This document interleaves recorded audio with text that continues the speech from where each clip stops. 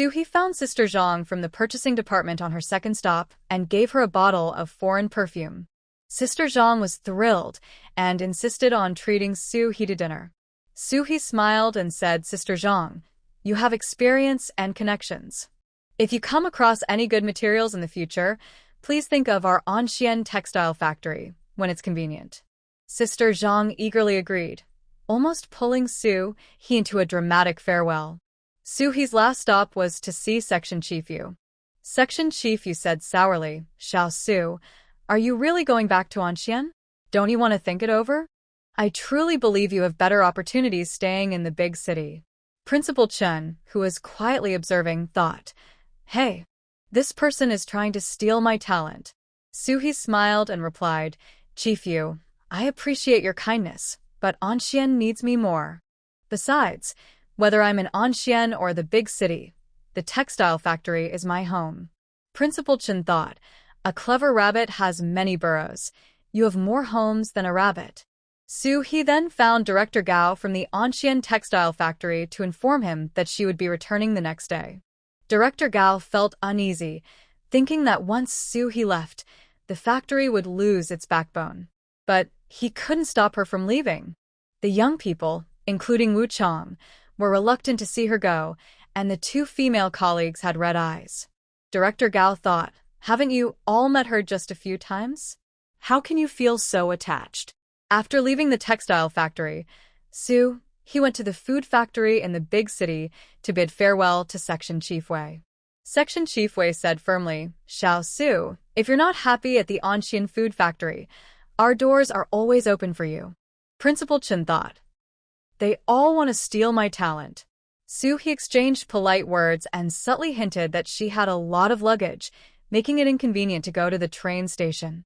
Section Chief Wei quickly offered to send her to the train station. Principal Chen could only comment, "Those with thick skin get what they want." Back at the hotel, Soo-hee said goodbye to Director Chu and asked for a thick stack of shopping bags with the hotel's logo. She might not stay here next time, so she needed to keep those bags. She also said goodbye to the waitstaff, and her emotional farewell made the young girls tear up. Principal Chen was speechless. During dinner, Soo-hee gave a farewell speech to the foreign guests at the hotel. The main message was simple. Anxian is a great place, and I, Soo-hee, am a hospitable person. If you have the chance to visit China again, you must come to Anxian. Daniel leaned closer to Soo-hee and said, "Sue, I will be attending the Suizhan Fair in October. Will you be there?" Soo-hee smiled and replied, "Unless something unexpected happens, I should be attending." Daniel's eyes lit up. "Then we must meet." Although Principal Chen didn't understand English, he noticed Daniel following Soo-hee like a shadow, and alarm bells went off in his head. Could this be another foreign crush? When they returned to the room, Principal Chen shared his concerns with Soo-hee. Soo-hee laughed, "Principal, don't worry. Daniel just sees me as a friend. He has no romantic intentions." Principal Chen finally relaxed and then said earnestly, "Xiao Su, you are still young. You should focus more on your studies and career. Don't rush into relationships. With your qualities, you can find someone great in 10 or 8 years. He added, "As someone who has been through this, I can tell you that your value determines the quality of your partner. The better you are, the more likely you are to find an excellent partner." Although Soo-hee had mentioned having a boyfriend on the train, Principal Chen thought she said that just to reject John. After his long speech, Soo-hee weakly said, "Principal, but I already have a boyfriend. Although we haven't officially declared our relationship, he gives me his salary every month." Principal Chen. "Who is this guy?" He couldn't believe it. Principal Chen gritted his teeth and asked, "Which company is he from? How old is he? What does he do? Who is in his family?" Soo-hee smiled and said, "Principal, we haven't officially confirmed our relationship yet. I'll tell you once we do." Principal Chen snorted. "If that guy is giving you his salary, with your charm, he won't escape?" "Shui. Are you complimenting me or insulting me?" Seeing that Soo-hee wouldn't say more, Principal Chen decided not to press further. Although he regarded her as a younger generation, some matters were best left alone. He understood the balance well, which is why Soo-hee was willing to have him as a background figure. The next morning, factory director Tian arrived at the hotel in a car from the big city food factory. It was almost blinding. At the entrance, a group of waitstaff and a bunch of blonde foreigners were saying goodbye to Soo-hee. As the car drove away, a tall foreigner kept waving. Director Tian held his chest, relieved to be going back to Anxian. He couldn't take the stimulation anymore. However, thinking about the train tickets, he perked up. Xiao Su, you didn't get a sleeper ticket, did you? It's not your fault. Tickets in the big city are hard to get. Getting a hard seat is already good. You don't need to feel guilty, I understand. Soo-hee blinked. Director Tian, I got a sleeper ticket, and it's a lower berth. By the way, since we have too much luggage, I arranged with the train station staff to borrow a small cart so we can enter through the employee passage early. That way, we won't be crowded. Director Tian. Just strike me with lightning. I can't take this anymore. At the train station, sure enough, Soo-hee pushed out a small cart loaded with her bags and 40 pounds of dehydrated vegetable samples. Yu Guodong took the cart and followed Soo-hee through the employee passage, successfully reaching platform 3. Throughout the journey, Director Tian didn't say a word. It was too discouraging. He felt like he wouldn't last until retirement age, getting overshadowed by Soo-hee. Soo-hee and her 3 companions boarded the train and found their assigned bunks. Principal Chen's bunk faced Soo-hee's, while Director Tian and Yu Guodong were in the adjacent bunk. Principal Chen kept staring at Soo-hee's luggage because he suspected she had hidden money in it. Her small handbag couldn't possibly hold that much cash. In winter, she could keep it in her pockets, but in summer, wearing lighter clothes meant it had to go in her luggage. He worried that if Soo-hee didn't keep an eye on it, someone might steal it, so he kept watching. Director Tian, with strong self-healing abilities, soon came over to sit on Principal Chen's bunk and started chatting. Old Chen, why haven't I heard Sue mention your student?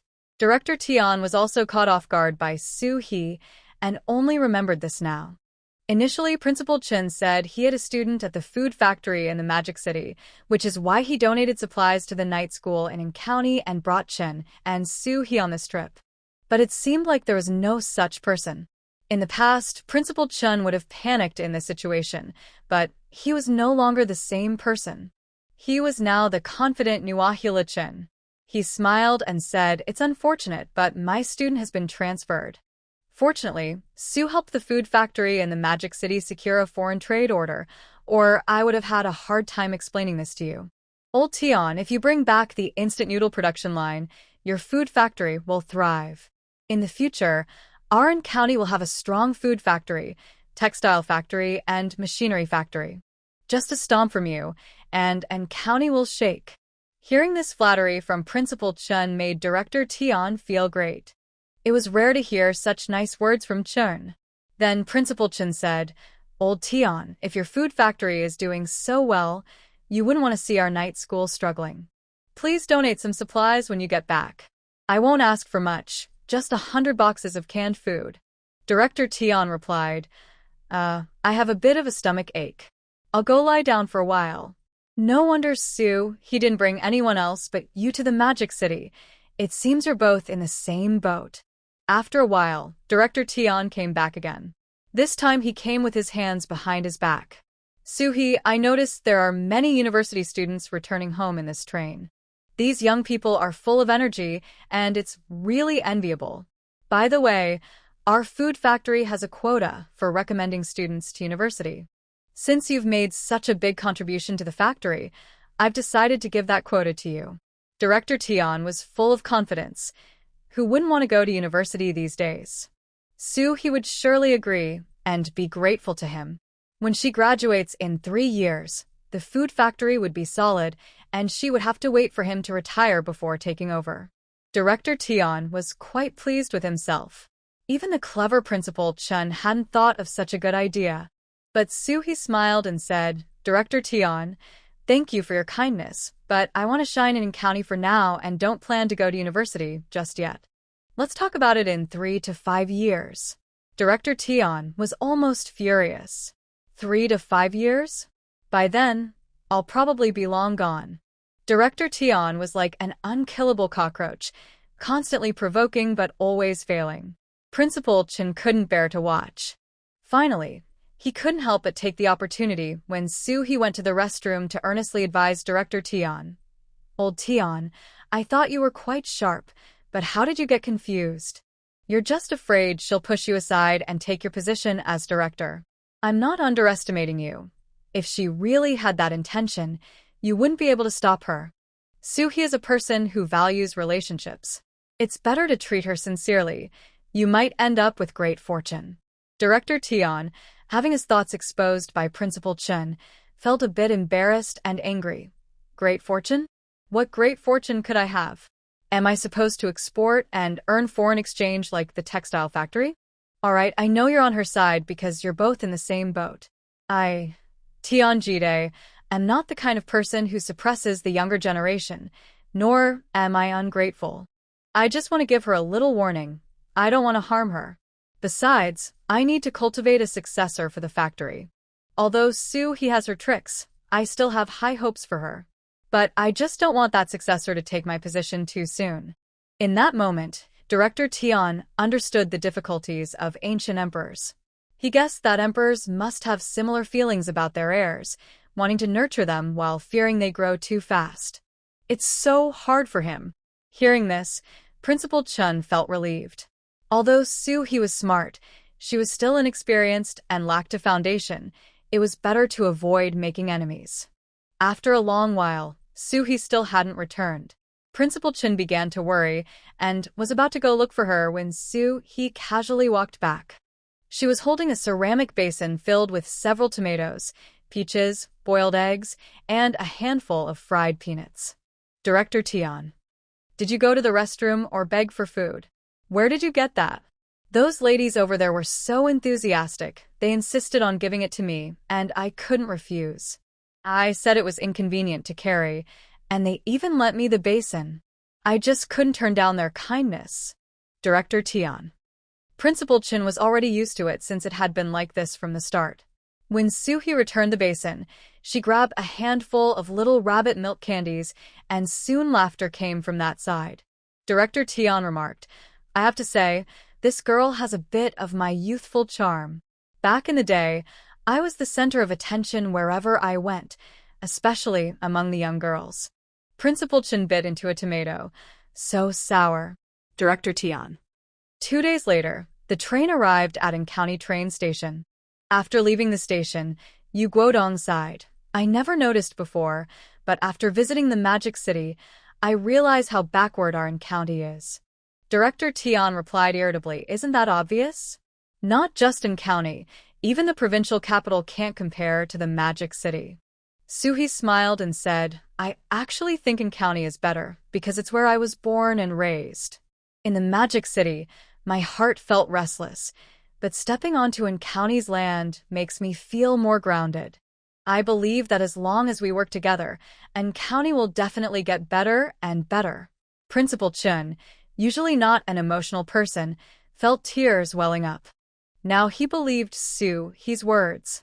The reason she didn't go to university was to help build her hometown. What a good kid. Even Director Tian nodded. At least he had a good perspective on the bigger picture. Little did they know, he was actually thinking that a poor and backward place like An County was the perfect place for her to showcase her talents. Director Tian called ahead, and the food factory's car was already waiting. This old sedan had seen better days, with its paint chipped and faded. However, it was still a rare sight in An County. Director Tian waved his hand.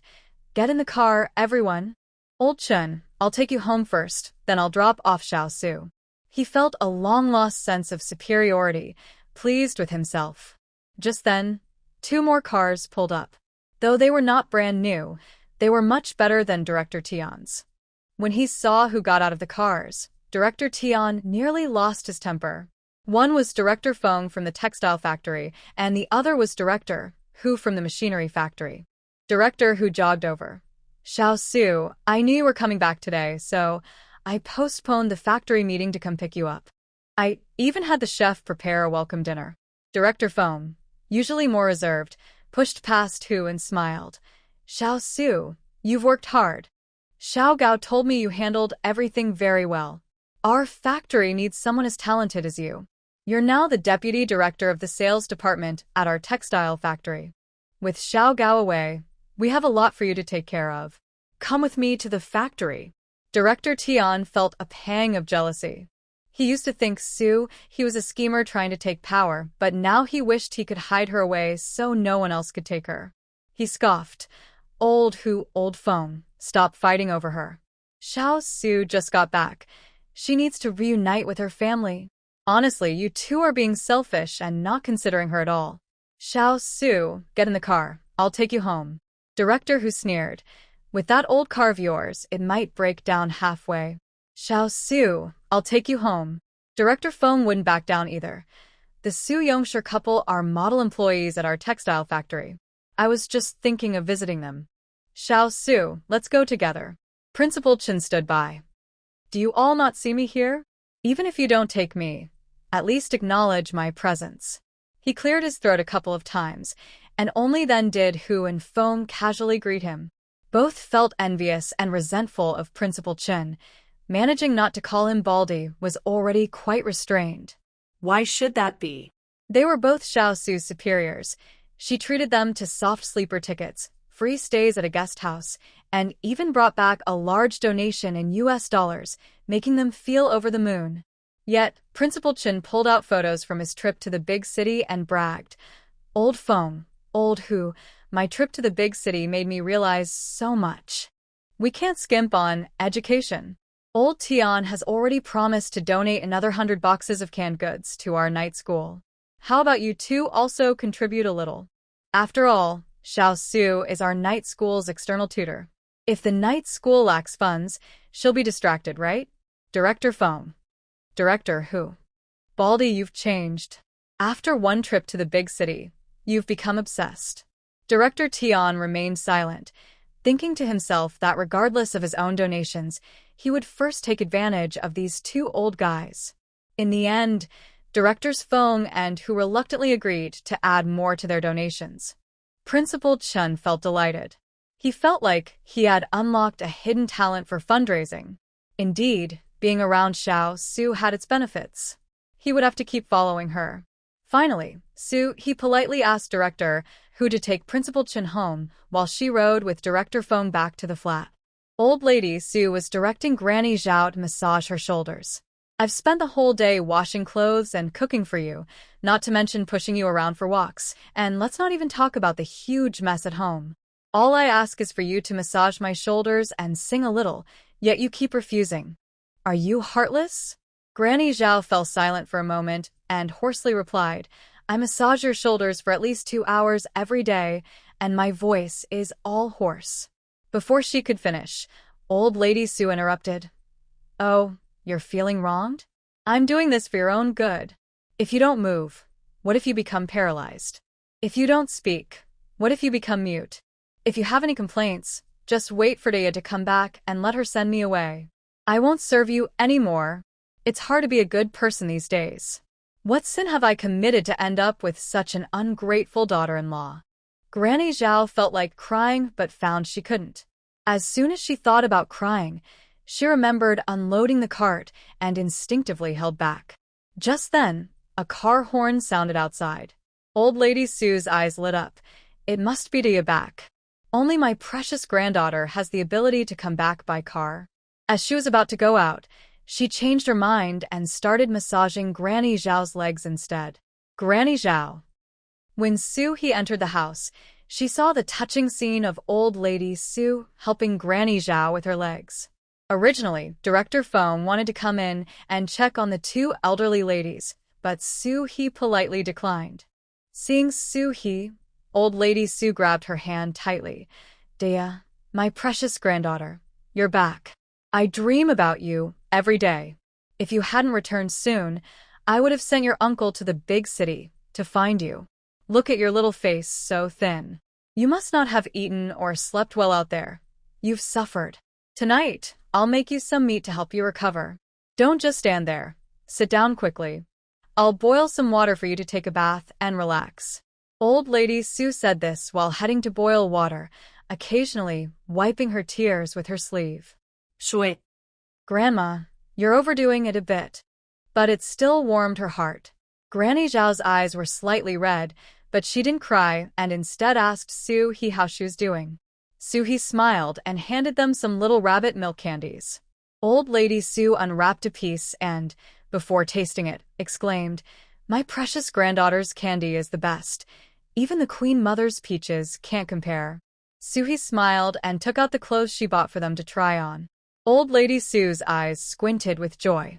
If she wore these back to the village, her status would be even more secure. Thinking of how those old ladies would praise her, Old Lady Su wished she could sprout wings and fly back right away. "Oh, you must have bought things for the old man, and the others too." She would go back with her and show off.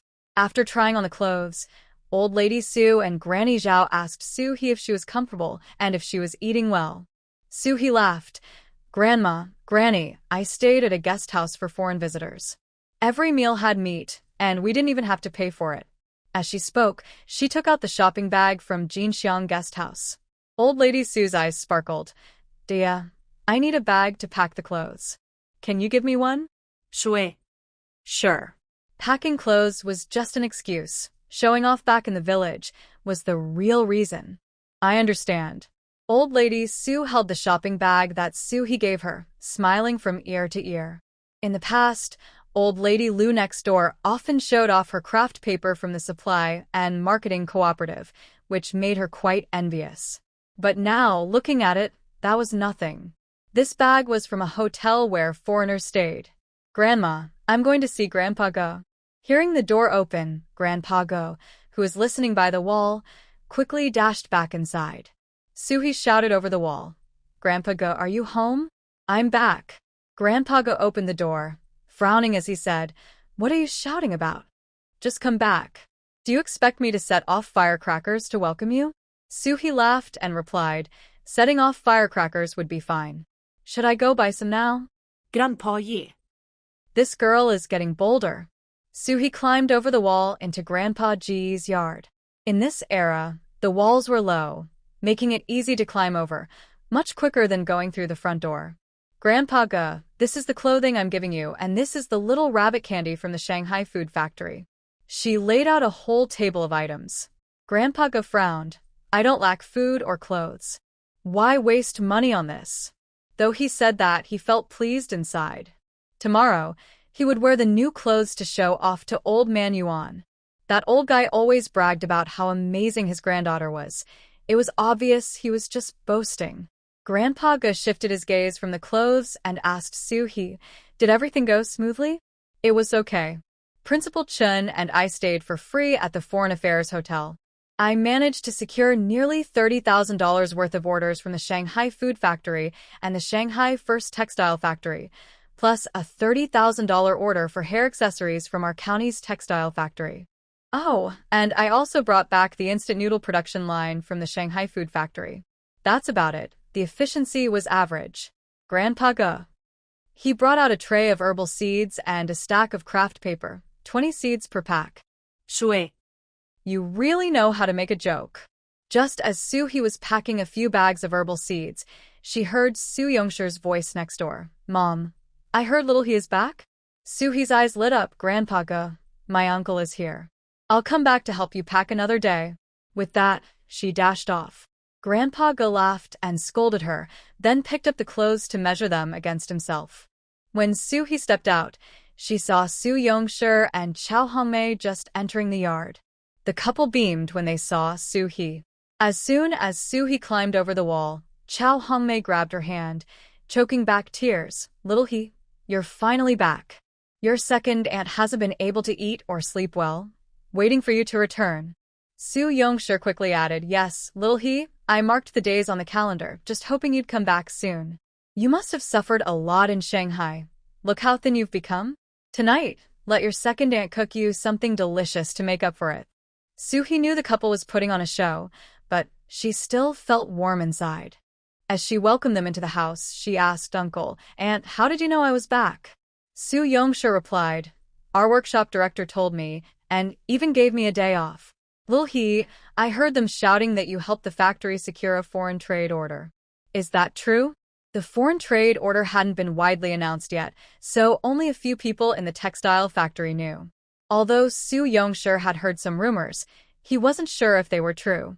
Suhi smiled. Yes, it's true, and I'm now the deputy director of the sales department at the textile factory. Old Lady Su, who was hiding things, trembled, spilling the little rabbit candy all over the floor. But she didn't care about that. She grabbed Suhi's hand excitedly. Big girl, did I hear you right? You've become an important official? Suhi smiled and said, Grandma, it's not a big deal. I'm just a deputy director of the sales department. Su Yongsher and his wife. Just a deputy director? How many people have worked their whole lives and still remain ordinary workers? You've only been in the county for a little over 2 months, and you're already a deputy director. What more do you want? The couple felt incredibly fortunate that they had chosen to support Little He back then. Otherwise, they wouldn't know how they would have fared. Old Lady Su was so happy, she couldn't stop clapping her hands together. I said I have the fate of a noble woman. Look, isn't this the path I'm on? I'm not bragging.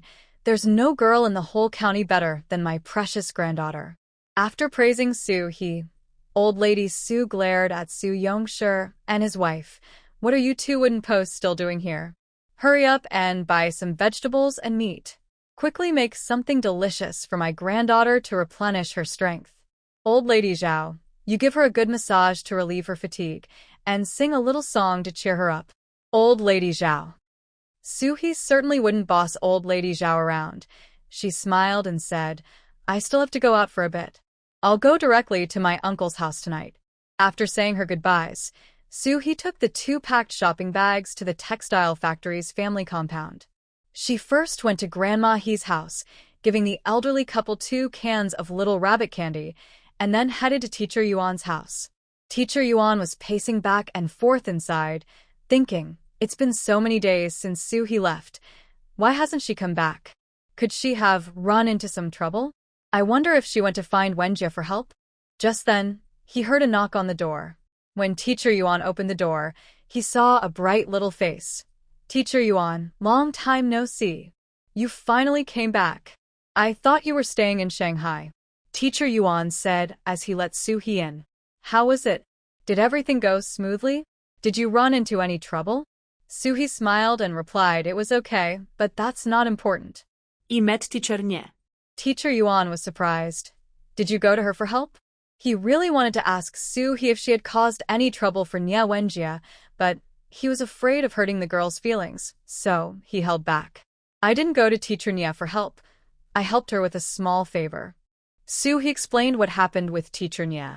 Teacher Yuan was so angry that the veins on his forehead popped.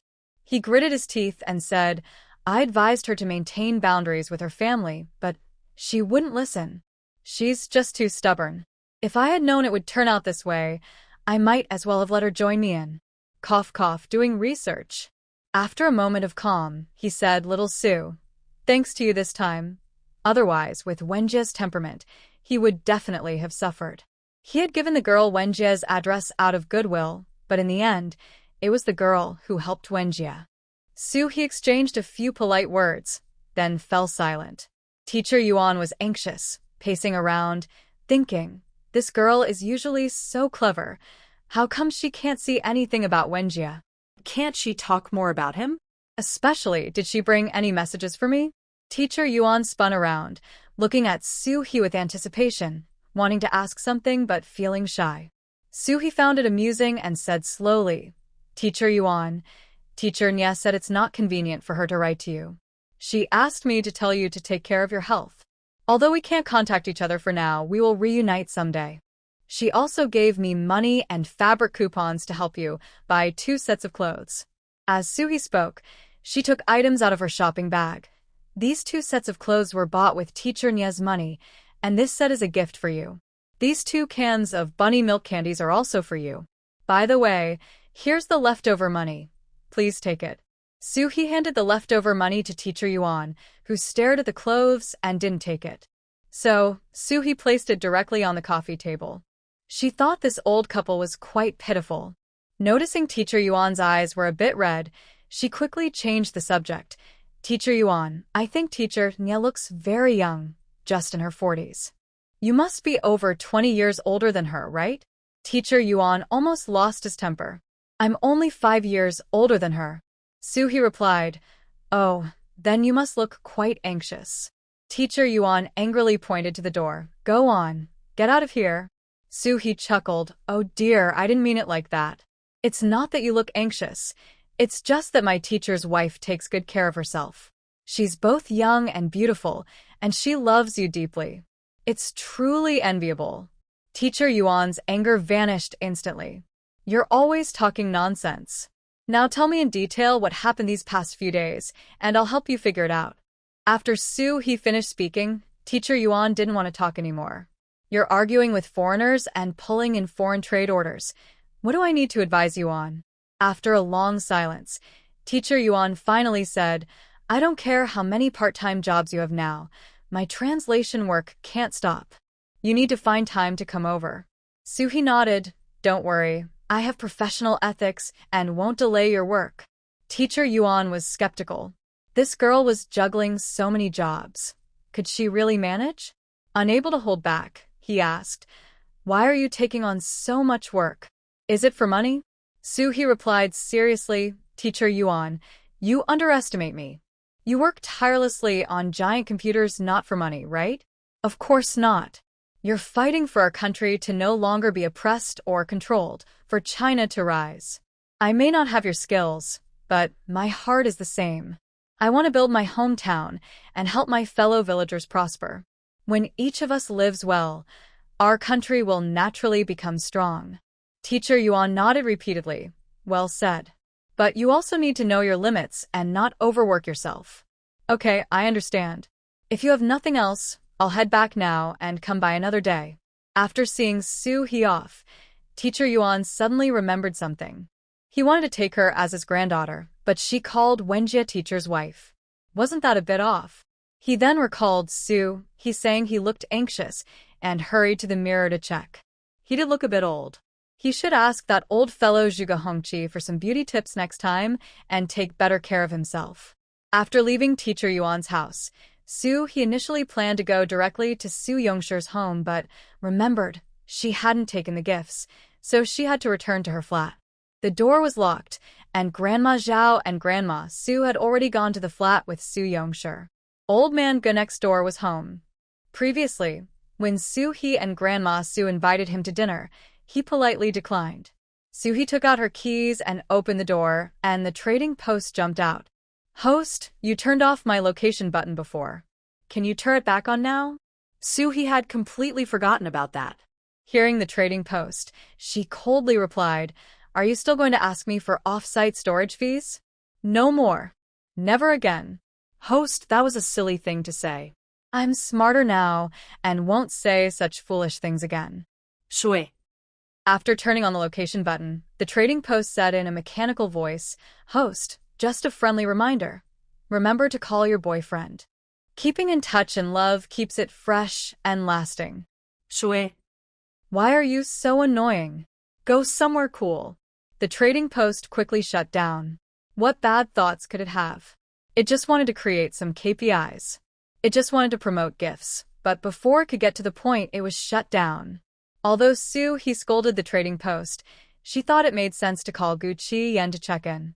However, it was inconvenient to call from in county since there were no public phone booths, and she could only borrow a phone from some units. After dinner, she could go to night school, which would also help her connect with the teachers and students there. Suhi locked the door and took the gifts to Su Yongsher's home. Su Jinbao was outside, excitedly gesturing. When he saw Suhi come in, he dropped his stick and rushed over. Sister, you're back. I dream about you every day. When you're not home, even the candy doesn't taste sweet. Shui. I'm busy in the city during the day, and at night, I have to wander into your dreams. Aren't you afraid of tiring me out? Su Jinbao hugged Suhi's arm and kept calling her sister over 100 times in no time. Taiju was much more reserved, just came over to greet her and stood quietly beside her, though his eyes were a bit red. Soo-hee entered the house and took out the gifts one by one. Soo Yong-shur and his wife each received a set of clothes, and she also bought a few design books for Chow Hong-mei. Soo Jinbao and Taiju each got a pen and 2 picture books. Soo Jinbao was overjoyed. He stuffed a few bunny milk candies in his pocket and ran out to show off his picture books. Taiju quietly flipped through his picture book. Grandma Soo peeled a piece of candy. Grandson, don't just think about reading. Have some candy too. You're at the age of growing, so you need to eat well. While saying this, the old lady fed candy to Taiju. Although she came for the house, she still needed to treat the child well. Chow Hong-mei prepared a big table of dishes, and the family sat together happily, eating while listening to Soo-hee bragging. When Soo Jinbao heard that Soo-hee became the deputy director of sales at the food factory, his first reaction was, "Sister, does that mean our family won't have to spend money on steamed cakes and canned goods anymore?" Shui. You've only grown a mouth for eating. When Grandma Soo heard Soo Jinbao's words, her eyes squinted with laughter. My dear grandson is so clever. You're right. From now on, we won't have to spend money on canned goods, steamed cakes, or fabric. Soo-hee was a bit speechless and said seriously, Grandma, you can't think like that. As a leader, I must set a good example and stay honest. How can I take advantage of public resources? If someone finds out, I might lose my title as deputy director, or even worse, end up in jail. You, as a family member of a leader, need to be aware too, so we don't get caught. After hearing this, Grandma Soo quickly changed her tone. Dear, I understand. I was just teasing Jinbao. Don't worry, I won't hold you back. Then she turned to Soo Jinbao with a stern face. Did you hear what your sister said? You can't talk nonsense. If you do something bad, your sister will chop you up. Shui.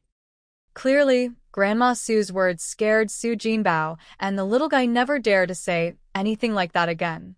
After dinner, Soo-hee called Soo Yong-shur and his wife to the west room. Uncle, have the people who invited you to dinner been looking for you recently? They've come to see me a few times.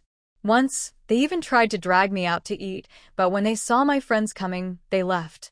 Don't worry, I've been keeping an eye on them. They won't cause any trouble. Soo Yong-shur said this with great confidence. He was no longer the old Soo Yong-shur. He now had his own little followers.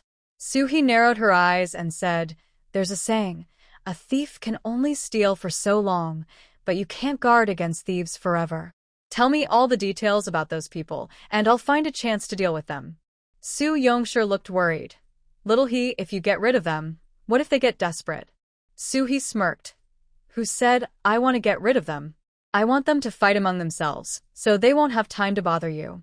Also, Uncle, I'm planning to arrange for you to work at the food factory. Soo Yong-shur was confused. The food factory? Why?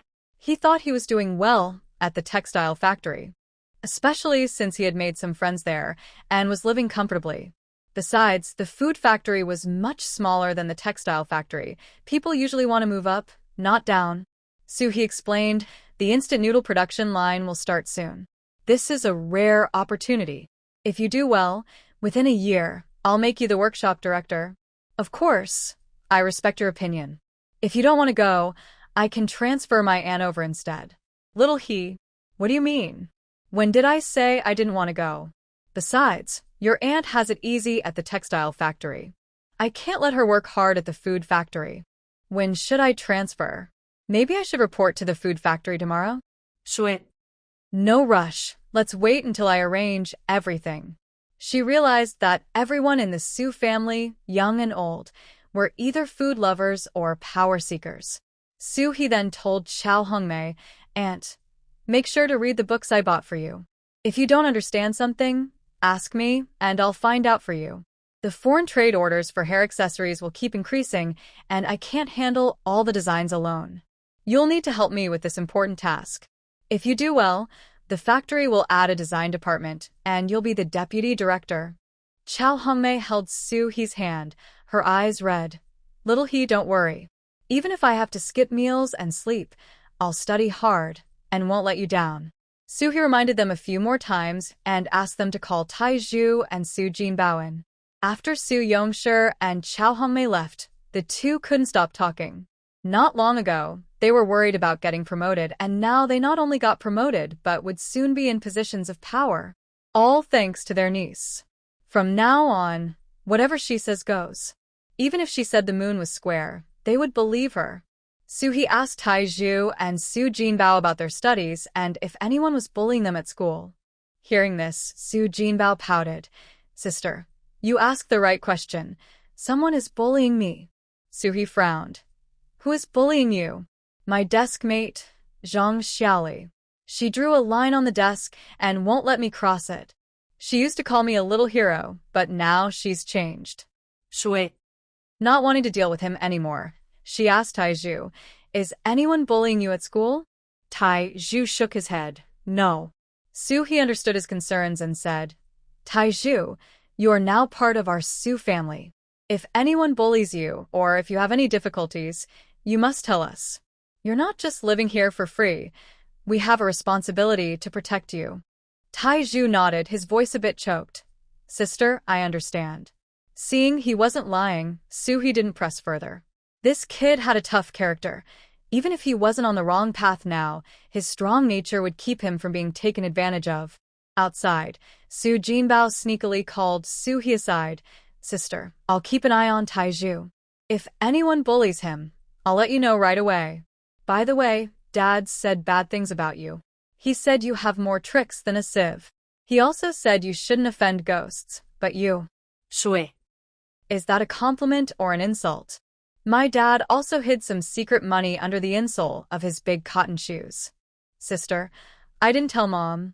I only told you. Shui. Good job. I'll buy you some treats next time. Suhi originally planned to call the night school, but it was too late, and she figured Gu Qian was off work, so she returned to her flat. When she got home, she saw that the lights were on at Qian Huifeng's house, so she quickly went to her room and grabbed 2 cans of Little Rabbit milk candies to give to them. Little He, why are you spending money on this? You're too polite. Sit down. I heard you did some impressive things in the Magic City. Tell me about it so I can learn from you and your Uncle Qi. Qian Huifeng worked at the factory, so she was quite well informed. Suhi briefly explained, trying to keep it low-key, but still left Qian Huifeng and her husband stunned. Qian Huifeng held Suhi's hand. The first time I saw you, I knew you were extraordinary. I was right. Shui. You seemed to ignore me back then. After chatting for a while, Qian Huifeng handed Suhi a letter and a remittance slip. Suhi didn't even need to look to know it was from Gu Qian. Seeing the 200 yuan on the slip, Suhi felt that the watch she bought was a bit light. The trading system popped up. Host, I've made a gift list for you, covering everything you need. And all of it is suitable for this era. Shui. It seems the dog has some brains when it comes to making money. Suhi ignored the trading center and chatted a bit more with Qian Huifeng before heading home. She sat in a chair and read a letter. While Grandma Su was massaging Grandma Zhao's legs, she kept glancing at Suhi. But since Suhi wasn't speaking, she didn't dare to move closer to look. In the letter, Gu Qian first asked about Old Man Ge, then wrote about local customs, and finally reminded Suhi to balance work and rest, and not to overwork herself. The trading center also took a look and said, Host, your boyfriend doesn't know how to write love letters at all. Why not give him a copy of the Book of Songs? He could write some nice phrases about graceful ladies and gentlemen. Suhi smirked. Dog, you just don't get it. No matter how pretty the words are, they can't compare to a money transfer. The trading center thought for a moment and agreed that Suhi made a good point.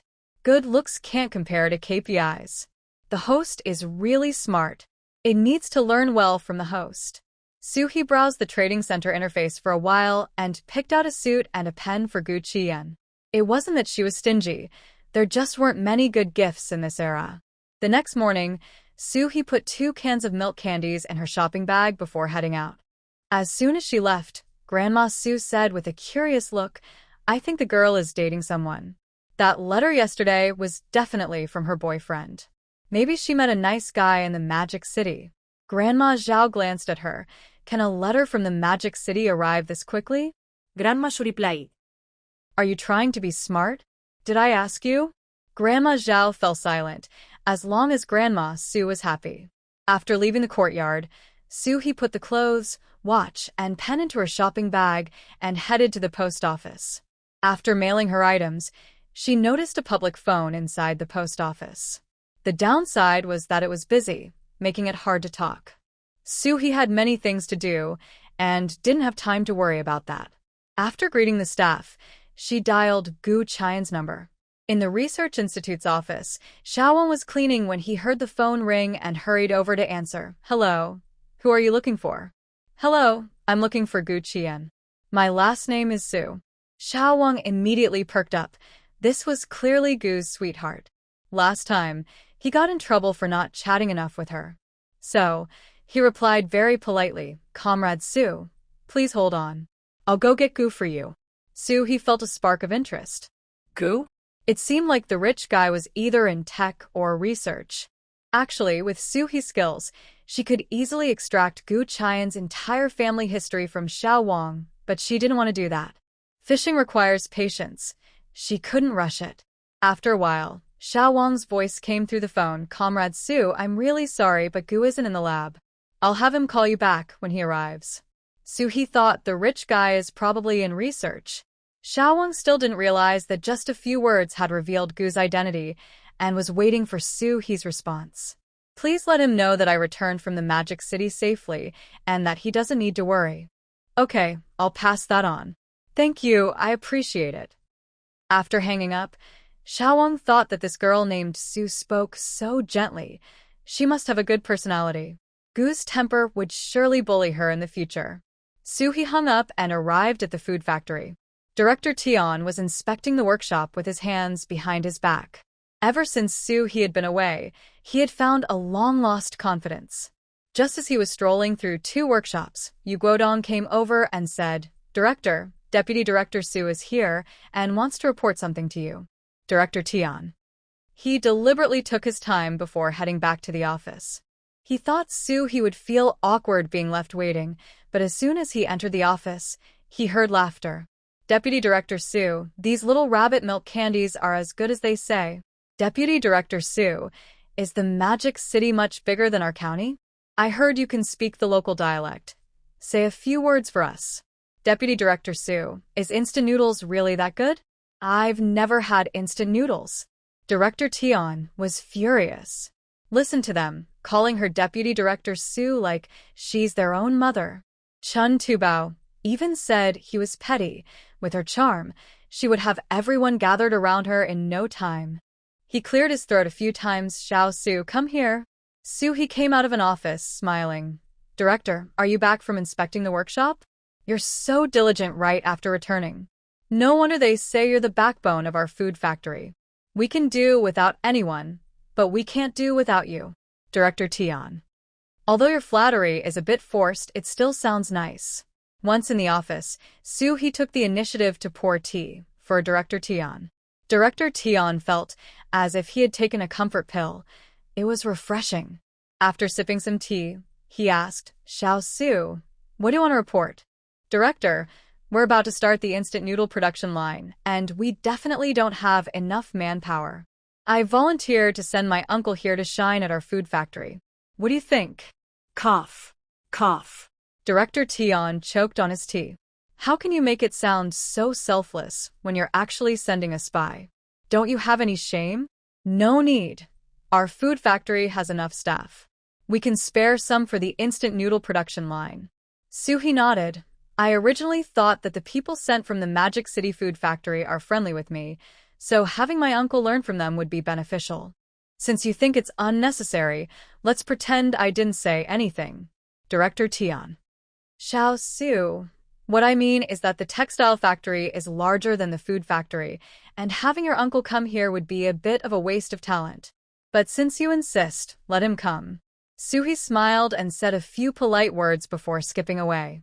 As soon as she left, Director Tian was so angry he started pacing in the room. While pacing, he suddenly thought, if I can't handle you, can I not handle your uncle? You're practically delivering a hostage to me. Young people really think too simply.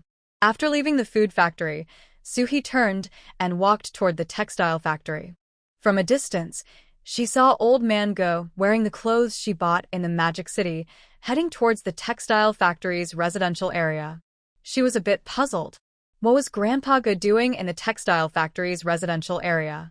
Could it be that he had his eye on some old lady? Old Go walked with his hands behind his back, humming a little tune, feeling quite good. That old Yuan thinks he can compare granddaughters with him? Bah. He should take a look at himself. Can a bad bamboo produce good shoots? Besides, which girl can be as outstanding as Xiao He? When he arrived, Old Go straightened his clothes to make them look neater. Then he knocked on the door. Old Yuan, open up. Teacher Yuan yawned and opened the door. He had stayed up late the night before working on some data and had just woken up. Old Go walked into the room and turned around in front of Teacher Yuan. Isn't it obvious that my granddaughter is filial? Do you see this outfit? My granddaughter bought it for me while on a business trip. This girl just loves to spend money. Even when I say no, she insists on buying it. Teacher Yuan scoffed and took out 3 new outfits from the cupboard. See? They were all bought for me by my granddaughter. I can't be bothered to show off, unlike you, who can't hold even 2 ounces of oil in your belly and rushes over to brag about a new outfit. Old Go replied, my granddaughter also bought me milk candies.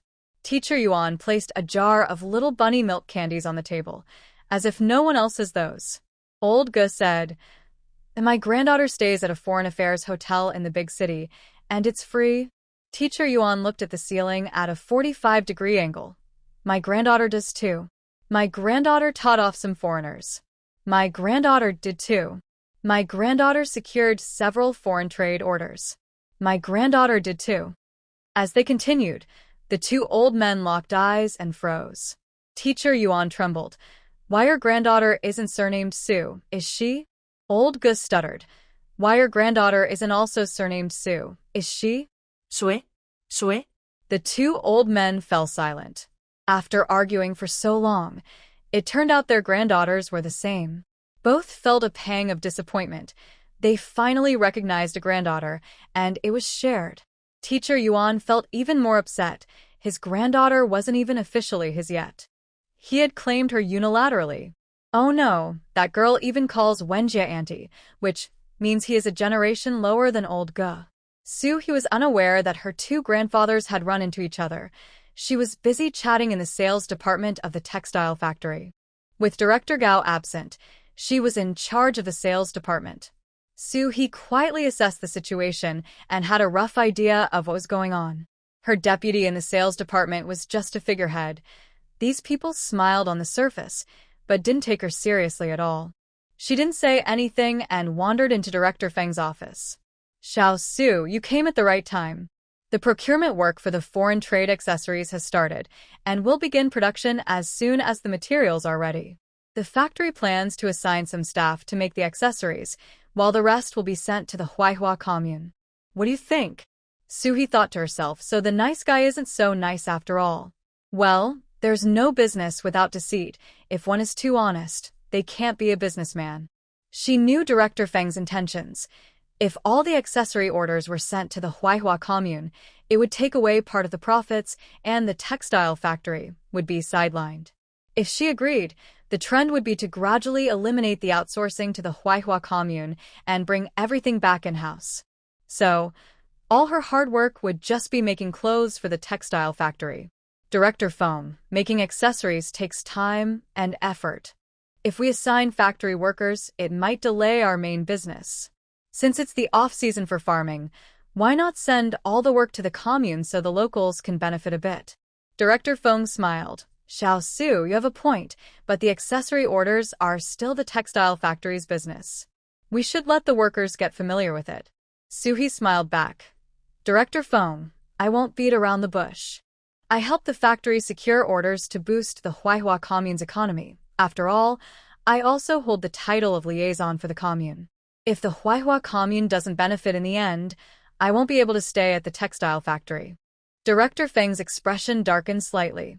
After all, Su He's words sounded like a threat. But he didn't lose his temper. Unlike Director Tian, he focused on the matter, not the person. He appreciated Su He and wanted to promote her. However, he considered the factory's interests first. He paused before saying, Director Fong, I was speaking from my personal perspective. In the long run, foreign trade orders will only increase. Even if you assign all the factories manpower, it won't be enough, not to mention the space issue. I have a suggestion. Why not set up a branch factory in the Manhwa commune? This way, it will be easier to arrange for the commune members to do the work, and we can better ensure quality. Though it's called a branch factory, it would essentially be a large production workshop, with procurement, sales, and finance all handled by our main factory. The benefits of this approach are clear. It not only solves the space and manpower issues, but also promotes regional development.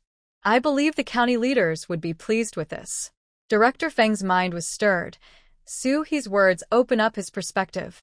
He had previously worried that the Huaihua commune would take away some profits, but if they built a branch factory, that wouldn't be a problem. Moreover, if it could promote regional development and earn him some praise from the locals, it would mean his efforts weren't in vain. Building a branch factory is no small matter. I need to think it over. You can go back to work now, and feel free to come to me if you need anything. He rubbed her hands together. Director, many people in our factory don't even know I'm the Deputy Director of Sales. Shouldn't you hold a meeting to announce it? Director Fong. You want me to hold a meeting just for you? Yes, you are capable, and I want to promote you, but don't get too carried away. I'll have the main office post an appointment notice first, and we can announce it at the next meeting. Suhi's intention was precisely that. If she had directly suggested posting a notice, Director Fong wouldn't have agreed so readily. She could have played it more demurely, but she didn't want to and couldn't do that. In such a large textile factory, if she didn't fight for herself, it would be a long time before she gained any influence, and she might even become a stepping stone for others. Though she was well-liked, that was only as long as her interests didn't conflict with others. Once someone's interests were threatened, both open and covert schemes would come into play. So, she had to be a thorn in their side. A capable thorn. After leaving Director Feng's office, he went straight to the machinery factory. Director, who welcomed her warmly, offering tea and fruit, and even undermining competitors. Su, there are some things I shouldn't say, but I'm an honest person and can't help it. I heard that both the textile factory and the food factory gave you the title of Deputy Director of Sales? I'm not trying to be rude, but that's just a nominal position with no real power. I'm different, Su. I can guarantee that for any project you bring in, you'll have at least half the decision-making power. Director who knows that someone like he prefers a leader who can delegate power and give her room to show her abilities. However, as long as the factory's performance improves, he will definitely share in the credit as the factory director. Since that's the case, why hide anything from a young girl? He decided to let her take charge. He just needed to keep an eye on the big picture and ensure she didn't cause any major problems. So, he straightforwardly gave he half of the decision-making power right from the start. He didn't expect that the most insightful director among the three would be Director who, she had initially favored Director Fong. But thinking about it, Director Fong is too rigid with rules, while someone as clever as Director, who is truly clear-headed. He smiled and said, Director, since you value me so much, I will definitely live up to your expectations. Currently, I have 3 projects. The first is the accessories for foreign trade headwear. This doesn't require much technical skill, but it is stable.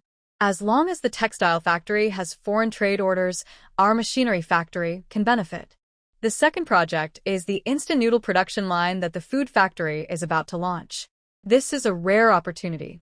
I can negotiate with the food factory so that when they install the production line, our machinery factory staff can participate fully. Additionally, I have materials brought back from the food factory's visit to Country R. If our machinery factory can develop a more advanced instant noodle production line, I will handle the sales. Our goal is not just the domestic market, but also to reach the international market and earn foreign exchange. Director, who was so excited he could hardly sit still and interrupted, but I heard that the overseas market is dominated by Country R. Can we really compete? As long as our products are of good quality. Of course we can. Director who still felt uncertain and urged, what about the third project? The third project is more down to earth. When I chatted with some foreign guests, they mentioned agricultural mechanization, which inspired me greatly. Given our current situation, popularizing large agricultural machinery isn't realistic, but we can adapt. We can break it down into smaller parts, meaning we can manufacture some semi-manual, semi-mechanized small agricultural equipment. When I was at a bookstore in Magic City, I came across a record about a seed drill. This seed drill consists of a frame, seed box, legs, and shovel, and can have 1 to 7 legs for sowing wheat, soybeans, sorghum, etc. However, it requires skilled operators to ensure even sowing, and it's not suitable for crops like corn that need wider spacing, so it gradually fell out of use. I'm not an expert, but I think solving these problems shouldn't be too hard. It's just that everyone is focused on large agricultural machinery now, and no one is researching this. For example, we could refer to bicycle chains or create a planting board. Director who was originally a technician but had not been in the workshop much since becoming director, suddenly brightened up at Soo Hee's words. He felt she was right. The seed drill could definitely be modified into a simple seeder. Historical records state that the efficiency of the seed drill can reach 1 hectare per day. If we can really create a suitable simple seeder, our machinery factory could thrive. Although the sowing season in Baliang province is past, many southern areas have 2 or 3 crops a year, so the market for simple seeders would definitely be promising. At this moment, Soo Hee said, although some developed countries look down on small agricultural machinery, there will definitely be a market in countries similar to ours, and we could also export for foreign exchange. Director, who was completely restless. He almost wanted to call the technicians right away to modify the seed drill. He felt that the best decision he made in his life was the conversation he just had with Soo Hee. Maybe Soo Hee was initially holding back, but after hearing him delegate power, she decided to share the agricultural machinery idea with him. He excitedly said, Xiao Su, all 3 projects you proposed are excellent. The hairpin project has the lowest difficulty and can yield immediate benefits. The small agricultural machinery project has moderate difficulty, and we will definitely see progress soon. The instant noodle production line has the highest difficulty. It may take a long time, but if we succeed, it will be a huge surprise. Xiao Su, you are a great asset to our machinery factory. Rest assured, I keep my promises. You have half the decision-making power for all 3 projects. If the situation is urgent, you can even have full decision-making power. Director, who spoke very openly, but Soo Hee was often skeptical of such promises. Director, what title will you give me? After all, if I'm just a novice, I won't have much authority. Director, who thought for a moment, you can be my secretary. You will report directly to me. Routine matters will still be handled by Secretary Yang. You'll focus solely on these 3 projects. As he spoke, Director, who called Secretary Yang in this afternoon, there will be a meeting. Everyone without production tasks must attend, as I have important announcements. Also, Xiao Su will be my secretary from now on, but her work will not overlap with yours. You're an experienced employee, so please take care of her. Secretary Yang, a woman in her 40s, momentarily stiffened at Director Hu's words but quickly smiled and said, Director, don't worry. I will take good care of Xiao Su. Soo Hee noticed the change in her expression and thought it was normal. Anyone would be unhappy with a new competitor. Unhappiness aside, if she dared to provoke her, Soo Hee wouldn't hold back. Soo Hee exchanged a few polite words with Secretary Yang. After Secretary Yang left, Soo Hee said to Director Hu, Director, the instant noodle production line and hairpin projects are fine, but the small agricultural machinery project must be kept confidential.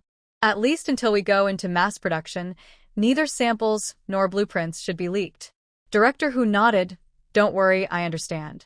This afternoon's meeting will mainly discuss the hairpin project, and I will publicly announce your appointment to avoid any confusion. Soo Hee felt satisfied.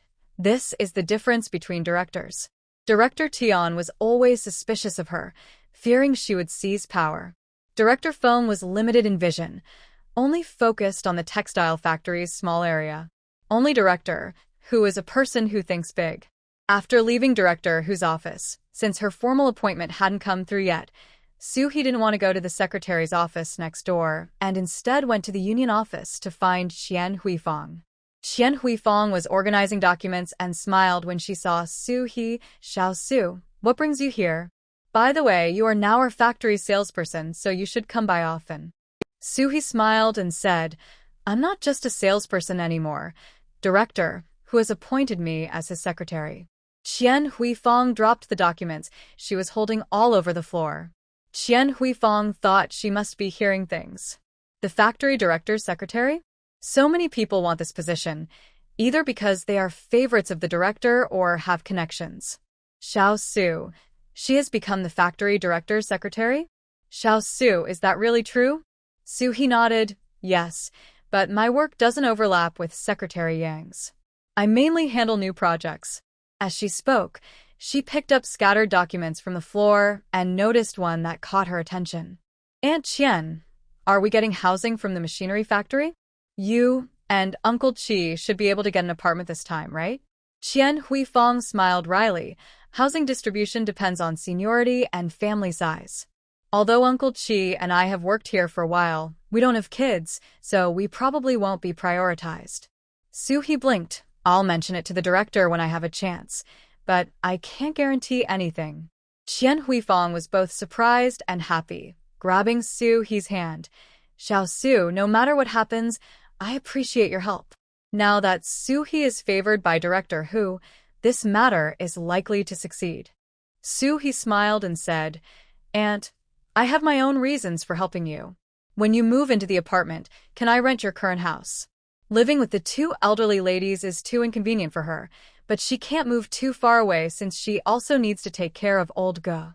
So, living in Qian Huifang's house is the best option.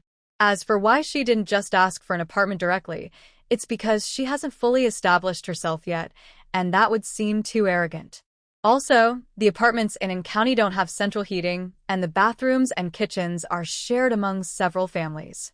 She thinks living in a house is more convenient. Once she is more settled, she will find a way to rent a larger yard. Of course, she isn't just interested in renting Qian Huifang's house. Mainly, Qian Huifang and her husband have helped her a lot, and she wants to repay them. Qian Huifang understands this, so she shared a lot about the machinery factory with Soo-hee, especially about Secretary Yang. "Xiao-hee, we're like family, so I need to warn you. Secretary Yang can be petty and might try to make things difficult for you, so be careful." Soo-hee nodded, "I understand." Just then, the phone on the table rang. Qian Huifang answered it and then smiled as she handed it to Soo-hee. "It's for you." After that, she took the documents and left. Soo-hee took the call. "Hello, this is Soo-hee." On the other end, Gu Qian's voice came through. "Comrade Soo-hee, I was in a meeting this morning and couldn't take your call. I'm really sorry." Gu Qian was wiping sweat as he spoke. He had just returned and heard from Xiao Wang that Soo-hee had called, so he hurried to return her call without even drinking water. Soo-hee smiled and said, "There's no need to apologize. No one can stay by the phone all the time. I called to tell you that I bought you a small gift in Shanghai, and I mailed it this morning. Keep an eye out for it." "Okay, I'll watch for it." "Was your trip to Shanghai smooth?" Gu Qian felt happy inside. Soo-hee thought of him even while on a business trip. Does she have a little interest in him? "It went well. I learned a lot in Shanghai." "I'll write to you in detail in a few days." Since it was a call from the machinery factory, they couldn't talk for too long. After a few minutes, they hung up. Gu Qian felt a bit lost after the call, but thinking of the gift Soo-hee mentioned made him smile. Comrade Soo-hee has a limited salary, so buying him a gift must have cost her quite a bit. He should send her some money next time. In the afternoon, the machinery factory held a meeting for all employees. Director, who first recited a quote before saying, "Comrades, our machinery factory is welcoming new opportunities for development. We will be launching some new projects soon, and I hope everyone will be in high spirits. Additionally, I have an announcement regarding personnel. Comrade Soo-hee has made outstanding contributions to the factory, and I hereby appoint her as the factory director's secretary. Her main responsibility will be to handle matters related to new projects. I hope everyone will cooperate in her work." After Director Hu finished, he started clapping, and soon everyone joined in. Comrade Soo-hee, please come up and say a few words. Soo-hee confidently stepped onto the stage and began her speech. She first thanked Director Hu for recognizing her, then said, "Comrades, the scale and production level of heavy industry are important indicators of national strength. Heavy industry is the foundation of national development. We often say we contribute to the modernization efforts, but in reality, each of us here is a brick and a tile, part of the foundation. I believe that under Director Hu's leadership and with everyone's joint efforts, our County Machinery Factory can become a leading mechanical enterprise in the country. Our goal isn't just domestic. We also aim for overseas markets to contribute to the country's exports." The factory workers were energized, clapping enthusiastically. Soo-hee became an instant sensation in the machinery factory. Everyone knew there was a new secretary, and she was eloquent and persuasive. Meanwhile, the news of Soo-hee becoming the factory director's secretary reached directors Tion and Fong. They were furious. Good job, old Hu. Quietly pulling off a big move, truly a silent but deadly dog. Despite their anger, they couldn't bear to give up Soo-hee's position as secretary. After the meeting, Soo-hee was assigned to the secretary's office. Originally, there was only one desk inside, and logically, Soo-hee's desk should be placed opposite Secretary Yang's desk. However, Secretary Yang had the desk moved to the northwest corner, claiming it would prevent distractions. Soo-hee smiled and said nothing. Before the end of working hours, Soo-hee casually left. Secretary Yang's eyes flickered as she took a document to Director Hu's office. "Director, could you please approve this?" After Director Hu signed, Secretary Yang smiled and asked, "Director, does Xiao Su have a different schedule? I noticed she left early." Her intention was to undermine Soo-hee, but Director Hu replied, "She is special. She can come and go as she pleases. By the way, tell the union that since Xiao Su missed the Dragon Boat Festival benefits, give her 2 thermoses and a cast iron pot, along with 2 industrial tickets." Secretary Yang forced a smile. "Okay." Soo-hee was unaware that someone was plotting against her. She returned to her house, grabbed 2 jars of bunny milk candies, and strolled to the county radio station. Director Liao saw Soo-hee smiling brightly, like a flower. Initially, Soo-hee claimed she was going to the Magic City to discuss hair accessory orders and mentioned introducing a noodle production line. Director Liao thought she was just talking nonsense. Although he gave her travel expenses, he believed her trip would be a waste of time. To his surprise, Soo-hee not only introduced the noodle production line but also secured a foreign trade order, the first one for County. Once the news broke, it was definitely a big story. It would surely make it to the provincial newspaper and possibly even to the Huaxia Daily and Chiuan News. After a brief chat, Director Liao urged Soo-hee to write the article quickly. Soo-hee smiled and said, "Don't worry, even if I have to stay up all night, I'll finish the article as soon as possible and bring it to you for some polishing." Director Liao nodded in satisfaction. Good. No wonder she could be the secretary to the factory manager. Look how capable she is. After leaving Director Liao's office, Soo-hee went to find Tian Xiaodao. "Come to my house after work. I have something good for you." Tian Xiaodao beamed. "Why wait until after work? I have nothing to do. I'll go to your house now." The two returned to the house, where Soo-hee gave Tian Xiaodao 2 jars of bunny milk candies and a light pink checkered blouse as a gift. Tian Xiaodao accepted it cheerfully, not bothering with any formalities. Between good friends, there's no need for pretentious politeness. Soo-hee walked Tian Xiaodao home and then turned to the night school. As soon as she arrived at the night school entrance, the guard greeted her. "Teacher Soo, back from your trip?" Soo-hee smiled and exchanged a few words before going inside. The guard sighed in relief. Even if he offended Principal Chen, he couldn't afford to offend her, or he'd have to go home and babysit. Soo-hee went straight to Principal Chen's office. Principal Chen was busy handling accumulated tasks. When he saw Soo-hee enter, he asked in confusion, "Xiao Su, didn't I tell you to rest at home for a few days? Why are you here?" Soo-hee smiled and said, "Since you are so dedicated, I must learn from you." Principal Chen didn't believe her words at all. Just tell me what you want. Your trip to the Magic City was fruitful. Shouldn't you report to the provincial night school? Take me with you. I haven't been back to the provincial capital for a long time, and it would be nice to revisit. Luo Xiaoling hadn't replied to her messages, so He decided to meet her in person.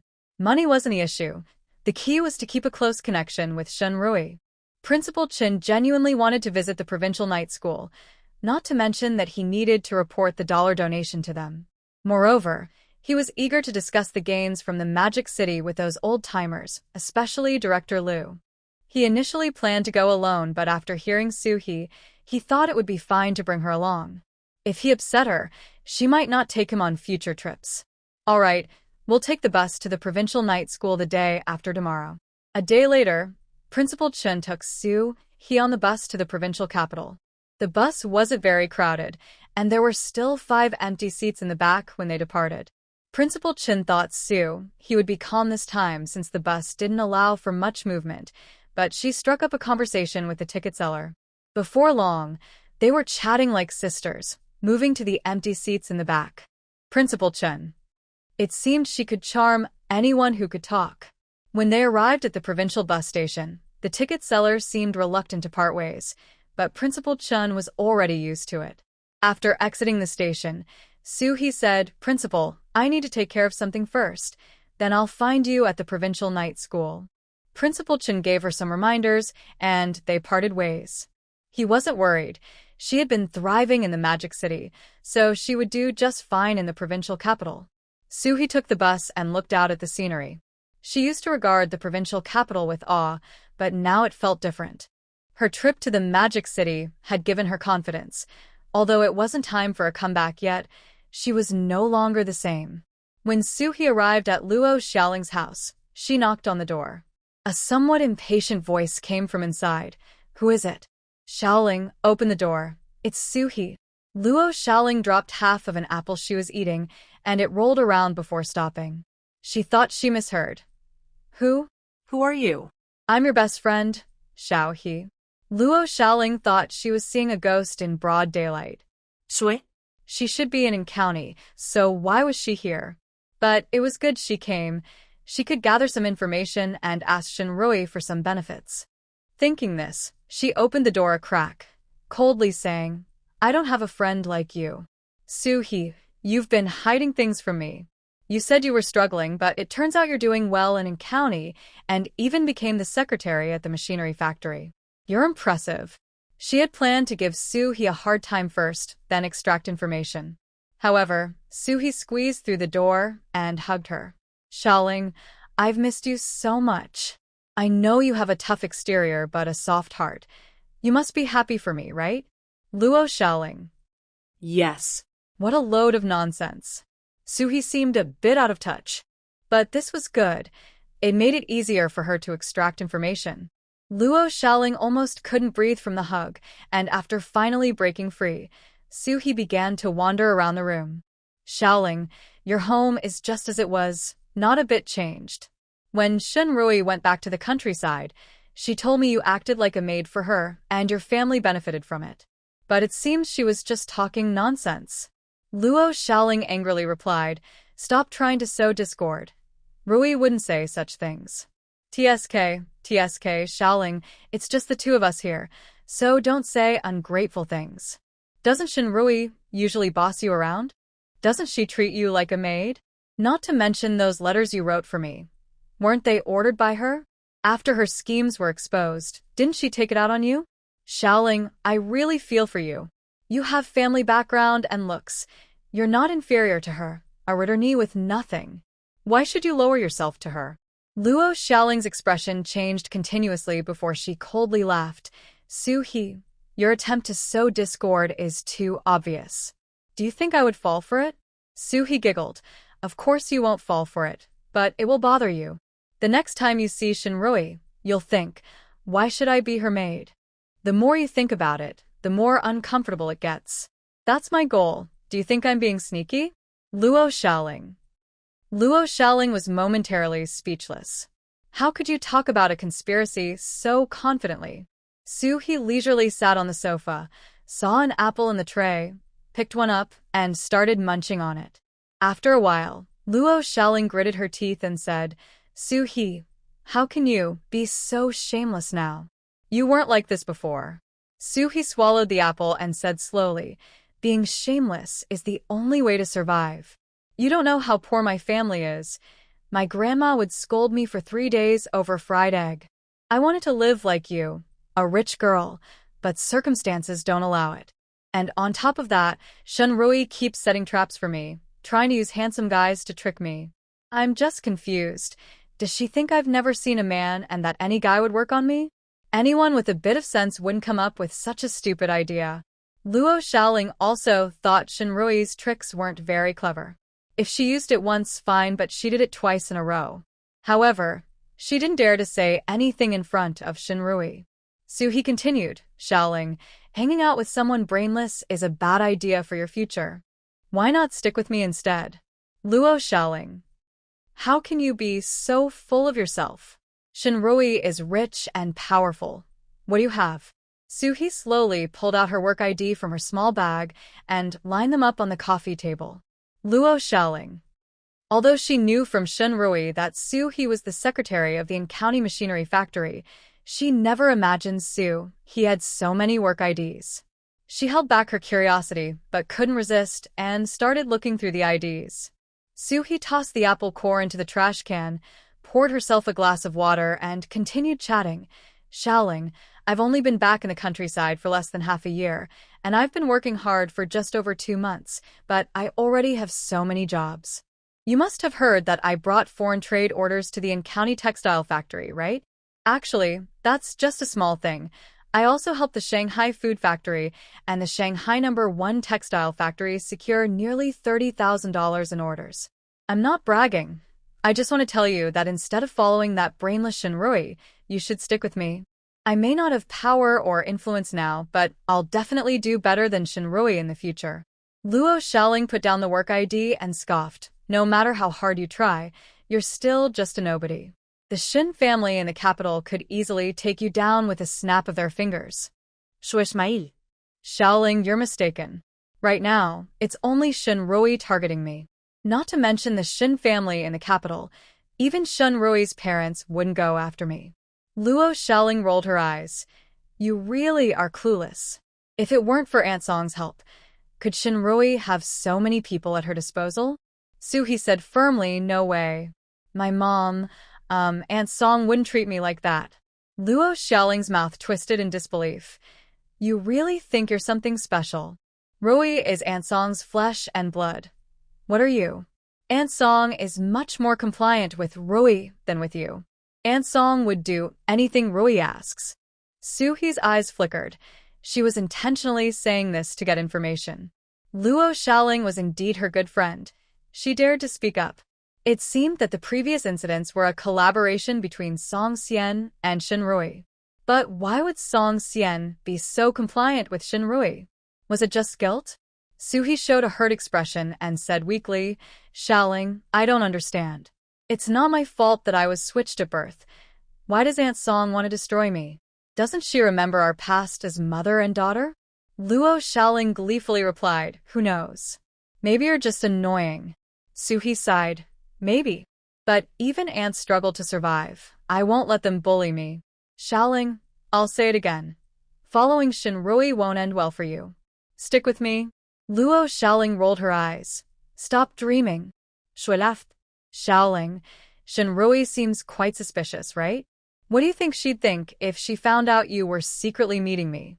Luo Xiaoling's expression changed. What do you mean? Su-hee smirked. Just what it sounds like. If you don't act as my spy, I'll tell Shunrui that you were the one who warned me about her plans, which is why I've managed to escape danger multiple times. You know how she would react, given her personality? Luo Xiaoling was almost in tears from anger. Su-hee, you're despicable. Su-hee flashed her white teeth. I'm shameless too. Luo Xiaoling. She regretted one thing immensely. She shouldn't have opened the door for Su-hee. She had let the wolf into her home. Shunrui was very suspicious. Even if she told her the truth, she would doubt herself. Thinking about the things Shunrui had done made her shiver. Suhi suddenly became serious. Xiaoling, you don't have other choices. You can only follow my lead. I'm not trying to scare you. Even if I hadn't come here, if you helped Shinrui get rid of me, do you think she would treat you kindly? You understand the saying about killing the donkey after the work is done, right? So the more I thrive, the safer you'll be. Then, Suhi started telling her historical examples, from Liu Bang to Zhu Yuanzhang, from beheading loyal ministers to exterminating entire clans. On a hot summer day, she made Luo Xiaoling shiver uncontrollably. Xiaoling, don't worry. I won't make things hard for you. Just occasionally give me a call to remind me, and I'll owe you a favor. If you need it, I can even share some information with you to help you gain favor with Shinrui. We'd be mutually beneficial. No one loses. And just think, while Shinrui treats you like a servant, you're actually playing her like a fool. How great is that? Luo Xiaoling bit her lip, unsure how to respond. Suhi yawned and stretched. I woke up a bit too early this morning. I'm going to take a nap in your room. Luo Xiaoling. Suhi, can you have some shame? Not possible. Luo Xiaoling was so angry her eyes turned red. I can agree to your terms. But unless it's something very important, I won't risk contacting you. Besides, Shinrui doesn't share everything with me. So don't get your hopes up. Suhi nodded. Okay, anyway, we're in the same boat. If I get in trouble, I'll drag you down with me. Luo Xiaoling felt her head buzzing. She didn't think of herself as a good person, but compared to Suhi, she felt like a saint. The more Luo Xiaoling looked at Suhi, the angrier she became. You've said enough. Just leave quickly. Suhi leaned back against the sofa. I'm not in a hurry, Xiaoling. Why don't you tell me more about Shinrui and Aunt Song? Luo Xiaoling wanted this troublemaker to leave as soon as possible, so she randomly shared some thoughts, not caring about logic. Suhi narrowed her eyes. From what you said, it seems like Aunt Song is a bit afraid of Shinrui. Luo Xiaoling paused. Afraid? Maybe a little, but it should just be guilt and a desire to make up for things. After all, you live a good life in the Shin family, while Shinrui has suffered in the countryside.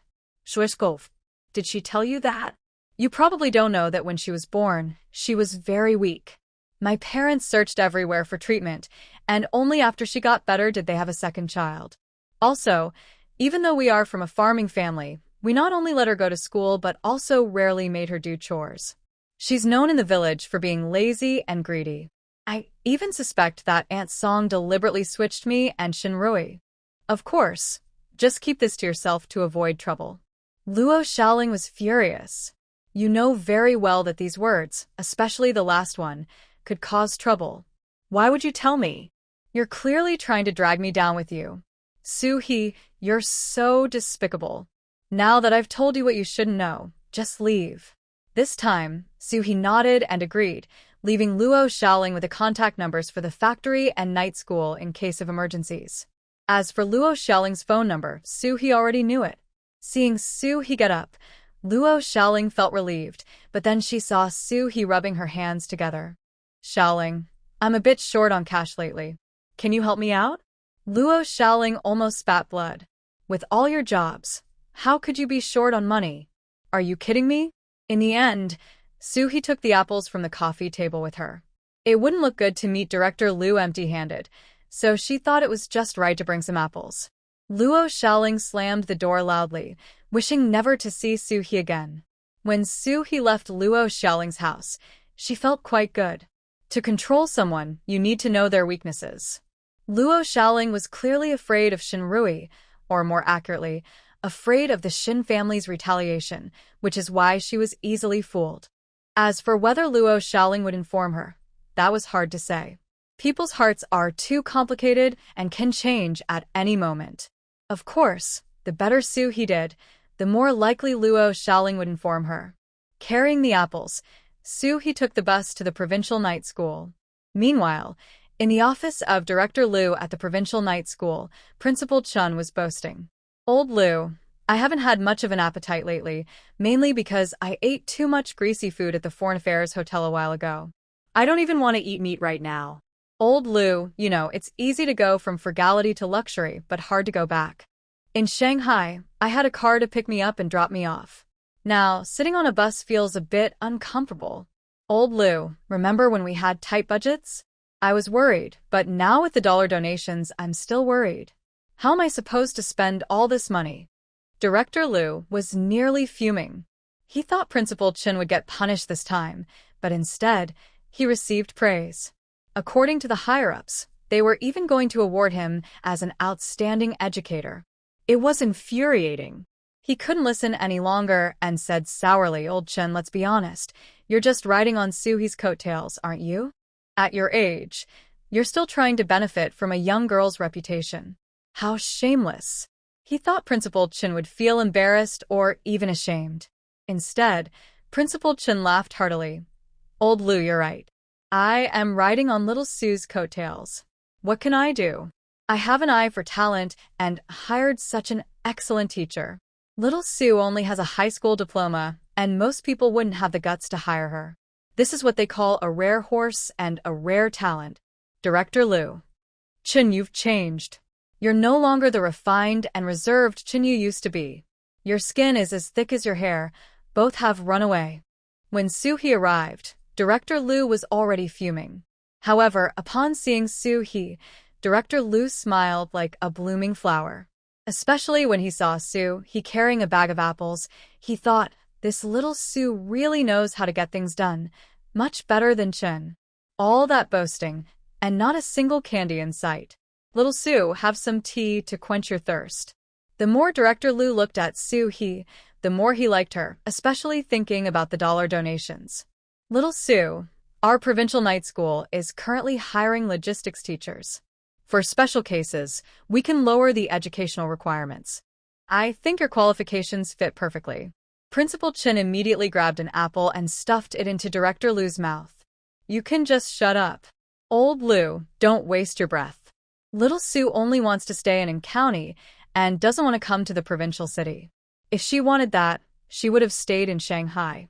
Besides, she is now the secretary to the factory manager in county and also the deputy director of sales at the textile and food factories.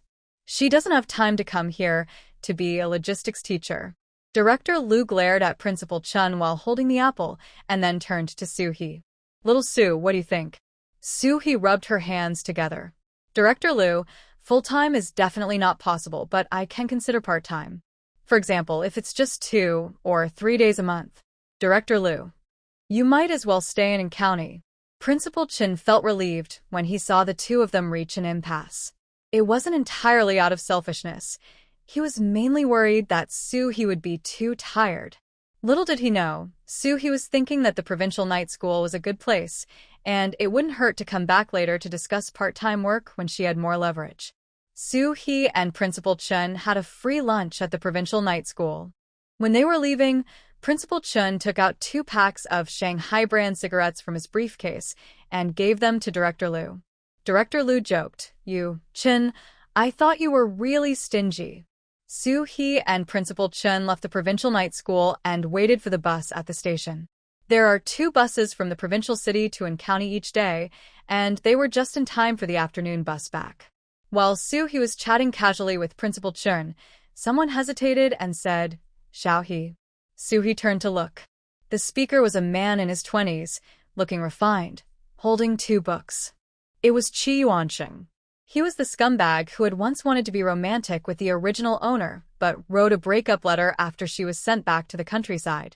Seeing Suhi, Qi Yuansheng's eyes lit up with surprise. Xiaohe looked even more beautiful than before.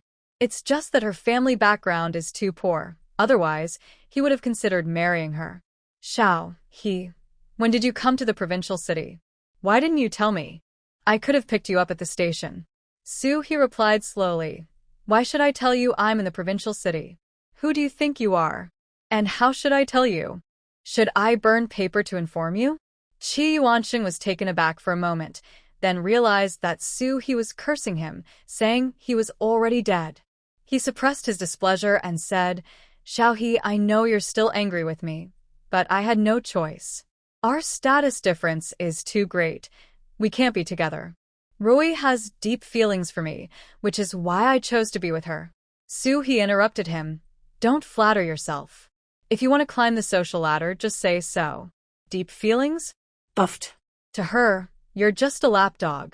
When she's happy, she plays with you. When she's not, she kicks you aside. Qi Yuanqing's expression darkened. Xiao He, I know you have grievances, but you shouldn't say such harsh things. Let's leave the past behind. Although we can't be partners, we can still be friends. Suhi cut him off again. What? Should I smile at you, a heartless man? Your breakup letter was clear. You've climbed higher and looked down on me now, wanting to cut ties. And now you want to be friends? This is disgusting. I'm a decent girl. I must be crazy to be friends with someone like you. Qi Yuanqing was both angry and frustrated, pointing at Su He. Xiao He, I didn't expect you to be this kind of person. Su He interrupted him again. What kind of person am I? Isn't it all your fault? You love wealth and status, and because of you, I almost jumped into the river to end my life. Qi Yuanqing, if you had any conscience, you wouldn't come here pretending to be a good person. You shamelessly want me to be your friend? You just want to take advantage of me, don't you? You scum. Once wasn't enough. You want to hurt me again? As Suhi spoke, her voice choked with emotion, her face full of anger and sadness. Principal Chen, knowing Su He wasn't one to back down, couldn't hold back. He stepped in front of Su He and shouted at Qi Yuanqing, "Get away. If I see you harassing Xiao Su again, I won't hold back." There were many people waiting at the bus stop, and with no entertainment, they were all ears. In this era, people were still quite straightforward and began to speak up for Su He. You pushed that girl to jump into the river, and you still have the nerve to want to be friends? Exactly. He probably just sees how pretty she is and has bad intentions. Young and already living off others. How shameless. Qi Yuanqing was so furious, he felt like he might explode. It's not like she said, "Let me explain." Before he could finish, the bus arrived. Su He and Principal Chen got on, and as Qi Yuanqing squeezed onto the bus, several passengers pushed him off. Buffed. You, Chen Shimmy. Get as far away as you can. Qi Yuanqing fell awkwardly, dropping the book he was holding. When he got up to argue, the bus had already driven away. He was infuriated. Especially when he saw a few pages of the book were damaged, his face turned even darker. This was a book Rui had asked him to buy. If she saw it was damaged, she would surely be upset. Thinking of Shinrui, he instinctively recalled Su He's words. He was just a lapdog in her eyes. He shook his head vigorously. No, Su He was just saying that out of spite. Rui truly cared for him. On the bus, Principal Chen looked worried, but with so many people around, he couldn't say much. Once they finally got off the bus, Principal Chen asked, "Xiao Su, are you okay?" Suhi chuckled. "Of course I'm fine. It's not worth getting upset over that scum. I just wanted to drown him in the sea of the people." Principal Chen finally relaxed but was puzzled. With Suhi's personality, she shouldn't like someone like that. While he was thinking, Suhi smiled and said, "Principal, are you wondering how I could have liked that scum before? It's simple. I was blind back then. Don't worry. My eyes are wide open now. I won't make the same mistake again. The guy I'm dating now is 1,000 times better than that scum. He's reliable." Principal Chen said earnestly, "Time reveals a person's true nature. You should take your time. You're still young. It's fine to date for 7 or 8 years before marrying." Suhi nodded. "I think so too. I want to invest more energy into building our county. Once the people here are living well, then I'll consider marriage." Principal Chen felt gratified. Suhi's awareness was truly high. On the way back, Suhi chatted animatedly with a bus conductor, and by the time she got off, she had made a new friend. Principal Chen was used to this. It was just her usual way. The next morning, Suhi arrived at the machinery factory. Secretary Yang, with a teasing smile, said, "Xiao Su, your job as a secretary seems much easier than mine. I have to come in at 7 every day to help director, who clean the office. I'm the only one with the key," implying she was director, whose favorite. Suhi smiled. "Sister Yang, our director only trusts you, so you have to work harder." Yang's face showed a hint of pride. "At least you understand. You're just a young one. Even if you have some skills, what does it matter? It could all be a flash in the pan, and you'll soon revert to your old self. Little did she know, he couldn't be bothered with her. She didn't want to stir up trouble since Director, who treated her well. After a while, Director, who arrived. Passing by the secretary's office, he glanced over and smiled. Xiao Su is here? Have you received your benefits? Yang's face stiffened, quickly saying, Director, Xiao Su just got here today. I haven't had a chance to talk to her about the benefits yet. Director, who didn't mind much, smiling, no problem, Xiao Su, just go to the union to collect it when you leave. He thanked him with a smile and happily followed Director Hu to his office. Director, I heard we're getting housing allocations? Director, Hu frowned slightly, Xiao Su, do you want an apartment? It wasn't that he didn't want to allocate housing to Su-hee, but since she had just arrived, giving her an apartment might cause dissatisfaction among others. Su-hee smiled. Director, I know my place. I'm new here. I don't have the right to ask for an apartment. Director Hu sighed in relief. He knew Xiao Su had a good sense of propriety. Then why are you asking? Su-hee poured a cup of tea for Director Hu, and then said, I brought my grandma and my maternal grandmother here, so this house feels a bit cramped. I could rent a place elsewhere, but it's hard to find a bigger house. Besides, I also need to take care of Grandpa Ga next door. After thinking it over, I believe it would be best if I could rent the house of Qian Huifang and her husband. Aunt Qian and her husband have been very kind to me, so I'm a bit bold to ask you if you could help them get a new apartment and let me rent their current one. Su-hee spoke plainly, without any beating around the bush. Director, who was a broad-minded person, and she preferred to be straightforward with him. Moreover, he was too wise to be fooled by lies. Director, who appreciated Su-hee's honesty and smiled, saying, Qian Huifang and her husband worked very hard. They were recognized as outstanding workers last year, so it's their turn for a new apartment. You are also an employee of our machinery factory, so it's perfectly fine for them to rent their apartment to you after they move out. Su-hee knew this was going to work out. When Qian Huifang found out, she immediately burst into tears. The couple had always wanted their own home, but since they didn't have children, they had never been allocated one. Thinking of children, Su-hee felt a tug in her heart and asked, Aunt Qian, if you don't mind me asking, is it that you and Uncle Qi don't want children, or is there another reason? Qian Huifang sighed. Of course, we want children. We've seen doctors and taken medicine, but we just can't conceive. Over time, we've given up hope and decided to just live as a couple. Su-hee thought to herself, the doctor next door could help you, but unfortunately you don't know. She remembered her previous lesson. Since Grandpa Go wanted to keep a low profile, it was better not to bring it up without his consent. So, she offered some comforting words and didn't say anything else. When she got home that evening, Grandma Su said to Su-hee, Big girl, your grandma said she misses home and wants to go back for a visit. What do you think? Grandma Zhao. When did I say that? It's clearly you who wants to show off in the village. Then Grandma Su added, Big girl, your grandma has trouble walking. Why don't we take her back?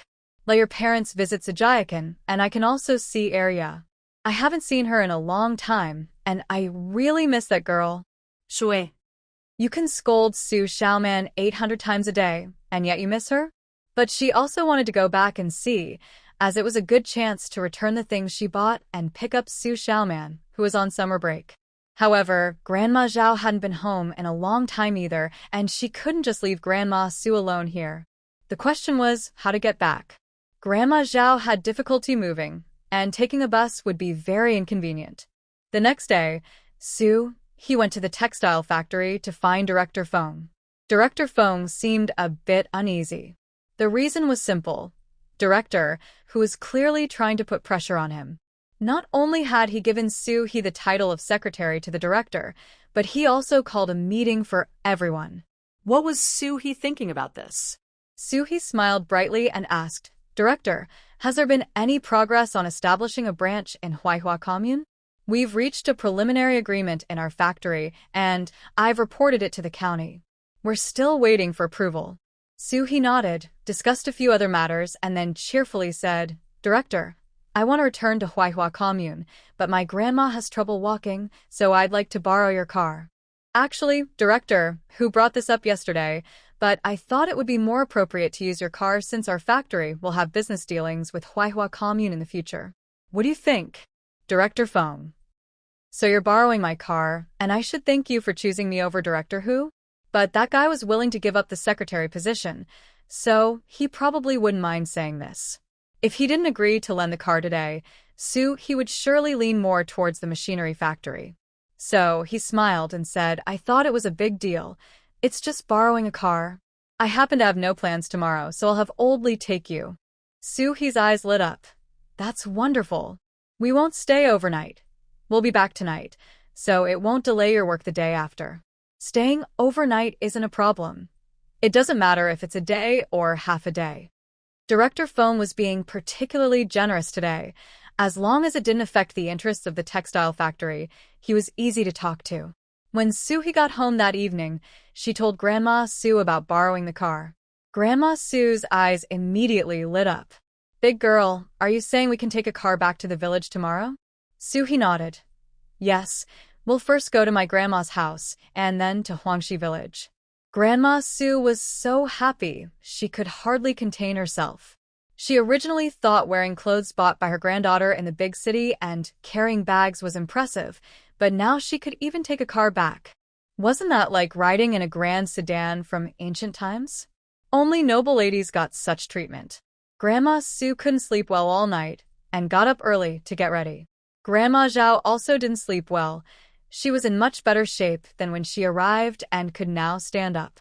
Since she hadn't cried much lately, her previously swollen eyes had returned to normal. Meanwhile, Suhi slept soundly and even dreamed of catching a big shiny fish that spat out gold instead of bubbles. Shaoli was Director Feng's driver, and in this era, being able to drive a car was definitely something to be envied. However, Shaoli was very attentive in front of Suhi. As a trusted aide, he knew Suhi's importance to Director Feng. He helped carry Grandma Zhao into the car, and the ride was very smooth, careful not to make the two elderly ladies uncomfortable. The car first arrived at Sajayakan. Since it was after the busy farming season, Grandpa Zhao and Uncle Zhao were both home. When Grandma Zhao saw her family, she instinctively wanted to cry, but Grandma Sue pinched her. Grandma Zhao couldn't shed a tear, no matter what. Grandpa Zhao and Uncle Zhao were a bit surprised that Grandma Zhao wasn't crying. Suhi took out the clothes and gifts she bought, set a time to pick up Grandma Zhao, and then got back in the car to head to Huangshi village. She needed to hurry back today, so she had to make the most of her time. Although Director Feng said staying overnight was fine, she wanted to be considerate. Since Grandma Zhao got out of the car, Grandma Sue started smoothing her hair and adjusting her clothes. Big girl, why do I feel a bit nervous as we get closer to home? Suhi smiled. That's called homesickness. The closer you get, the more anxious you feel. Grandma Sue laughed like a blooming flower. My precious granddaughter is so knowledgeable. If it were ancient times, you would definitely pass the highest exams. The car finally arrived at Huangshi village. Grandma Sue saw a few elderly ladies gathered under the big willow tree and quickly said, Stop the car, stop the car. Shaoli didn't know what was happening and hurriedly stopped the car.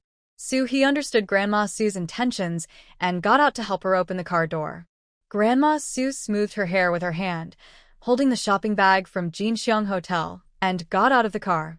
Not sure if it was because she had been sitting too long or if she stepped on a small stone, she slipped and fell flat on her face. Grandma Sue thought, just strike me with lightning. He was startled and quickly helped Grandma Sue up. Grandma, are you okay? Grandma Sue had never regretted anything more in her life. If she had known she would fall getting out of the car, she would have never gotten out. Now, instead of making a grand entrance, she had become the laughingstock. But now that she had fallen, what could she do? She had to save face. Grandma Sue waved to a few elderly women nearby. Are you all doing well? Sorry for the show. I haven't been back in a long time and got a bit too excited. What do they call it? Oh, right, it's called homesickness. But honestly, the roads in our village are really bad. There are too many little stones. I'm used to city living, so this dirt road feels a bit strange to me. And the clothes from the big city are really good quality. Look, I fell, but my clothes are fine. Sui thought, wow, you really know how to show off. The elderly women gathered around. Sister, you came back from the county? Did you buy those clothes in the big city? They look so bright. See, sister is lucky. We've never even been in a car. Forget cars. I've never even been in a tractor. Old Lady Lu was left behind, feeling furious. She had finally become the leader of the village's elderly women, and now this old lady returned and stole the spotlight. While she cursed the other elderly women for being snobbish, she forced a smile. Sister, city life really suits you. You look so much younger. Even your wrinkles seem fewer. Grandma Sue beamed. I'm doing okay, but it's all thanks to my granddaughter. She makes me use this special cream every morning, which is such a hassle. Old Lady Lu felt like she might burst from jealousy. Suddenly, she noticed the bag Grandma Sue was holding. It looked plain and unattractive, so she asked on purpose, Sister, what kind of bag is that? The color doesn't match your outfit. The other elderly women chimed in, feeling envious. Yeah, sister, your outfit is nice, but that bag isn't great. Really, a bright-colored bag would look much better. Even a net bag would be nicer than that. Grandma Sue sighed and tucked her hair behind her ear. I agree. It's not the best-looking bag, but my granddaughter said it's a shopping bag from a foreign guest hotel. Do you know what that is? It's a hotel only foreigners can stay in. Only my granddaughter could manage to stay there for free. They even gave her a few shopping bags when she left. She insisted on giving me one. I couldn't refuse. The elderly women's attitudes changed instantly. Your granddaughter is amazing. She can stay at such a hotel. That bag must be valuable. Oh, sister, now that you mention it, the bag looks quite nice. Exactly. Those cheap-looking bags aren't worth much. The white one looks better. Old Lady Lu was nearly furious. She had intended to make Grandma Sue feel bad, but instead, she ended up showing off. Grandma Sue took Sue-hee's hand. You're right. My granddaughter is talented. She's now the secretary to the factory manager. Plus, she's the deputy director of sales at both the food and textile factories, and she even teaches night classes and works as a reporter. Oh dear, I can't even remember all her jobs. She's just too talented. Everyone in the county wants her. They say a good woman is sought after by many families. Our granddaughter is not only beautiful but also talented, so she will be in high demand. Suhi felt a bit embarrassed by all the praise. Grandma, let's go home first. Grandpa and the others don't know we're back yet. Grandma Sue had shown off enough and exchanged a few polite words with the elderly women before getting back in the car. Once inside, she looked frustrated. Why am I so useless? Why did I fall? Suhi chuckled, Grandma. I think you did great. Falling isn't a big deal. You said it was the village's bad road. Besides, after sitting in the car for so long, it's normal to feel weak when you get out. Grandma suslapet her taich. Why didn't I think of that? Of course. It's because I was in a car. Old Lady Lu and the others have never been in one, so they wouldn't understand. Shue. When the car arrived at the old Sue family home, Suhi learned from her mistake and helped Grandma Sue get out. Grandma Sue saw Grandpa Sue and Zhao Chui coming out to greet them, and her eyes were a bit red. There's no place like home. Even though everything was nice in the city, it wasn't her own home. Could she not miss it? But she had to think about the bigger picture. The harmony and stability of the old Sue family depended on her. Just as Grandma Sue was lost in thought, Su Xiaoman rushed over. Sister, Grandma, I missed you so much. I dream about you every day. If you didn't come back soon, I would have asked Grandpa to take me to the county to find you. Grandma Sue thought, that phrase sounds familiar. He was already numb. The old Sue family's flattery was probably a family tradition. The family laughed and joked as they entered the house. He invited Xiao Li inside. Worried that Xiao Li might feel uncomfortable, she exchanged a few polite words and let him rest in the west room. In the east room, Grandma Sue was talking so much she could barely breathe. He divided the things she bought among everyone. Grandpa Sue, wearing his new clothes, said he wanted to check on the crops in the fields. Su Xiaoman, with a few pieces of rabbit milk candy, said she wanted to go to school and protect it during the break. Shui. I get it. Before they even reached the fields, Grandpa Su was surrounded by people at the gate. Many were drawn in by the car. It was a rare sight. Old Man Su, your granddaughter is incredible. She gets picked up and dropped off. Even Director Luo probably doesn't get that treatment. I heard from my wife that Xiaodai became the factory manager's secretary. Isn't that like being a big official? With Xiaodai, your family will soon have enough food. Grandpa Su, enjoying the attention, felt like his life had been worthwhile. He never imagined he would have such a glorious day. The old Su family's ancestors must be smiling down. Su Xiaoman was surrounded by a group of kids. Her little pigtails radiated confidence. But with so many kids and so little candy, what could she do? She returned home, took a big knife, and cut one piece of candy into 8 pieces to share with her friends. 20 kids only needed 3 pieces of candy. She was truly a little genius.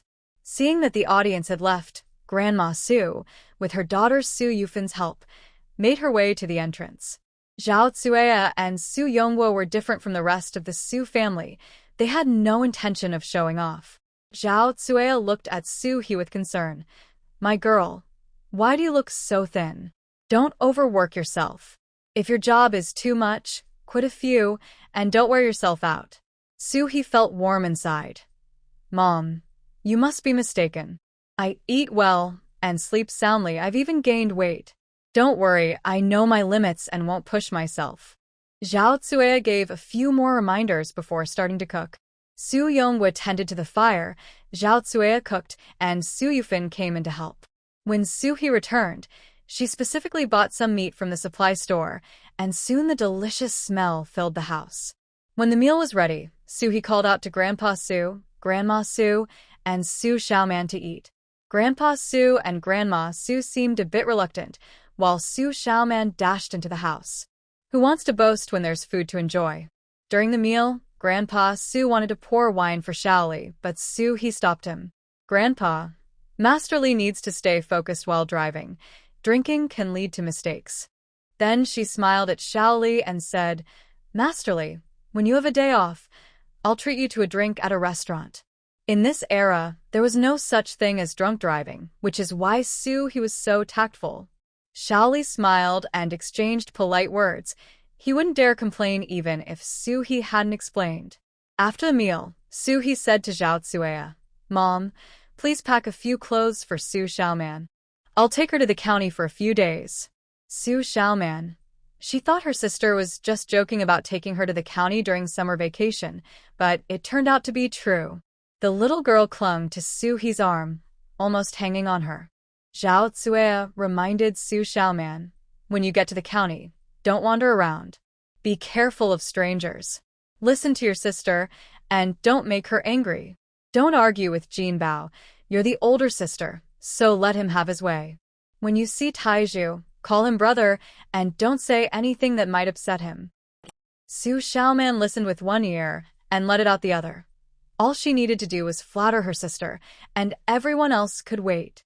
Zhao Tsuea also picked a lot of vegetables from the garden for Su He to take to the county.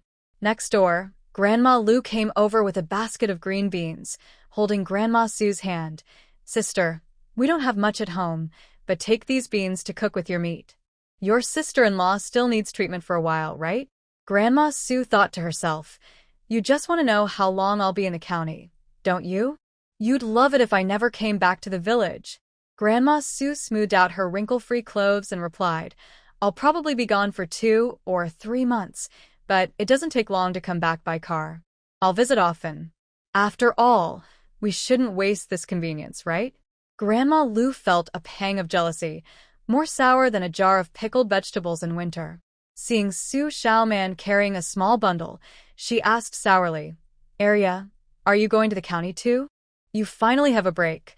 Why not stay home and help your parents? Su Xiaoman shrugged her small bundle back. What's it to you? My sister wants me to go. As she said this, she glared at Grandma Lu, making it clear she wouldn't let anyone ruin her trip to the county.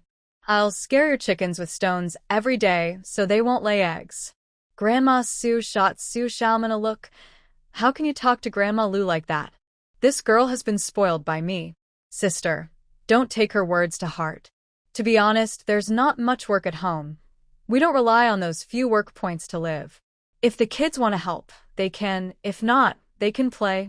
I just spoil the kids. If you ask around the village, mine are the luckiest. Grandma Lu couldn't take it anymore. Sister, it's getting late. Hurry and get in the car. You better leave quickly. If I have to listen to you brag any longer, I might turn into pickled vegetables myself. Grandma Su felt pleased. Even though her return to the village had a rough start, things had turned out well. If only she could come back every 10 days or so. She loved seeing Grandma Lu's discontent, mixed with fear of offending her.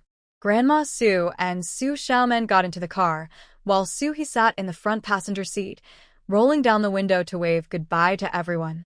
Grandma Su. Oh, granddaughter. Why didn't you tell me earlier that the window could roll down? If I had known, I wouldn't have gotten out of the car and wouldn't have had that rough start. Su Xiaoman was curious about everything and said to Su He, Sister, if this car could be like a bus, where you could just buy a ticket to ride, that would be great. I bet many people would want to ride. Su He laughed and said, maybe one day it really will be like that. Isn't that just like the taxis we see everywhere in the future? I have to say, this little girl has a good business mind. She might just be my right-hand person someday. After leaving Huangshi village, they first went to Zhajiakan to pick up Grandma Zhao. Before they arrived, Grandma Su said, Big girl, your grandma might be crying again. Only I can fix that. If she stays with me for another 2 months, I'll help her get over it. With someone like her, you can't feel sorry for her. She knows crying won't work on you, so she'll stop. Su He thought to herself, her grandma may not be educated, but she does have some wise words.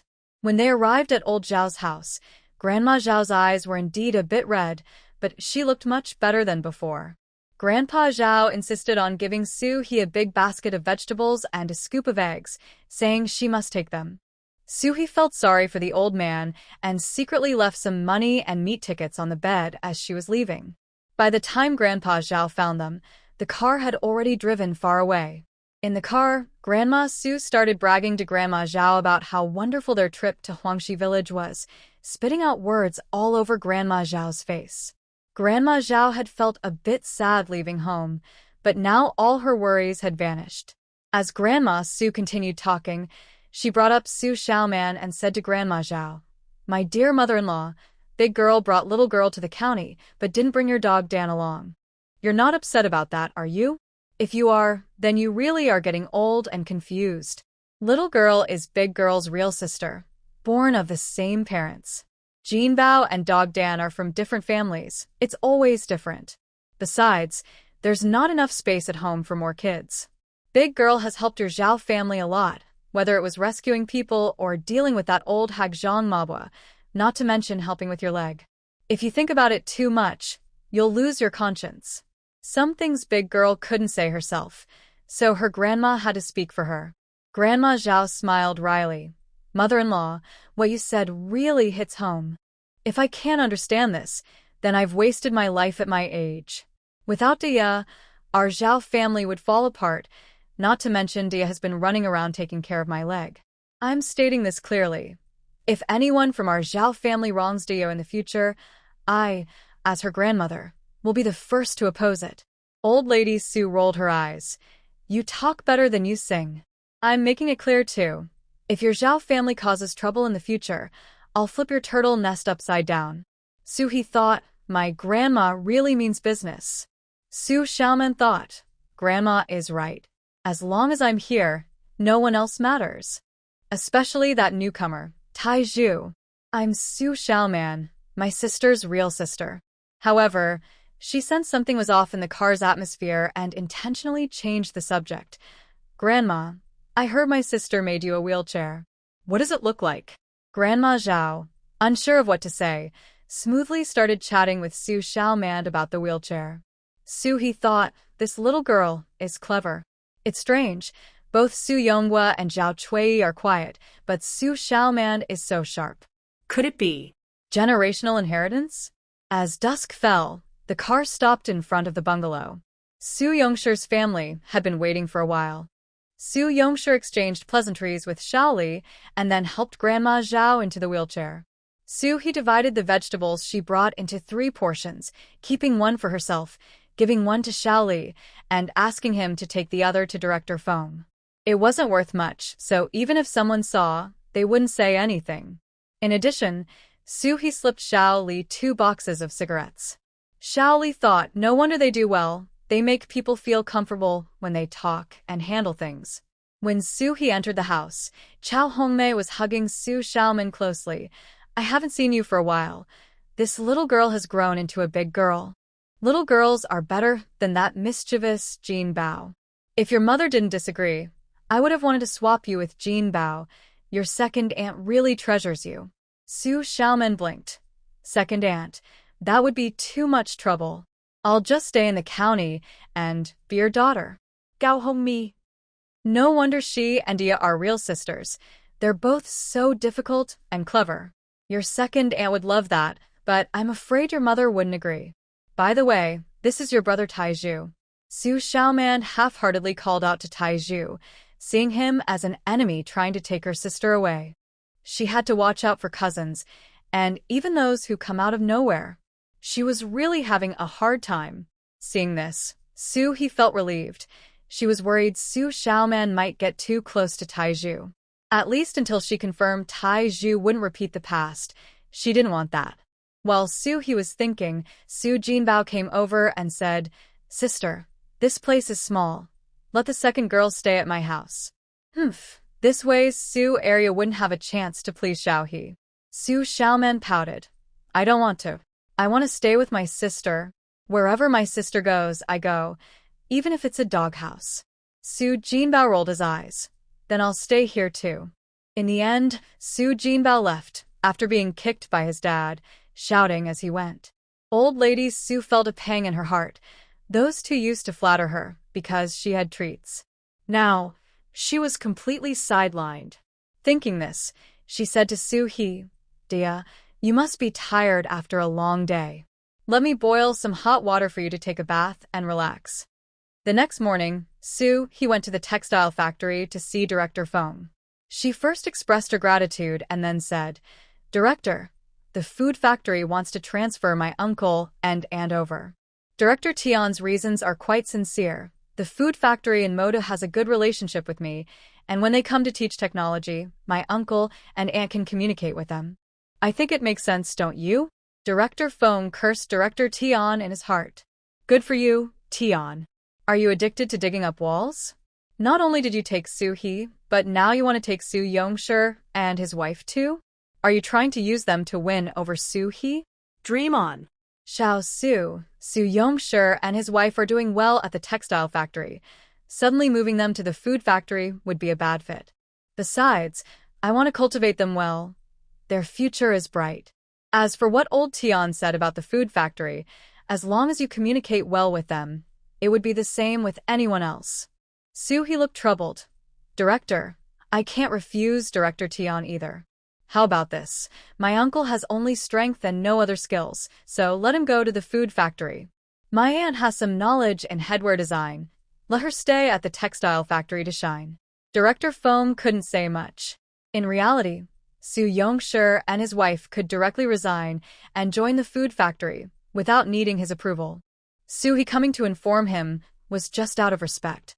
After Su-hee left, Director Feng immediately called Director Tian, venting his frustrations without waiting for a response before hanging up. Director Tian. You fool. Clearly, it was Su-hee who was sending spies to me, and you think I'm digging walls? However, he knew that even if he explained, Director Feng wouldn't believe him. Su-hee was too cunning. No worries, just wait and see how I deal with your uncle. 3 days later, Su Yongsher completed the onboarding process and officially started working at the food factory. On his first day, he was called over by Director Tian. Xiaoshu. Director Tian felt awkward. Now, Xiao Su seemed to have become a term exclusively for Su-hee, calling others that felt strange. Comrade Su Yongsher, even though you are related to Xiao Su, We don't emphasize nepotism at our food factory. If you have any work issues, we'll handle them accordingly. Also, public interest always comes before personal matters. You must report any issues to the factory immediately, understood? Su Yongshir nodded eagerly. I understand. I will definitely follow your instructions. Although Xiao He is my niece, you are right. Public interest comes before personal matters, and I know how to distinguish. Director Tian nodded in satisfaction. Good. If you perform well, the factory won't overlook talent and will promote you. Su Yongshir immediately looked surprised and kept expressing loyalty. Director Tian thought, this Su Yongshir is easy to handle. It seems the Su family only has Su He as a clever one. The rest are average.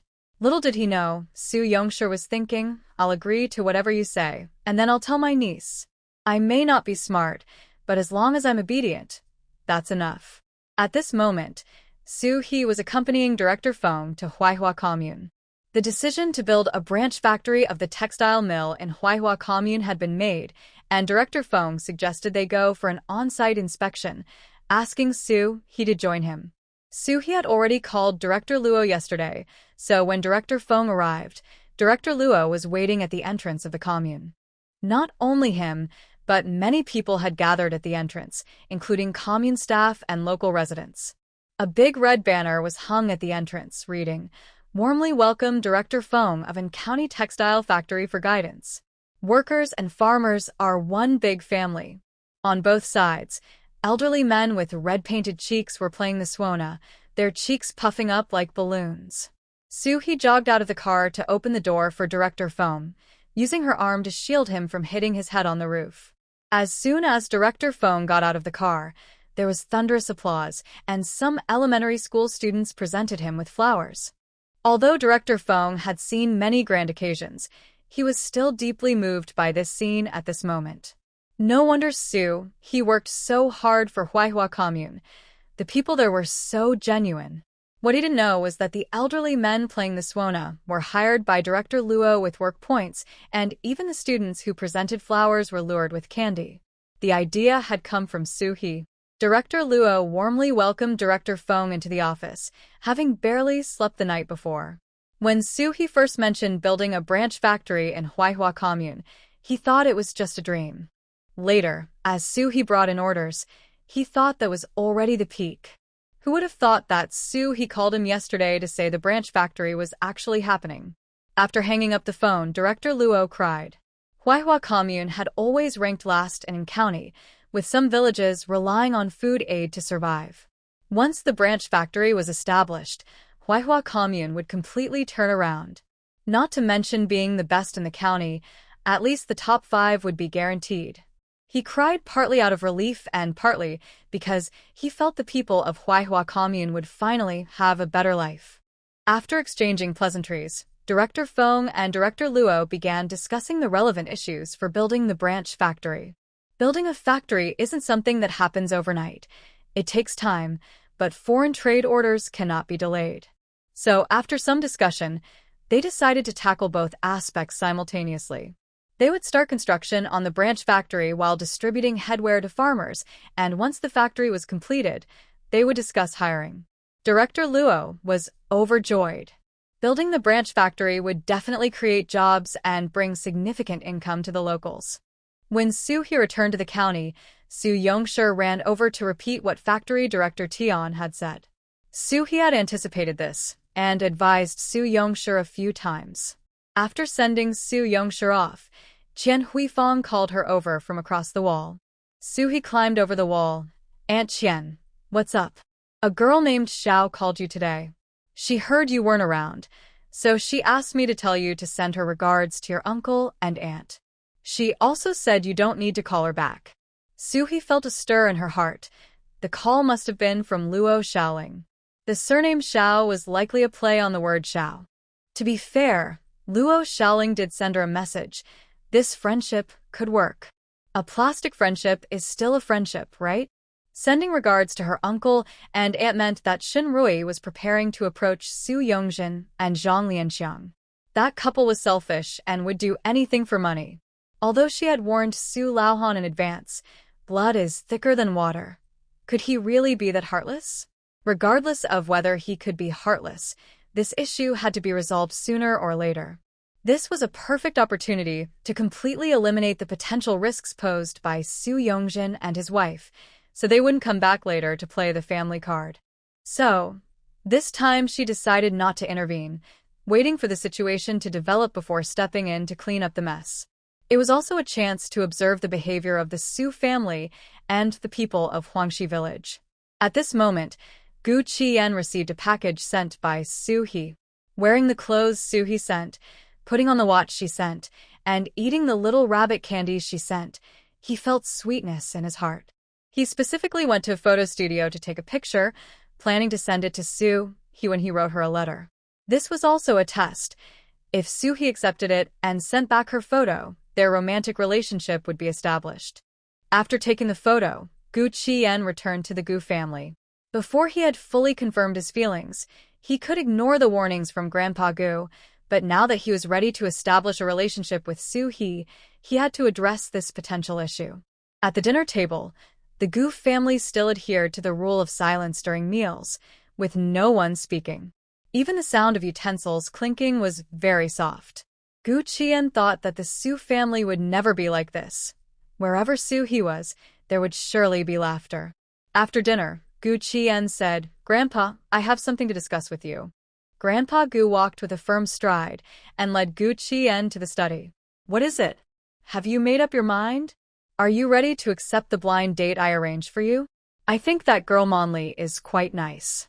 The Shin family may be a bit below us, but it's still a good match." Grandpa Gu talked for a long time without Gu Qian responding. Only after Grandpa Gu finished did Gu Qian say, "Grandpa, I have decided to date comrade Soo He. If she has no objections, I will build a family with her in the future." Grandpa Gu slammed the table. "Nonsense. I don't agree. If you refuse to change your mind, I can only cut off your connection with her." Gu Qian smiled. "Grandpa, how do you plan to cut off our connection? Are you going to intercept our letters and communications? If you do that, I'll just have to change my surname to Chi. I believe my maternal grandfather would be more than happy to help me with the household registration process, and I can directly marry comrade Soo He." Grandpa Gu's nose was so angry it was crooked. Pointing at Gu Qian, "You little brat, have you grown wings? You even want to change your surname, you unfilial descendant." Gu Qian remained calm and said, "Grandpa, whether you scold me or hit me, I've already decided to date comrade Soo He, and your opposition won't change that. Also, I'm fully aware of the little tricks you've played before.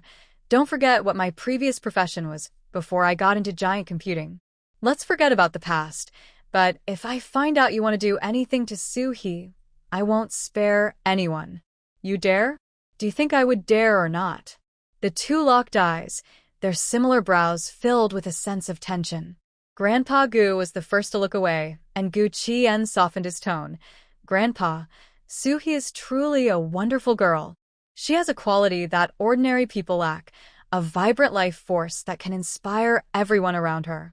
Grandpa Gu snorted coldly. "I see you've been infected by her. You're in trouble."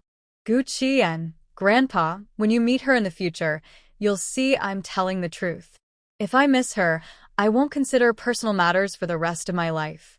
Grandpa Gu was both angry and frustrated, especially seeing his grandson's determined gaze. This little brat was just like him when he was young. Once he set his mind on something, nothing could change it, stubborn as a mule.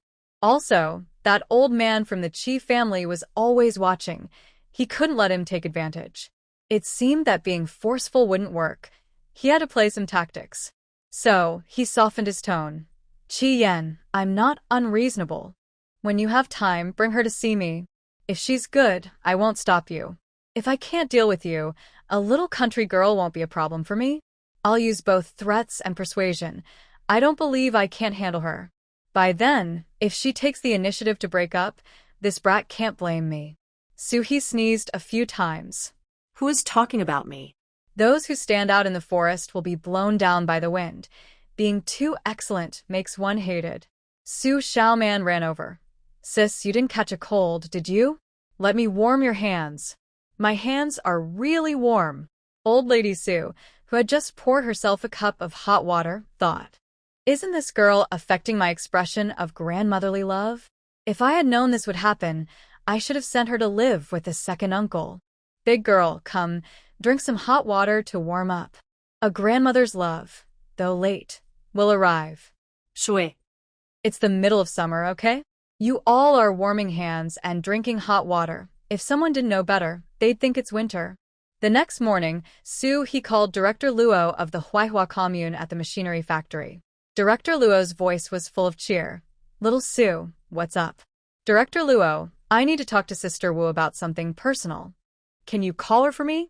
Soon, Sister Wu's voice came through the phone. "Little Sue, are you looking for me?" "Sister Wu, I've been feeling uneasy these past few days, as if something will happen at home. Please keep an eye on any news from Huangshi Village, and call me if anything comes up." Although Sister Wu thought he was worrying too much. After all, the Su family was quite powerful in Huangshi Village. Who would dare to cause trouble for them? She still agreed. "Sure, I'll keep an eye out and let you know if anything happens." "Thank you so much, Sister Wu. I really can't leave right now, or I would go back for a few days." Don't say that. "You're doing this for the development of our commune, right? And if you talk like that, I'll get mad." After hanging up, Sister Wu told Director Luo about the call. Director Luo advised, "Little Sue always follows the rules when she works. She probably sensed something.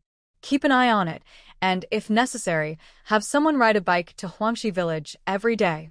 Comrade he is our Huaihua commune's greatest asset. We must ensure she has no worries." After finishing the call, he went to wash her face in front of factory director, who then strolled over to the food factory. "Deputy Director Su, good morning."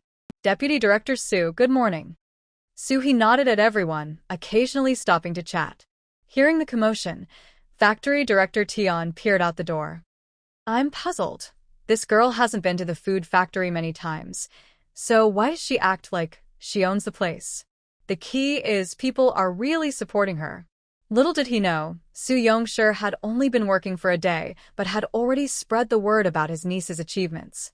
What about free stays at the foreign guest house, cars picking people up, and securing foreign trade orders? He was boasting like crazy.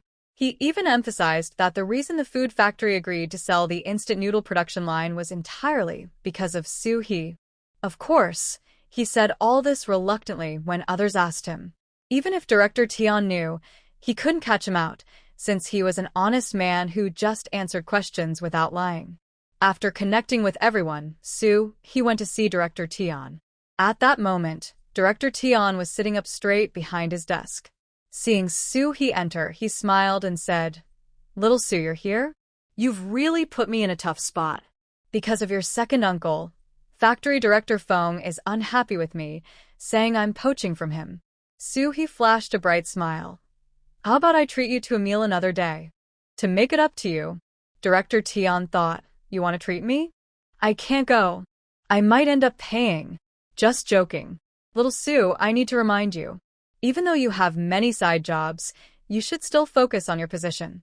You need to come to the food factory more often, or the staff might have opinions.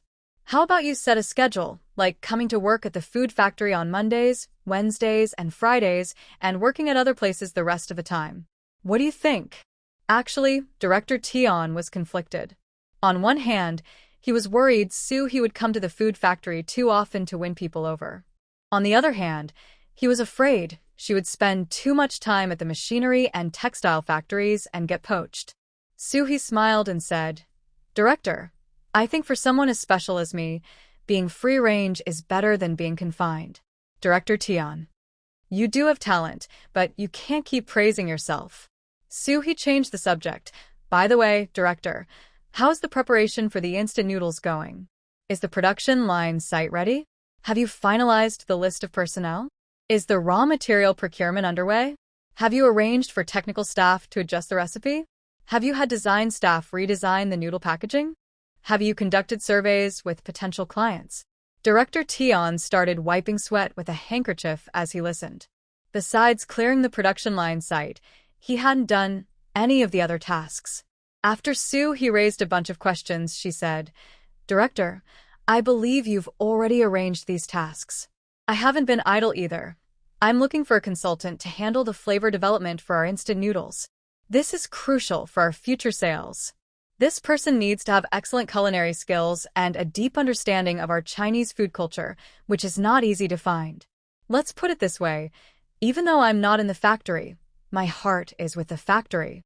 That's much better than having someone who is in the factory every day but doesn't do anything important, right? Director Tian. I feel like you're implying something about me, even if I have no proof. However, he didn't have the energy to challenge Su He's reasoning now because what she said was very useful, and he needed to ask more. He stood up, poured a cup of tea for Su He, and then shouted at the door. Yu Guodong, bring some fruit over. Can't you show a little initiative? Yu Guodong. No need to ask, he must have been scolded by Su He again. He wondered why their director always tried to outsmart Su He, but ended up being outsmarted himself. Why doesn't he learn his lesson? Why provoke her? Is being scolded enjoyable? Yu Guodong grumbled to himself while bringing in a plate of fruit. The food factory had plenty of fruit. Just as Yu Guodong was about to leave, Director Tian said, You should sit down and listen. How else can we say little Su is talented? Her insights are unique. If you have questions, ask little Su for guidance. I want to listen too. Su He was well aware of his intentions and didn't call him out. She elaborated on the points she had mentioned earlier, and Director Tian took notes eagerly. It seemed he had rediscovered the joy of being guided by Su He, just like when she had him write project proposals remotely. Director Tian took notes for over 10 pages in one breath, thinking to himself, this Su He really has talent. She reminds me of my younger self. Su He finally mentioned the flavor consultant. Director, I've been looking for a suitable candidate for a few days but haven't found one. Do you have anyone in mind? Actually, Director Tian initially thought, why do we need a consultant for this? The tech department can just have a few old workers taste the flavors, and that should be enough. That's how we do it for the steamed cakes and canned goods. They sell quite well, right? But after listening to Su He, his perspective broadened.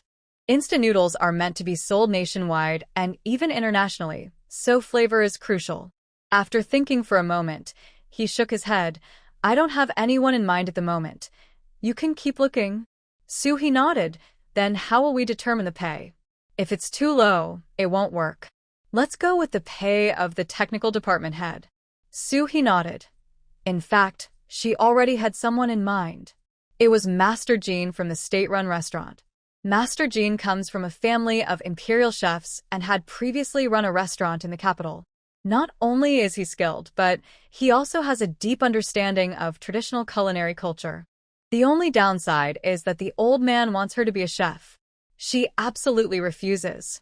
The reason she hasn't mentioned it yet is that she wants to keep Director Tian on his toes. From what she knows about him, he can be quite difficult. If you try to negotiate nicely, it won't work. You have to set a trap and then kick him into it for him to listen. After discussing for a while, Su He said, By the way, Director, we can't use the original Huanla brand for our instant noodles. We need a new trademark. How about calling it He brand? The wheat seedling represents growth and is very fitting for our product. Director Tian. Yu Guodong. Are you not even a little embarrassed saying that? Everyone here knows why it's called He brand. Director Tian couldn't hold back any longer. Xiao Su, this He brand might remind people of your name. Isn't that a bit inappropriate? Su He blinked. So what if it reminds them? I have no objections. My name can be used freely. I'm willing to contribute selflessly. Director Tian. Su He chuckled. Director, you misunderstood. It's not that I want to glorify myself. I'm thinking of our factory. The textile factory's export brand is He brand, so we should have one too. It will help with future promotions overseas. It will also make it easier when the county leaders apply for the trademark. The food factory and textile factory are not in the same industry, so applying for the same brand name doesn't conflict. Although Director Tian still felt that Su He was being clever, he could only nod in agreement. After all, with the carrot of export profits dangling in front of him, he had to keep moving forward. After chatting a bit more, Su He left. Director Tion sat there talking to himself. He brand? I think using my name would be good too. Jita brand, how catchy. Yu Guodong happened to pass by and heard this, thinking, you must be kidding. Jita brand. If someone misheard it, they might think it was Jita brand. He left the food factory and went to Su Yang's house. Su Jinbao, Tai Zhu, and Su Xiaoman were playing together. Early in the morning, Su Jinbao had already brought Su Xiaoman over. He and Tai Zhu didn't get along well, but he could play with Su Xiaoman even if they argued. Of course, he had his own little plan to have Su Arya stay at his house that night to avoid buttering up Sister He. He took the 3 kids to Grandma He's house to help the elderly couple and cheer them up. Su Jinbao had been there several times, and his sweet talk made Grandma He and her husband very fond of him. Su Xiaoman rolled her eyes and whispered to Tai Zhu, look, Su Jinbao is such a sycophant. He only knows how to flatter. Tai Zhu was momentarily at a loss for words, and just as he was thinking of what to say, he saw Su Xiaoman hugging Grandma He's arm. Grandma He, you look so different from the old ladies in our village. If my sister hadn't told me to call you Grandma, I almost would have called you Aunt. Tai Zhu. Is this what you call flattery? Meanwhile, Su He had arrived at Teacher Yuan's house. Since the bump with the granddaughter incident, this was the first time Teacher Yuan saw Su He again. Seeing her, his feelings were quite complicated. Who would have thought he and Zhuge Hongqiang would both notice the same girl? Should we say that heroes think alike or that rivals cross paths? Regardless, he needed to establish his position first. Otherwise, he would be 1 generation lower than that old Zhuge. So, as soon as Su He entered the room, Teacher Yuan got straight to the point. Xiao Su, I want to discuss something with you. I have no children, so I want to adopt you as my granddaughter. Are you willing? Su He was a bit surprised but thought having 1 grandpa is good, and having 2 is even better, so why not?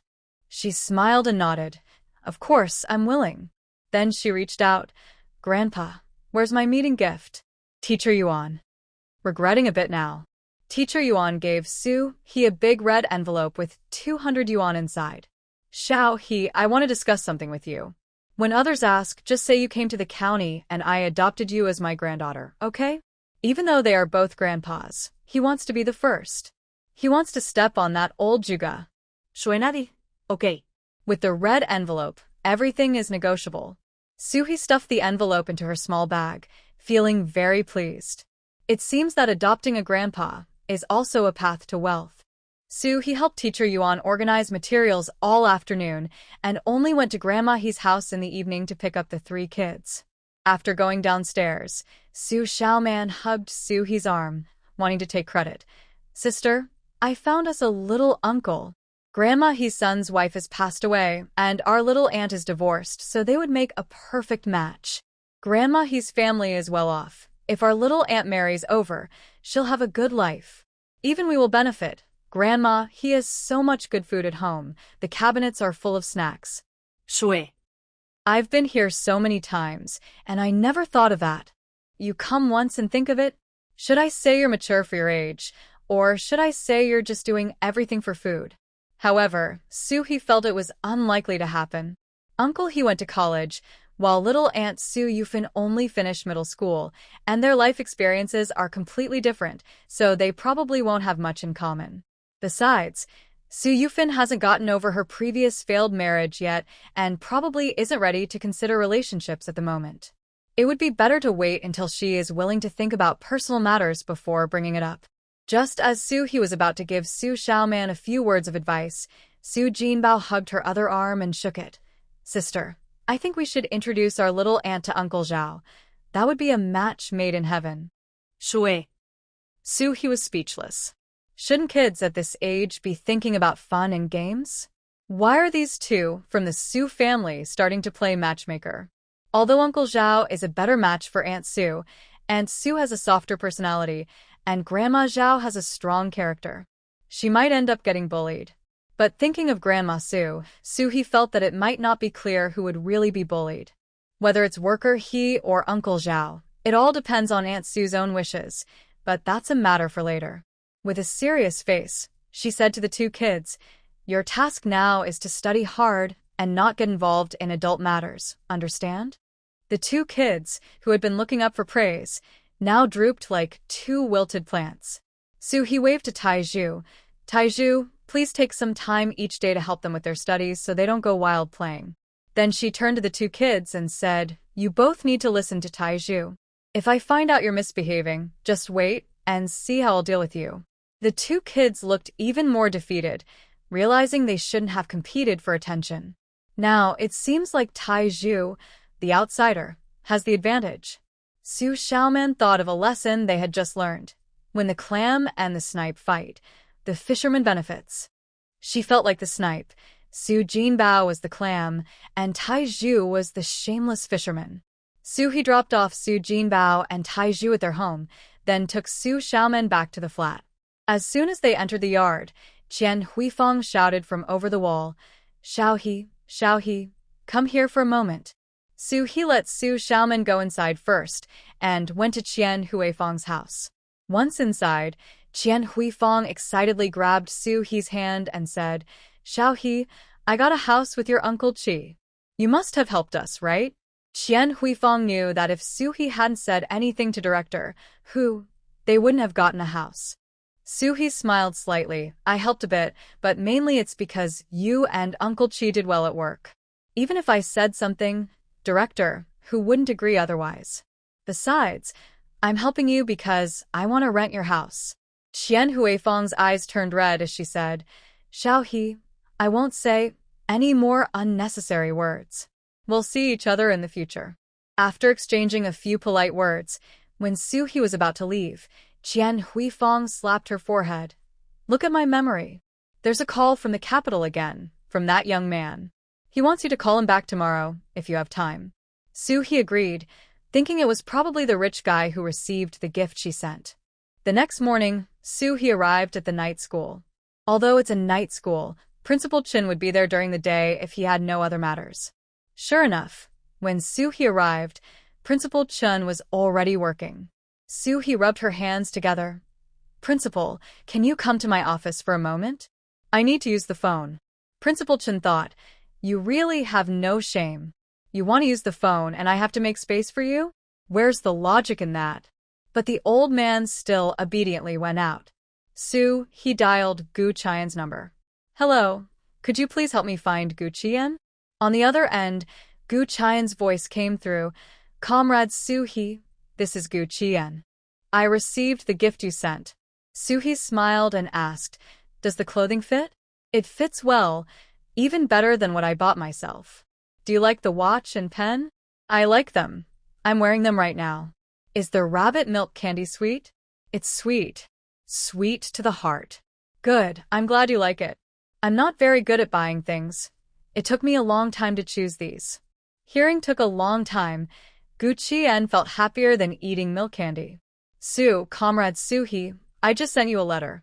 If you have time, please reply as soon as possible.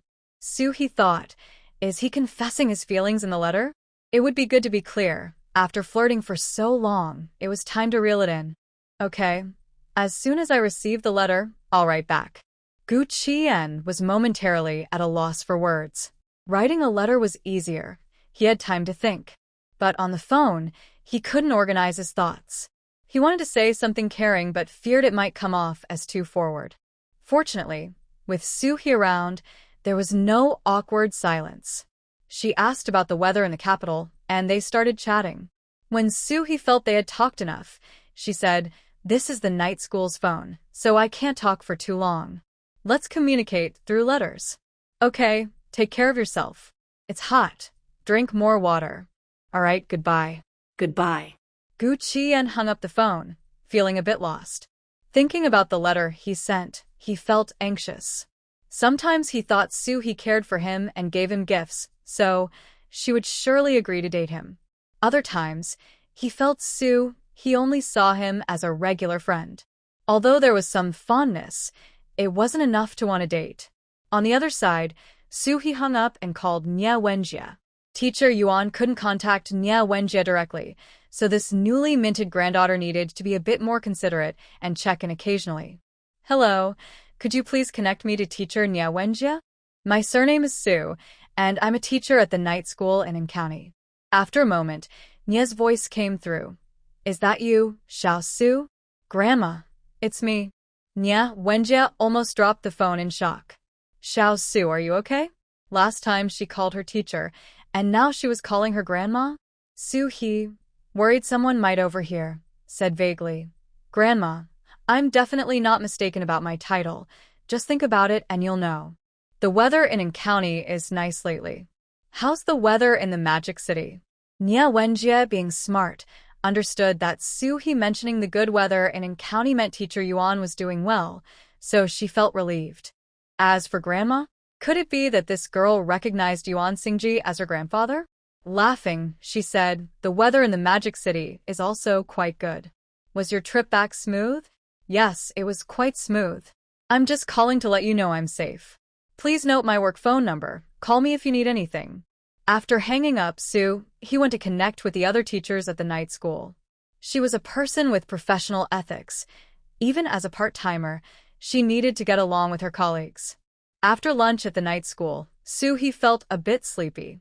The flat was small, and with 4 people crammed in, it was even hotter. She had only fallen asleep late last night. Su He left the night school, planning to go back to the flat for a nap before heading to the textile factory in the afternoon. The trading post popped up. Host, someone is bullying me. They mocked my ugly skin.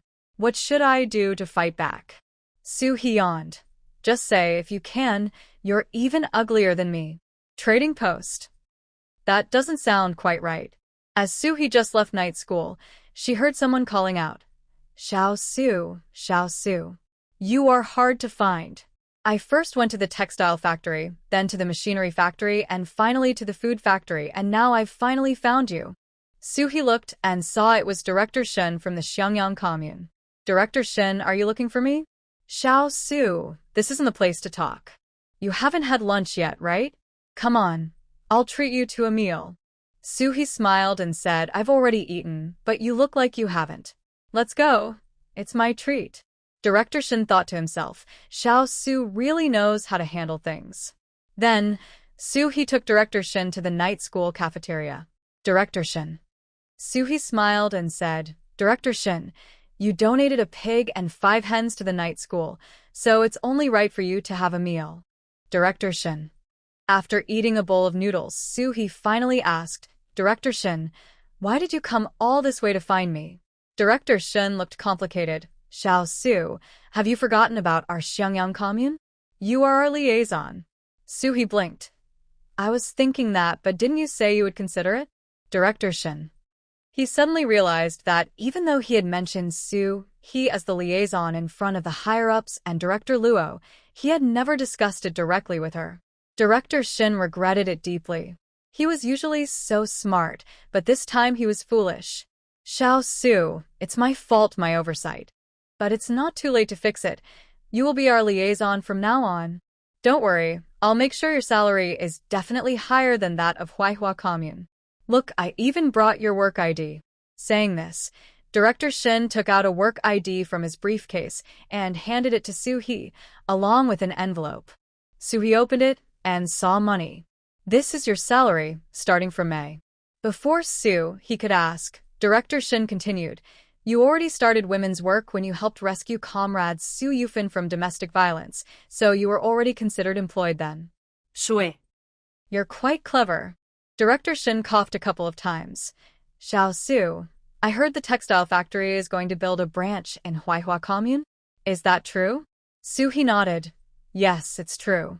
They will start construction in a few days. Director Shen felt a pang of jealousy. He had laughed at Director Luo for nurturing a troublemaker, but now he realized he had been short-sighted. If he had treated Su He better back then, maybe the textile factory branch would have been built in Xiangyang commune. He couldn't express how bitter he felt when he heard this news. Everything he ate tasted sour. Xiao Su, you can't be unfair. If Huaihua commune gets meat, at least let us in Xiangyang commune have some soup. Su He smiled and said, when the branch is completed, they will definitely need workers. I'll talk to the textile factory and make sure they only hire people from Xiangyang and Huaihua communes. How does that sound? Although Director Shin still felt a bit sour, he knew he couldn't compare to Director Luo. They were family, while he was just an adopted one. All right, let's do it your way. Xiao Su. Ever since the dam repair, the people in Xiangyang Commune have praised you highly. Many villages have said they want to invite you to eat pork during the new year. Many elderly women have said they want to introduce you to someone. You must remember us in Xiangyang Commune when good things happen. He was already quite tired, and after Director Shin's long talk, she felt even sleepier, her eyelids barely staying open. By the time Director Shin finished speaking, He's head was nodding, almost resting on the table. Director Shin. So, I've been talking to a wall. But no matter what, this trip wasn't wasted.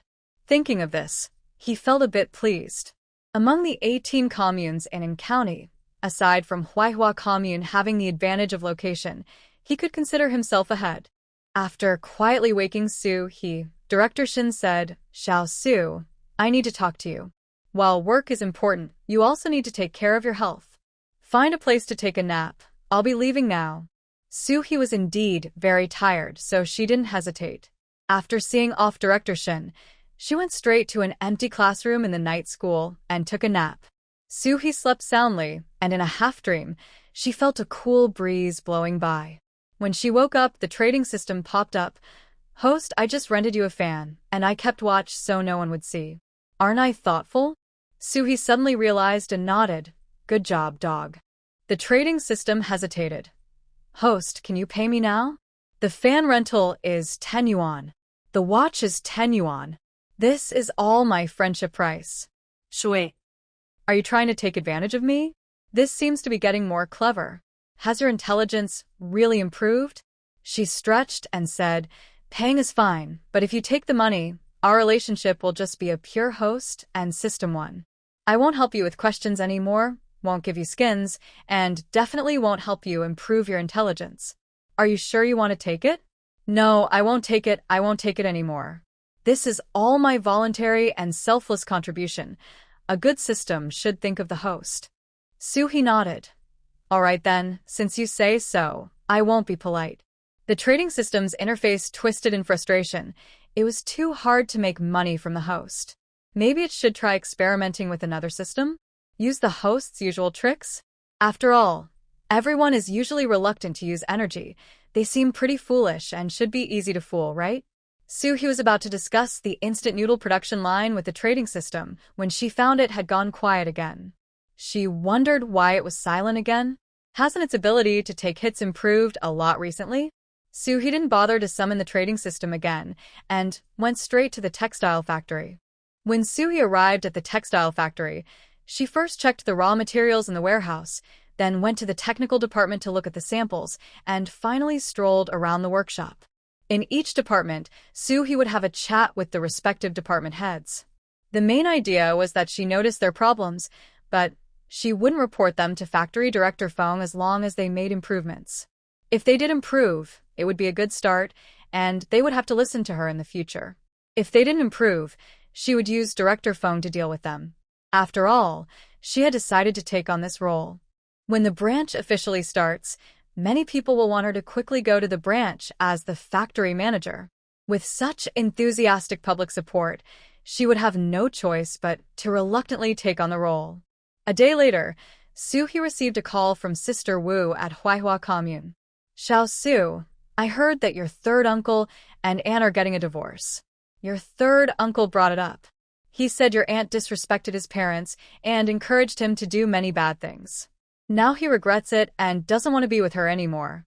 Yesterday, your third uncle went back to the old Su family, but your grandfather kicked him out.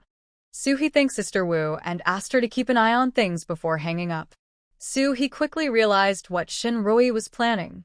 She wanted Su Yongjin and Zhang Lianxiang to get a divorce, then use that to pressure the Zhang family to let him shed his in-law status and bring Zhang Lianxiang back to the old Su family. Once they moved back in, everything else would be easier. Whether it was causing trouble or scheming, it would be convenient.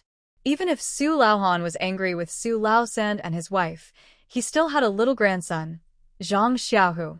Oh, maybe Su Laosand and his wife would even change Zhang Xiaohu's name to Su Xiaohu. For the proud Su Laohan, this would be a huge temptation. Even though he kicked them out in a few days, if Su Laosen brought Zhang Xiaohu over crying, he might soften. Although He knew that as long as she said a word, Su Laohan wouldn't let Su Laosen and his wife back in. It was still a hidden danger. She needed a permanent solution, one that would make Su Laohan and Su Laotai completely give up. No rush. Let Su Laosan and his wife stir things up for a few days. In the following days, He slowed down her pace, going to her part-time job at the fish pond every day, checking in, collecting her salary, and marking it in her notebook. Life was good. The only thing that bothered her was that Secretary Yang from the machinery factory kept making little moves. He couldn't be bothered and treated it as her putting on a show for herself. Sister Wu from Huaihua Commune called every other day to report the latest developments. He's predictions were correct.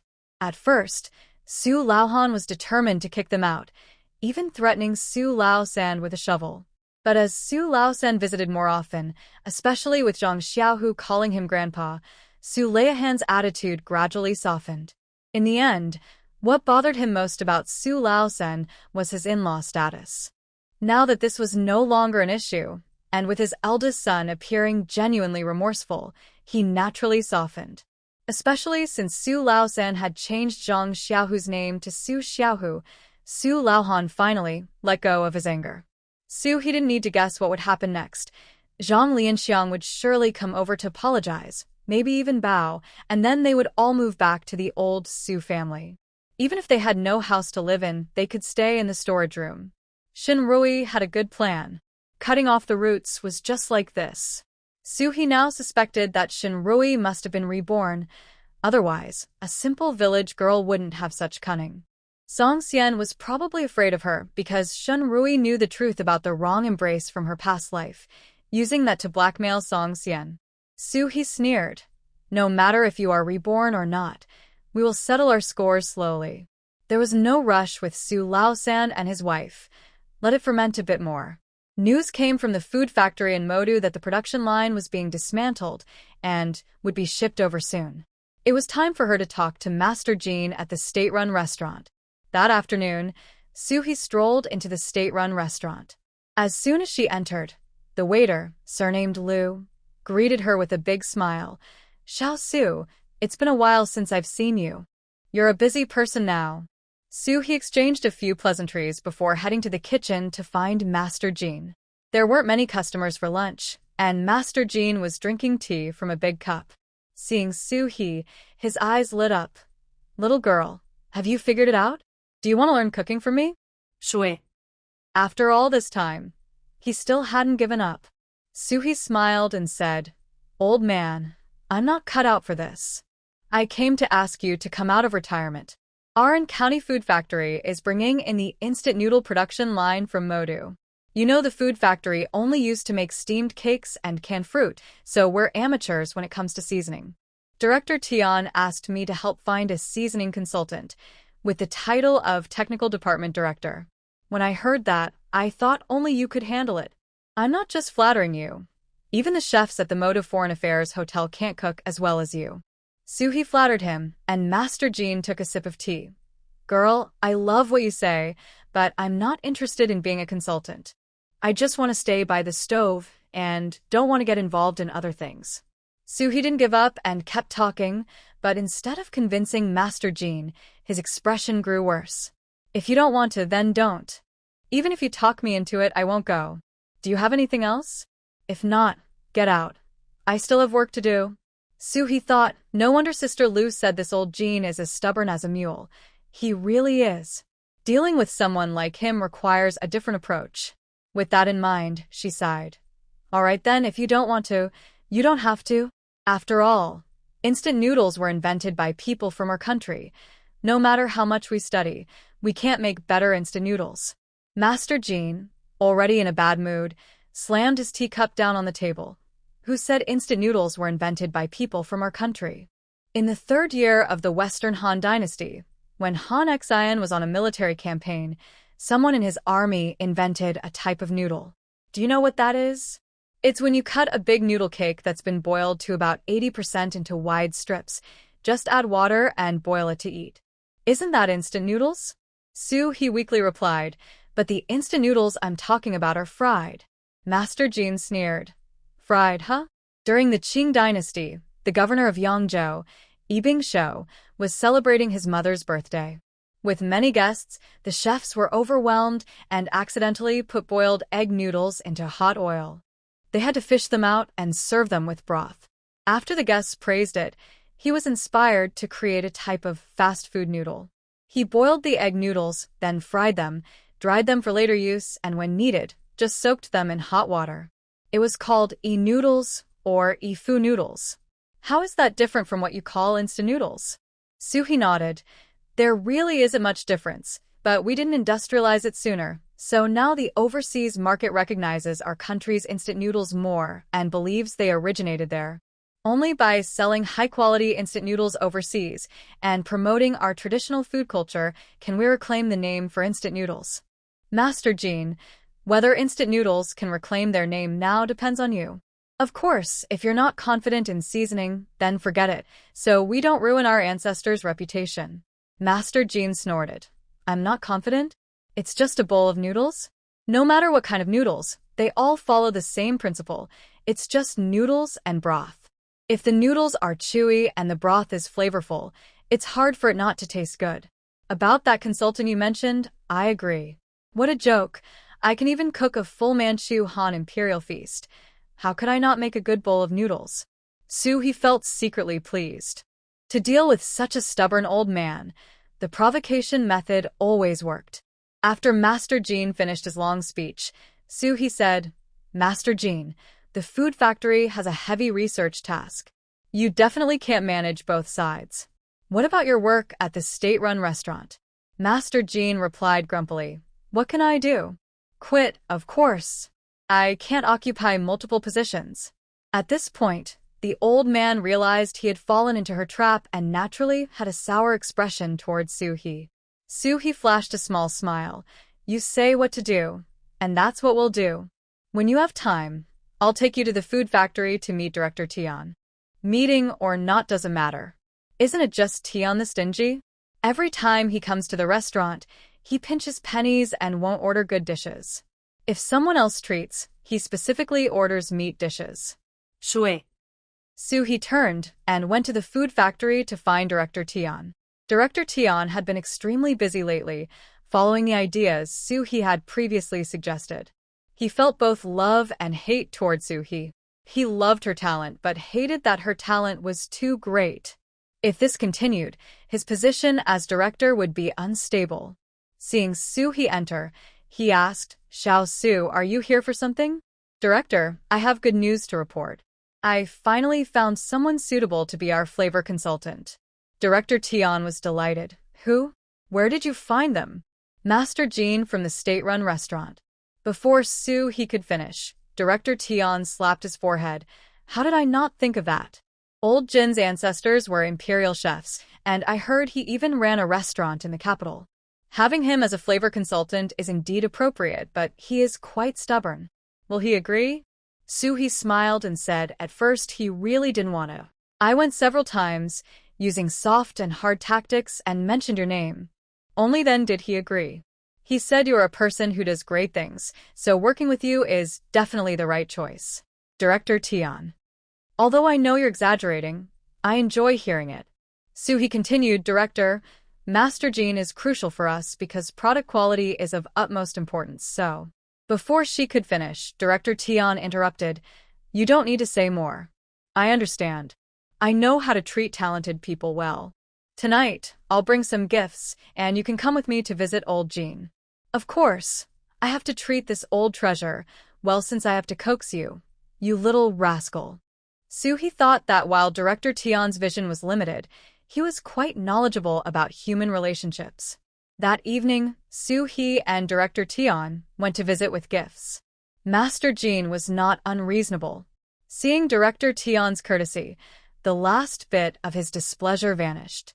The next morning, Suhi visited various departments in the textile factory to chat. In the afternoon, she strolled to the machinery factory, planning to make an appearance before heading to Teacher Yuan's place. As soon as she arrived at the machinery factory, Qian Huifang handed her a letter and a remittance slip for 300 yuan, signed by Gu Qian. He clicked her tongue, thinking that this rich guy really had money. She just didn't know if it was from saved wages or if he came from a wealthy family. When she got to the secretary's office, Secretary Yang was out with factory director Hu for a meeting, leaving her alone in the office. He tore open the envelope, and a color photo fell out. Color photos were still rare in this era. Looking at the photo of Gu Qian, he was very pleased. He had sharp eyebrows and bright eyes, looking handsome and elegant. With looks like that, he could debut in the future. Her taste was really good. She casually hooked such a high-quality rich guy. Putting down the photo, she began to read the letter. Comrade Suhi, I hope this letter finds you well. I have received the gift you sent and really like it. The weather in the capital is getting hotter, and it must be hot in county as well. Please take care of your health while working. I have a friend from Qing province who shared some local customs with me. After writing about the customs of Qing province, he added, Comrade Suhi, I have sent you a photo of myself. Could you please send me one of yours in return? After writing this, Gu Qian probably remembered old Ge as a tool and wrote, How is old Ge's health lately? I hope to hear from you. He chuckled. This rich guy's subtlety was impressive. It seemed he wanted to exchange photos as tokens. All right then, after such a long time, she would give him a sweet bait before reeling him in. She called Gu Qian. The call was answered by Xiao Wang, who informed He that Gu Qian was not in the office. He smiled and said, Please tell him that I will send the photo tomorrow. Also, I won't be in the factory this afternoon, so he doesn't need to call me back. Xiao Wang nodded eagerly. Okay, I will definitely pass on the message when Engineer Gu returns. As the workday was ending, Gu Qian returned. Xiao Wang hurriedly relayed He's message. Gu Qian was first taken aback, then filled with joy. He agreeing to send a photo meant she was willing to date him, right? And she even took the time to call. Was she worried he would be too anxious waiting for a letter? Thinking about their future relationship, a smile spread across his face. Xiao Wang looked at the smiling Gu Qian, questioning his own life. Was this really their usually serious Engineer Gu? Since He said not to call back, Gu Qian went straight home. Of course, this joy needed to be shared. So, the only one in the know, Old Master Gu, was fortunate to share in this happiness. Old Master Gu was almost furious. On one hand, he was angry that Gu Qian was rubbing salt in his wounds, and on the other, he was upset that Gu Qian was so disappointing. So, after all that fuss, that country girl only agreed to date you? Isn't this just a one-sided crush? By the next morning, Old Master Gu was still fuming. That country girl, how dare she act so high and mighty? She probably can't even read properly, you illiterate. While grumbling, he picked up that day's Huaxia Daily. Old Master Gu had a habit of reading the newspaper, and he read it carefully, even the corners. As he read, he came across a report in a corner, Thought Work Blossoms, Women's Federation achieves great results. Old Master Gu nodded repeatedly. This article was well written, with good ideas and appropriate wording. Then he saw the byline, Special Correspondent from an County Broadcasting Station, He. Old Mr. Gu rubbed his eyes. Shui? How could she have the same name as that country girl? That girl seems to be from an county in Baliao province. He had sent someone to find out about the person who corresponded with Gu Qian, but he learned very little before Gu Qian discovered it, so he knew very little. He only knew she was a country girl from an county in Baliao province and nothing else. It must be a namesake, right? It has to be a namesake. A country girl can barely recognize a few characters. There's no way she could write such a good article. Just then, the phone rang. Old Mr. Gu answered, and Gu Qian's voice came through. Grandpa, did you see today's Huaxia Daily? Old Mr. Gu suddenly felt an ominous premonition. No, I haven't seen it. What's wrong? There's an article by Comrade Suhi. This is her first submission to Huaxia Daily, and it got selected. See, I told you she was a great girl, talented and capable. Old Mr. Gu hung up the phone. Humph, just because she published an article, she's talented? Your standards for talent are really low. The old man picked up the newspaper and found the article displeasing. It was like elementary school writing. Terribly bad. Meanwhile, many people in Baliao province were also reading today's Huaxia Daily. Although the Huaxia Daily's headquarters is in the capital, it has branches in provincial capitals that fax the pages daily. So, people in the provincial capital could see the newspaper right away. In a county like in county, they usually wouldn't see it until the afternoon, and in more remote areas, they would have to wait until the next day.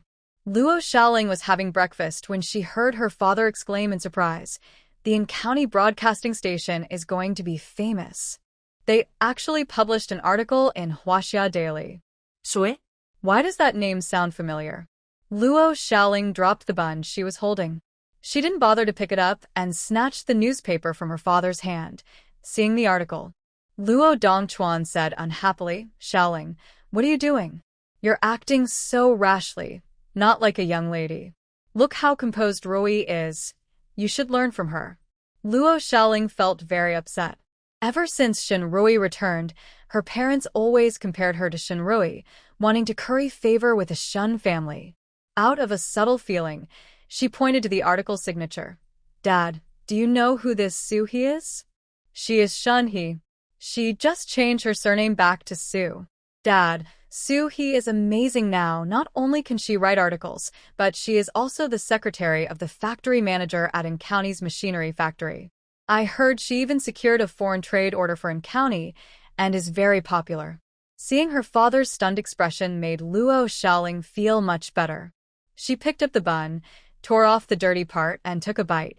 That wicked Su He better keep getting better, so her parents stopped bringing up Shen Rui in front of her. It's so annoying. By the way, Shen Rui must have seen this article too, right? She must be furious. I wonder if Su He can handle her uncle's family. At the In-County broadcasting station, Director Liao was excitedly talking into the microphone. "Our comrade Su He is indeed very talented and has great insight. Yes, the article's theme is also excellent. Of course, this is also due to my guidance. I recognized her talent early on, so I didn't focus on her education and made her a special correspondent." Director Liao hung up the phone, grinning from ear to ear. Little Su didn't lie to him. Her article was indeed selected by Huaxia Daily. This has set a precedent for In-County. After smiling for a while, he went to Tian Xiaodao's office. "Xiaodao, go get Su He." "Director Liao, it's a bit difficult. You know, Su He has too many part-time jobs now, and I don't know where she is." "Then go find her. Tell her there's good news." Tian Xiaodao's eyes lit up. "Director, what good news?" "I'll tell you when little Su arrives." Seeing him keep it a secret, she didn't ask further and happily went to find Su He. The food factory was closest to the broadcasting station, so Tian Xiaotao went there first. Sure enough, Su He was at the food factory. Because Master Jean was adjusting the seasonings these days, Su He spent most of her time there.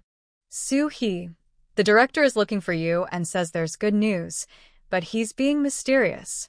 Su He thought for a moment and guessed what it was. It was indeed time for her article to be published. This girl is just that confident. So, she followed Tian Xiaotao to the county broadcasting station.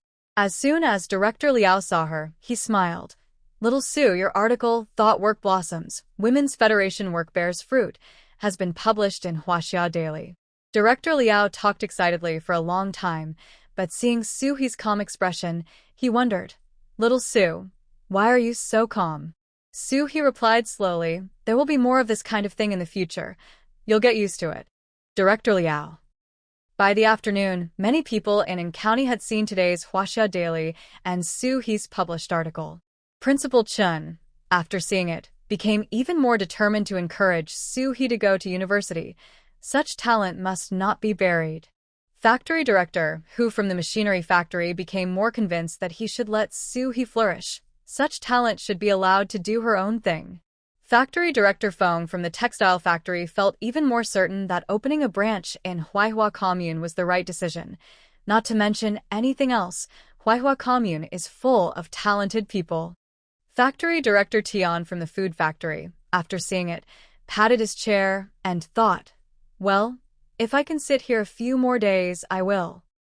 That evening, Soo-hee returned to her flat with a copy of Hwaxia Daily. It's not like in the future where newspapers are everywhere. There are only a few newspapers, and the most authoritative ones are Hwaxia Daily and Chowan News. Compared to Chowan News, the common people are more familiar with Hwaxia Daily. Although Grandma Sue only learned a few dozen characters from Su Xiaoman, she could recognize the words Hwaxia Daily and Soo-hee. Grandma Sue instantly smiled widely. Big girl, your article made it to the big newspaper? No wonder I heard the magpies calling this morning. They were bringing us good news. I'm not bragging. Not only in County, but even in Baliao province, there's no one better than my precious granddaughter. Just after Grandma finished boasting, she saw Su Xiaoman copying with paper and pen, saying, Sis, I'm copying your article. When school starts, I'll read it to the whole class, no, the whole school, so they can learn well. Grandma Sue's eyes lit up. Big girl, can you give me a copy of a newspaper? When I go back to the village, I'll let everyone learn from it. Shui. I understand. The next day, Soo-hee received a call from Sister Wu. As Soo-hee expected, Zhang Lianxiang came to the Su family to apologize, and her father also came to make amends, saying that the marriage arrangement was no longer valid. Once married, she would be part of the Su family. Su Laosan and Su Xiaohu pleaded desperately, and Su Laohan softened. Initially, they were supposed to stay at the old Zhang family's place temporarily until a suitable house became available here. However, Su Laosan and his wife insisted on moving in, settling into a small storage room. After thanking Sister Wu, Soo-hee hung up the phone. Parents are much more forgiving of their children's mistakes than children are of their parents. That's human nature. So, Soo-hee understood. Understanding or not, it didn't stop her from dealing with the scum. That evening, after returning home, Soo-hee said to Grandma Sue, Grandma, I want to discuss something with you. Grandma Sue smiled and asked, What is it? Grandma, I heard that my third uncle and aunt are fighting for a divorce. Grandma Sue was taken aback, then spat, Bah. What do those two animals have to do with us? If they want a divorce, let them. It would be better if they were dead. Soo-hee smiled and continued. My third uncle changed Xiaohu's surname, so he will be called Su Xiaohu from now on. I heard that my third and has softened up too. They no longer want to live with the old Zhang family and want to move back to our old Su family. I heard that my grandfather has agreed to let them stay in the old house. Grandma Sue's expression changed repeatedly and finally, she gritted her teeth. Dia, don't mind your old confused grandfather. Doesn't he know what kind of people Su Laosan and his wife are? They're just acting because they see us living well. Isn't this just a trick from a play? You might fool your old confused grandfather, but you can't fool me. What do you want me to do? Do you want me to chase them away? Just say the word, and I'll go back to the village tomorrow morning. I'll drive them out with a firewood stick. Grandma was also conflicted. After all, Su Laosan was her flesh and blood. No matter how harsh she spoke, she couldn't bear to let go. But she knew that the Su family relied on Dia now.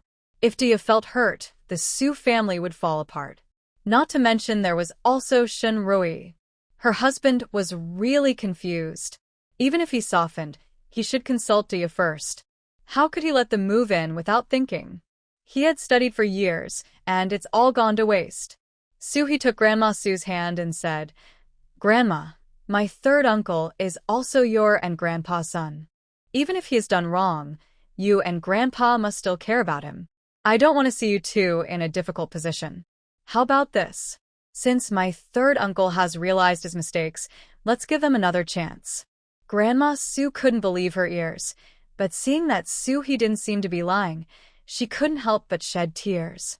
Dia, my good granddaughter, I won't say anything else. From now on, my life is yours. Soo-hee chuckled. Grandma, why would I want your life? I just don't trust my third uncle, so I need to set up a test. If he and my third aunt pass the test, then we can forget the past, and I'll treat him the same way I treat my second uncle. But if they don't change, Grandma, you'll have to be tough. Even if you don't think of yourself, you have to think of my dad, my second uncle, and my little aunt. If there's a bad apple in the family, no matter how hard we try, life won't get better, right? While wiping her tears, Grandma Sue said, Dia, I understand. You giving them another chance is already very generous. If they don't cherish it, then I'll act as if I never had this son. Although your grandfather is confused, he's not completely lost. If Su Laosen and his wife mess up again, he won't soften again. That's exactly what Su He wanted to hear. Though she could use a tough approach to force the old couple to kick Su Laosen and his wife out, that wouldn't solve the root problem. This time, she aimed to resolve the issue completely. Grandma, you need to help me put on a show. A big show. After hearing Su Xiaoman shook her little head eagerly. Sister, I promise I can perform well. I've used this trick to get good food from Grandma before. Grandma Shu. You little brat. You think your little tricks can fool me? It's just that I'm soft-hearted. Grandma Sue spent the whole night tossing and turning, her tears soaking the pillow. Old Lady Zhao thought, you usually scold me for being a crybaby, but aren't you the same? However, this matter is difficult for anyone to handle. After all, both the palm and the back of the hand are flesh. If anyone is to blame, it's Su Laosen and his wife for being worthless. The next day, He went to find Su Yongshi and his wife, telling them about Su Laohan taking in Su Laosen and his wife. Su Yongshi was nearly furious. Your grandfather is really confused. Su Laosen and his wife are not good people. He's being soft-hearted.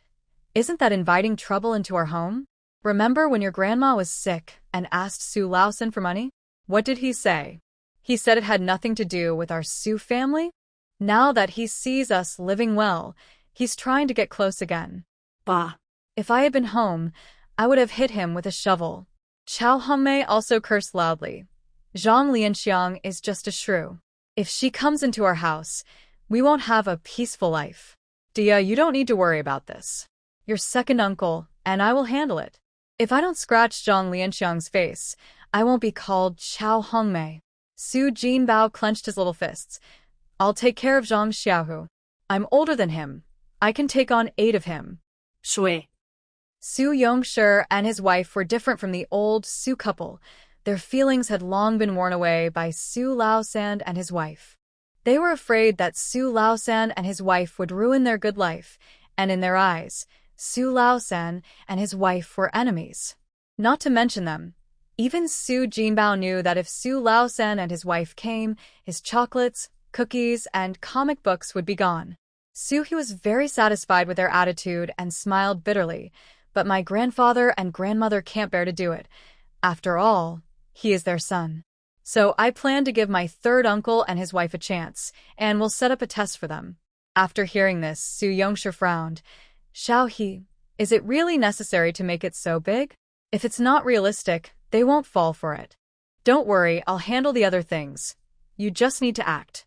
Before Su Yongshi and his wife could respond, Su Jinbao patted his chest and said, Sister, I promise I can perform well. I've used this trick to get good food from Grandma before.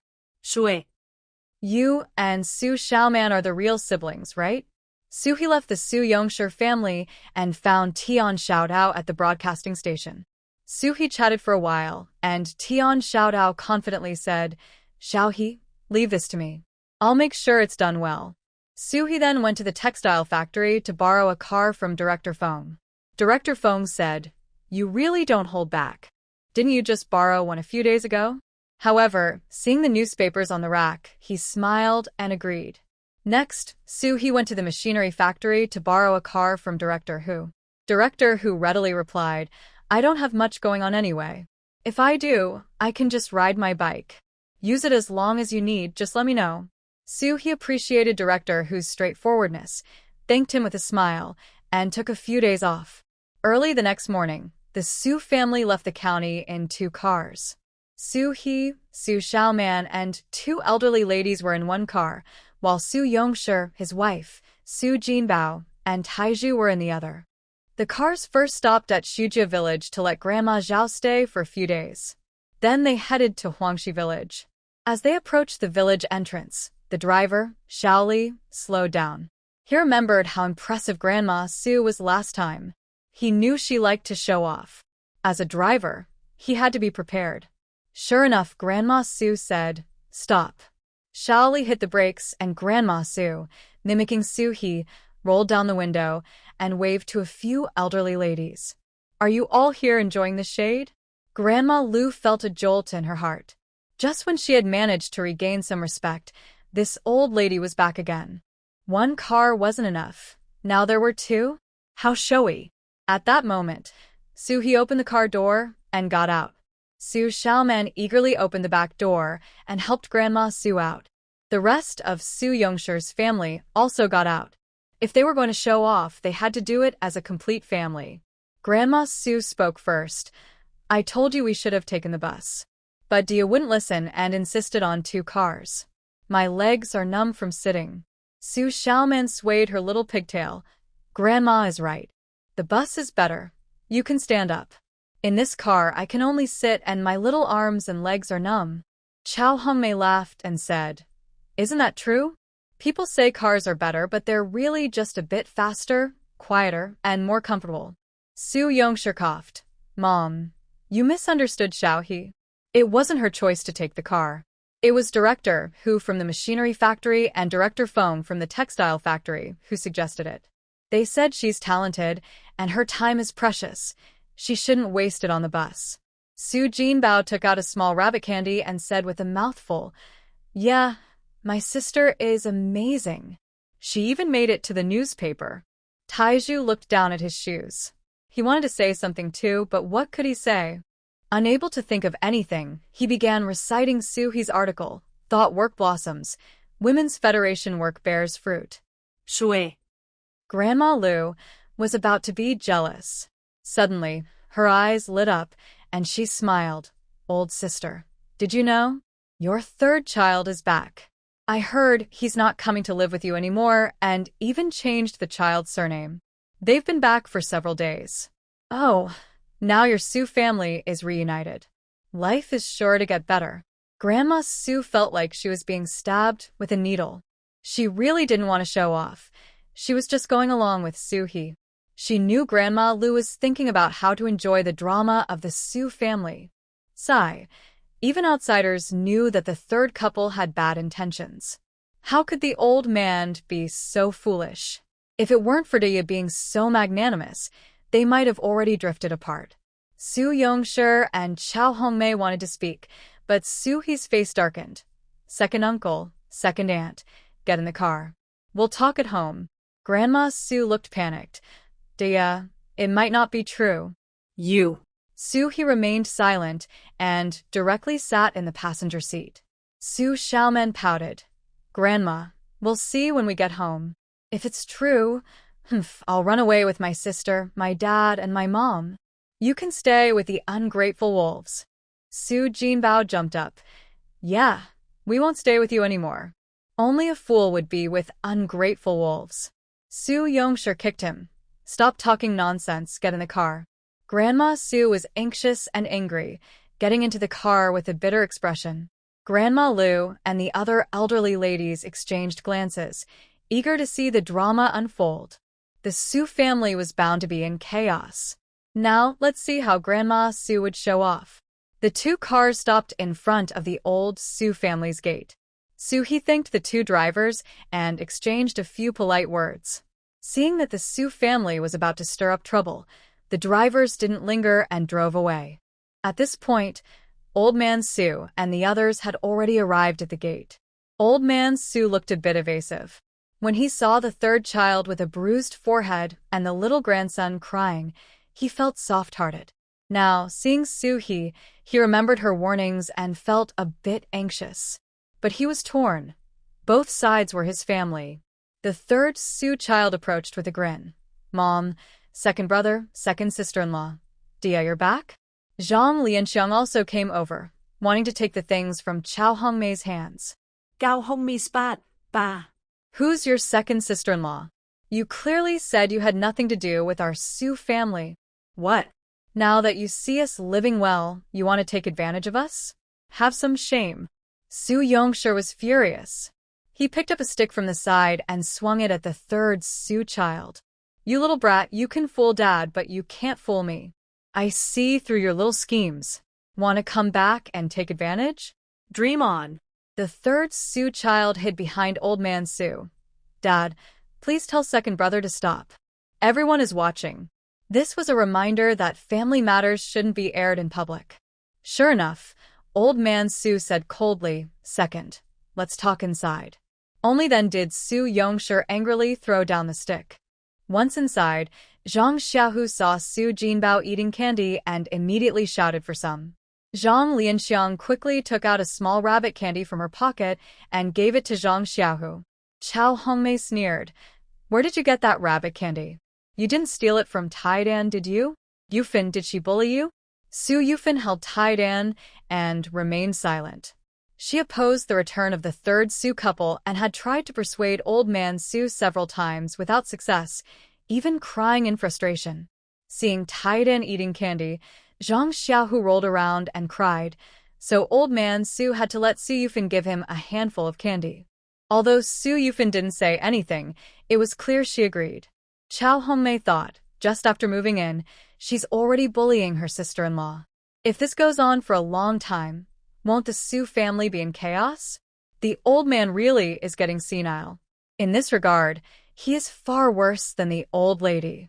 Su Laosan and his wife exchanged glances and knelt down together. Su Laosan cried as he spoke to Su Laodai. Mother, we were foolish before and made many mistakes. We know we were wrong now and promise we won't do it again.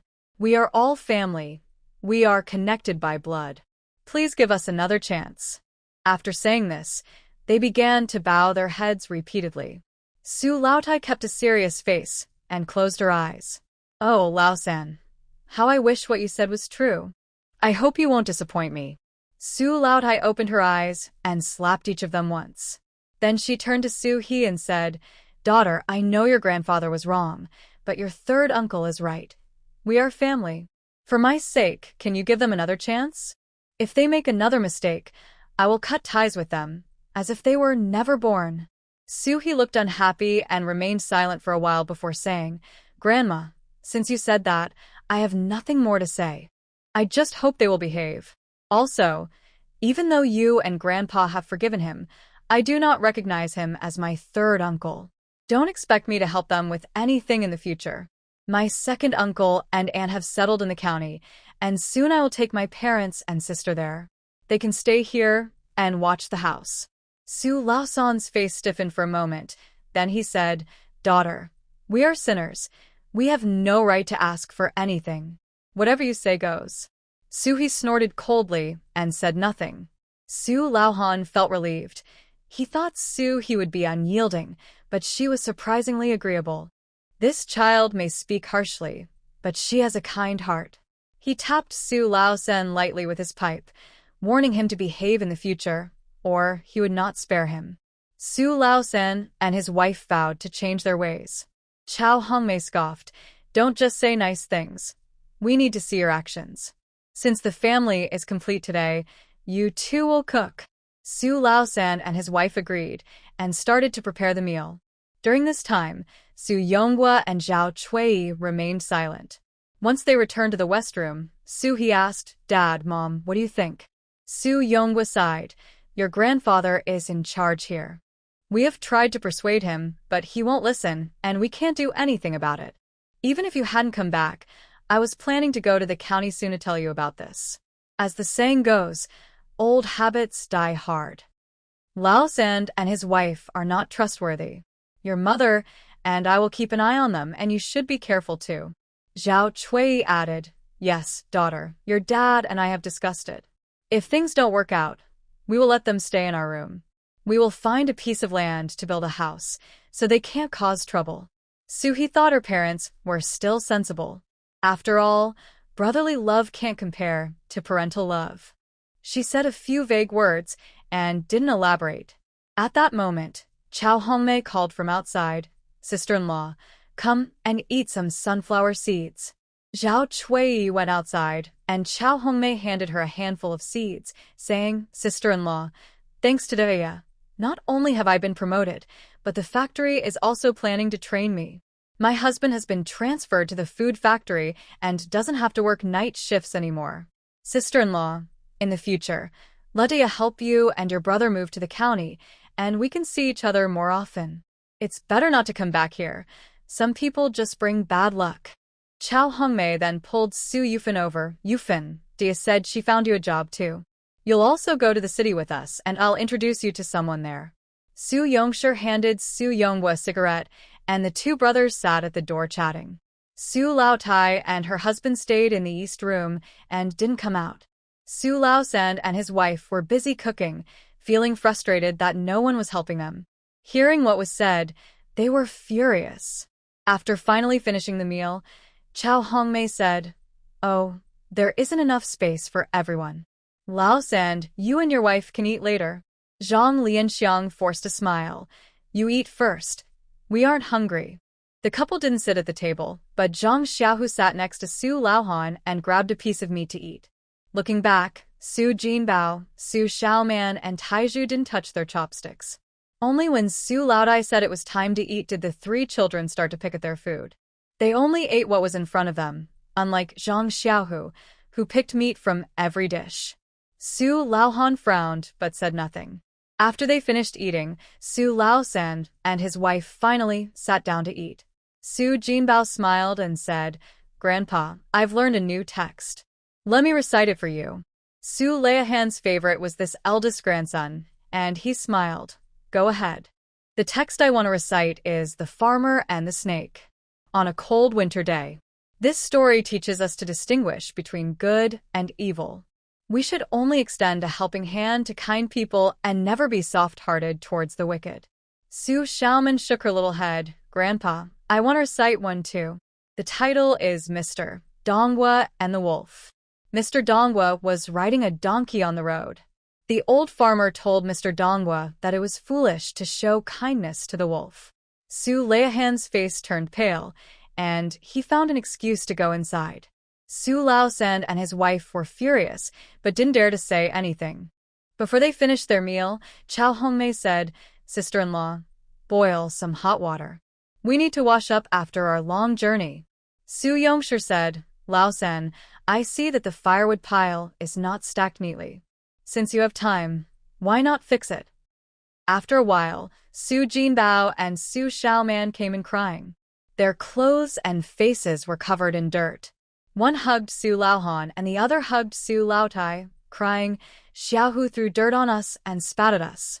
I thought he was my brother, so I let him off. Otherwise, I would have beaten him up already. He even said that all the family property of the Su family will belong to him in the future, and that he will drive us out sooner or later. Yeah, he also said that if it weren't for third aunt promising him candy, he wouldn't even come back to this broken family." Su Laohan was furious, his head buzzing. He looked at Taizhu, who had just entered the room. "Taizhu, you are an honest child. Tell Grandpa, is what Jinbao and Arius said true?" Taizhu looked down at his shoes. "It's true. Xiaohu also said that my house will be his in the future." At that moment, he felt like he was starting to fit into the Su family. Old Su believed at least 90% of what Taizhu said. Taizhu looked like an honest kid and probably wouldn't lie. Just as he was about to speak, Su Xiaohu ran in crying. He pushed Su Jinbao aside and jumped into old Su's arms. "Grandpa, su Jinbao and su llave chocolate. I want some too. I want some too." Seeing old Su silent, he started rolling on the ground, throwing a tantrum. "I want chocolate. I want chocolate. You are all bad people. I will tell my grandpa. Let him hit you. My mom said there would be good food when we come back, that I could go to school in the county and live in a building. It's all a lie." Su Xiaoman and Su Jinbao exchanged glances. With a silly kid like this, they didn't even need to set him up. Didn't he just say it himself? Old Su was so angry, he was shaking. Now he completely believed Su Jinbao and Su Xiaoman. He thought the third couple was truly remorseful, but it turned out they were after the family fortune. At that moment, Zhang Lianxiang came in holding a fire stick. She hit Su Xiaohu on the backside with it. "You wasteful child, what nonsense are you talking? When did I say that?" Su Xiao, who cried even louder. Old Su slammed his smoking pipe on the edge of the Kong. Enough. Why are you taking it out on the child? Whether you said it or not, you and the third couple know in your hearts. Get out. Get out. Zhang Lianxiang didn't dare to say anything and took Su Xiaohu outside. Su Jinbao and Su Xiaoman slipped away too. No way they were going to stay and become the target of anger. As they left, they called Tai Zhu along. Since Tai Zhu helped cover up the lie, the two little ones were now a bit friendlier with him. Only Old Su and Old Lady Su were left in the room. Old Su was smoking quietly, his face wrinkled like a dumpling. Old Lady Su had expected this, but still felt a bit hurt. She didn't try to persuade Old Su. She just hoped the third couple still had some conscience and could pass the upcoming tests. If they were just greedy for money, wanting to take advantage, it wasn't that terrible, it was human nature. But if their hearts were dark, then there would be no hope. In the next 2 days, Su Yongshi and his wife, along with Su He, showed no signs of leaving. They did nothing and ordered the third couple around. The two were furious, but didn't dare to say anything, just swallowing their anger. What was even more annoying was that the village kids started a rhyme that they shouted every day at Old Su's door. Old Su-san is a white-eyed wolf, forgot his mother after getting a wife. Zhang Lianxiang has a black heart, not a bit fragrant, just a stinky fart. Zhang Lianxiang couldn't take it anymore and ran out with a fire stick, causing all the kids to scatter. They then ran to the village's secret base, behind the firewood pile at Old Zhang's house in the east of the village, to get small rabbit candies cut into 8 pieces from Su Xiaoman. Su Xiaoman shook her little fluffy hair proudly, knowing that having candy makes things easier. I've understood this since I was little. That morning, Old Lady Su said to Su Yongshi, "Second, ride your brother's bike and go to the supply and marketing cooperative to buy some meat and oil." When Su Yongshi heard the word bike, he felt a pang in his heart. This was the first lesson his niece had taught him. If he hadn't changed later, he would have had to pay her back not just for the bike, but also 150 yuan. Thinking about Su He's arrangement, he said, "Mom, it's too hot for me to go to the commune. Doesn't the third want to show off? Let him go. It's a good chance to see if he's greedy for money." Su Lao-sen secretly hated this, but smiled on the surface. "Mom, since my second brother doesn't want to go, I'll go." Old Lady Su frowned. "You can go, but go early and come back early. Don't use shopping as an excuse to slack off." "Mom, don't worry, I'll be back after I buy the things." Su Lao-san was very unhappy. His mother used to favor him the most, but now it felt like he was raised by a stepmother, not knowing where he stood. Wasn't it because the eldest and second families were doing well that she was biased? As he pushed the bike out of the yard, Zhang Lianxiang chased after him. "Head of the household, I'll go with you. I'm not feeling well and need to get some medicine from the clinic." Behind them, Old Lady Su could be heard scolding, saying she hadn't done much work but had a lot of complaints. Once they left Huangshi village, Zhang Lianxiang started cursing. There's not a good thing in the old Su family. The old one is biased, and the young one is full of bad intentions. If it weren't for the benefits from over there, I wouldn't come back to suffer this humiliation. Let's take our time buying things. Otherwise, there will be a pile of never-ending chores waiting for us. Su Lao-san complained a bit too, saying, "All right, they can't stay at home forever. Once they leave, we can properly appease the old man. After all, this family is still under the old man's control." The two arrived at the supply and marketing cooperative, bought meat and oil, and someone called out from behind, "Is that Su Yongzhen?" Su Lao-san and his wife turned around and saw a young girl in a light pink checkered dress. Such attire was rare in Huaihua commune. She clearly looked like she was from the city. Su Lao-san asked in confusion, "I'm Su Yongzhen, who are you? We need to talk." Su Lao-san and his wife followed the girl to a secluded spot. The girl said, "Rui sent me to find you. I heard Su, he has returned to the village, is that true?" Su Lao-san was taken aback, then looked puzzled. "Miss, I don't understand what you're saying." The young girl scoffed. "Enough, don't play dumb with me. I don't know if Rui mentioned me, but I'm her best friend, Luo Xiaoling." She can't come, so she sent me to meet you. The original plan is cancelled because there's now a great opportunity to ruin Su He's reputation. Su Lao-san and his wife were stunned by what she said. What does Rui want us to do? The young girl took out a small booklet. Don't be fooled by the cover.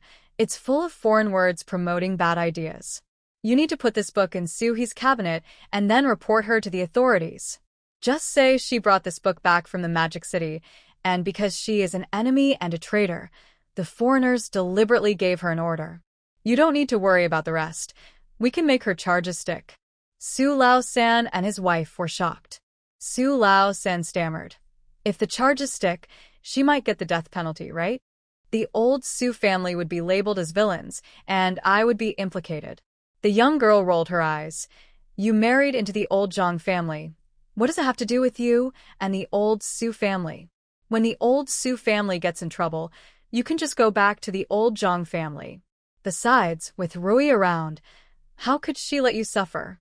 Rui told me that if this works out, not only will she fulfill her previous promises to you, but she will also reward you with an extra 2,000 yuan. This is your deposit.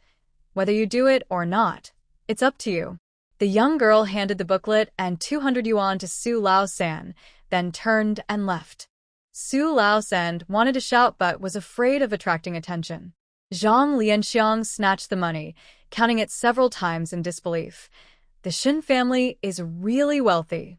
Last time they gave us 100 and this time 200. We haven't done anything and already made 300. She flipped through the small booklet, which was indeed filled with foreign words that she couldn't understand. Su Lao-san grabbed the booklet, stuffed it into his pocket, and said with a trembling voice, "Don't let anyone see it." Zhang Lianxiang's eyes darted around. I figured it out. The old Su family doesn't see us as people, except for the old man. Why not take this chance to end it all? Forget what Rui promised us. Even 2,000 is worth it. Su Lao-san hesitated. But if we do this, Dia might lose her life, and the old Su family will be finished. Zhang Lianxiang sneered. What does it matter to us if she lives or dies? They never recognized you as their third uncle.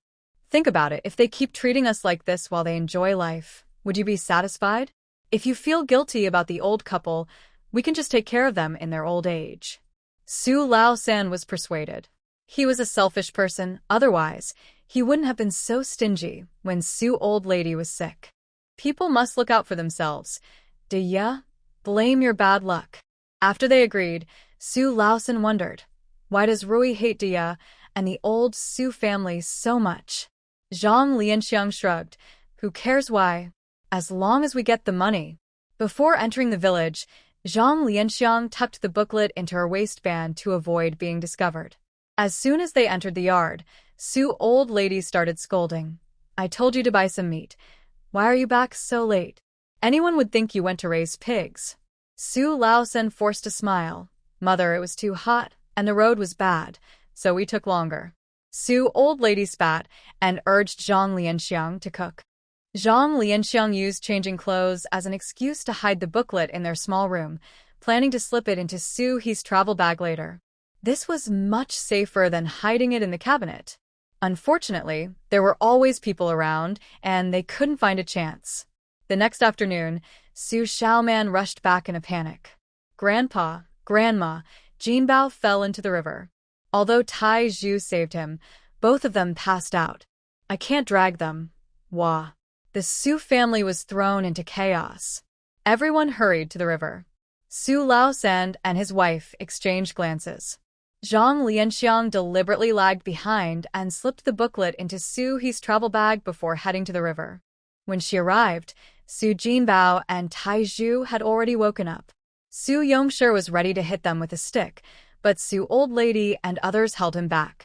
The next morning, Su Lao-san found an excuse to go to the commune.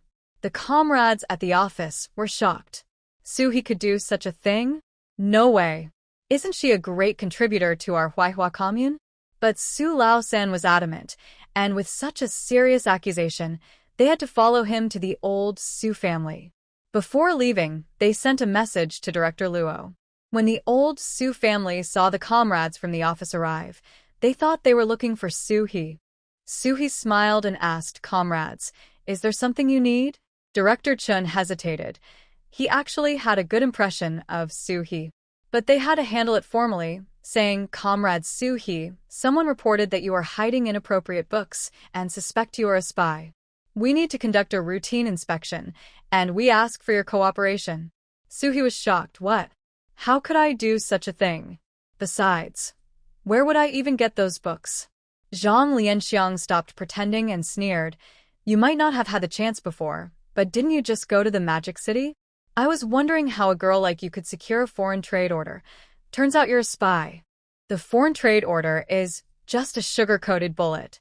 Su Laosen sighed. "Dia, I don't want to report you, but this is too big. I can't hide it. You should hand over the booklet voluntarily. It might lessen your punishment." Su Yongshi and his wife exchanged shocked glances. They were stunned. Soo-hee had only shared part of her plan and hadn't told them everything.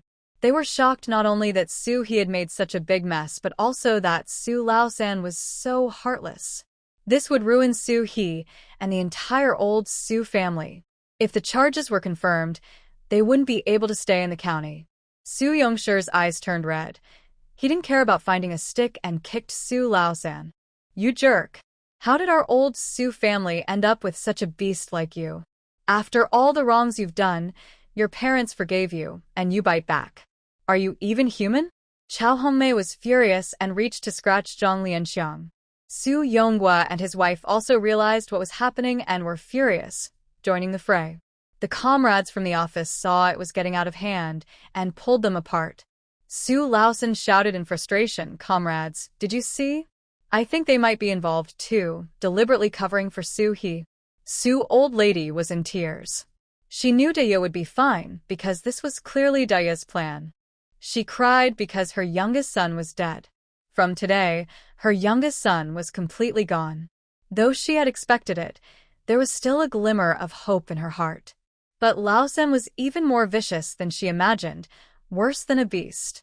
Su old man felt dizzy. If he weren't so strong, he might have fainted from anger. "Beast, beast. I shouldn't have been soft-hearted. I let down Dia and the ancestors of the old Su family." As he spoke, he reached out to slap Su Laosan, but Su Laosan grabbed his arm and pushed him away. "Dad, Dia made a mistake, and I reported her. This is called putting righteousness above family. Don't get involved." Though Su Laosan didn't use much strength, Su old man was in shock and was pushed down. Su Jinbao rushed over with a stick. "You dare hit my grandpa, I'll beat you to death." Su Xiaoman ran over with a broom. "You dare hit my grandpa, I'll fight you." Tai Zhu stood stunned for a moment and then quietly came over to help Su old man up. Su Jinbao and Su Xiaoman were held back by Chao Hongmei, fearing they might get hurt. Old Su was in tears, feeling that his own son, whom he raised with great difficulty, was not as good as the grandson that Tai Zhu had taken in halfway. Su Laosan showed a hint of guilt on his face, but it was quickly replaced by excitement. As long as they found that little booklet, Su-hee would be brought down. He would get the benefits promised by Shinroi. As the saying goes, if one does not care for oneself, heaven will punish them. If anyone is to blame, it's her bad luck. He said to Director Sun. "Director Sun, you saw it, right? Su-hee has no remorse at all and won't confess voluntarily. You all go in and search. There's a travel bag in the cabinet of the East Room, and that little booklet is inside." At that moment, many villagers came to watch the commotion in the Su family courtyard. Since it involved a spy, no one dared to speak up, as they might get implicated. However, the looks in their eyes towards Su Laosan and his wife were not friendly. Su-hee had brought orders to Huangshi village and was said to be building a branch factory in the commune. If Su-hee was found guilty, the branch factory would likely be cancelled. Moreover, they believed Su-hee was not that kind of person. Even old lady Lu thought Su Laosan was talking nonsense. Although the girl liked to show off like her grandmother, she was a kind-hearted girl. How could she be a spy? At that moment, Director Luo rushed over. He had hurried over on his bicycle after receiving the news, nearly sparking from pedaling so fast. He could not believe he would be a spy. No wonder he had asked Sister Wu to keep an eye on the news from Huangshi village. Something had really happened. Perhaps it was Su Laosan's scheme. That little booklet was probably planted by him. He said to Director's son, "Old son, I guarantee with my integrity that Comrade he absolutely wouldn't do such a thing. There must be something fishy going on here. You must investigate thoroughly. We cannot wrong a good person, nor can we let a bad person go." He felt warm inside. She didn't expect Director Luo to say such words. If it were petty theft, it wouldn't matter much for Director Luo to vouch for her, but she was accused of a serious crime.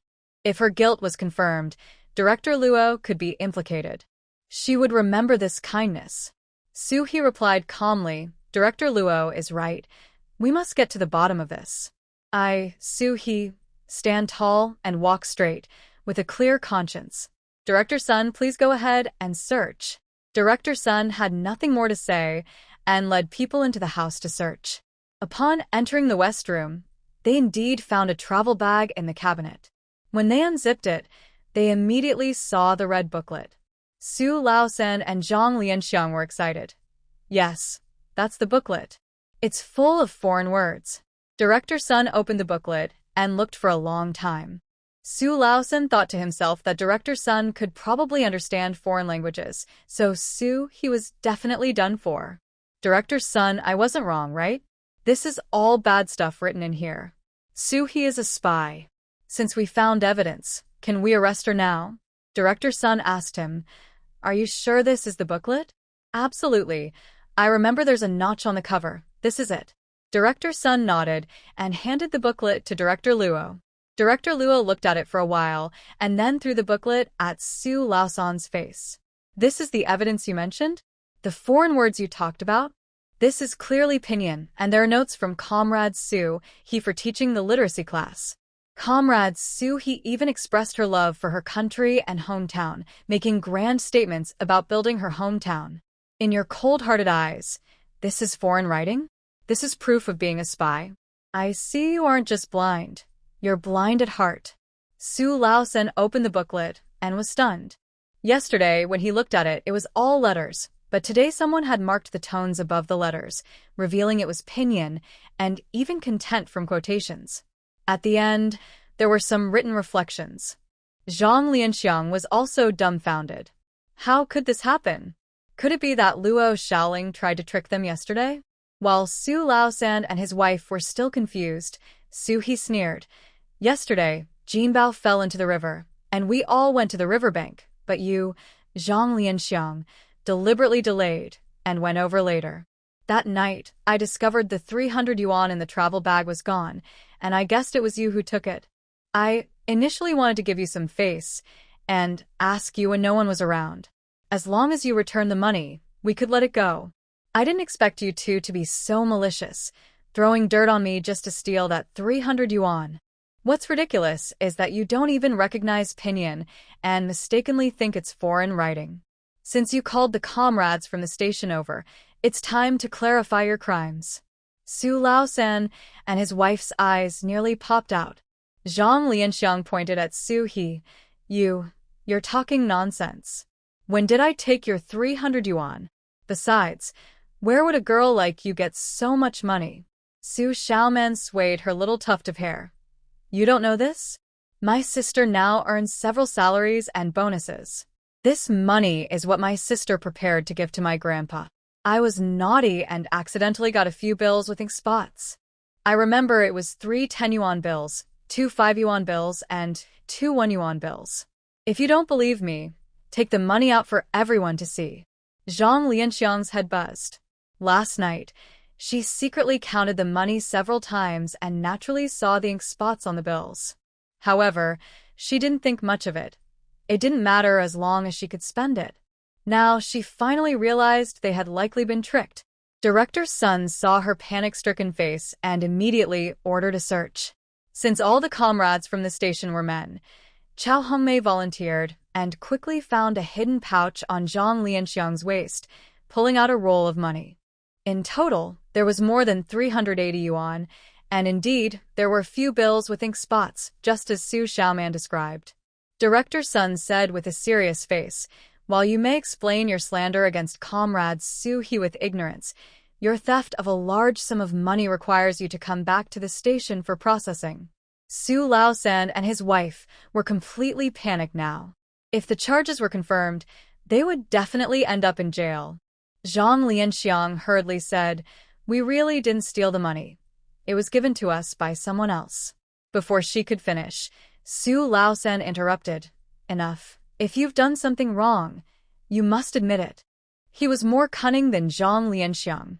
If they exposed Shen Rui, although they could clear their theft charges, they would be accused of framing someone. Moreover, Shen Rui would definitely retaliate against them. It was better to endure the shame and take the blame, and they could still ask Shen Rui for compensation. He knelt before Old Su and Old Lady Su. "Dad, Mom, I know I was wrong. I was just confused for a moment. Please help us plead for leniency. As long as Daya doesn't pursue this, it will be a family matter, and we won't have to go to jail. Even if you don't consider me, you must think of Xiao Hu. If he has parents in jail, how will he grow up? We wronged Daya, and we are willing to compensate. We won't take the extra 80 yuan, consider it compensation for her." Old man Su was so angry he was gasping for breath, pointing at Su Laosan. How can you say such things?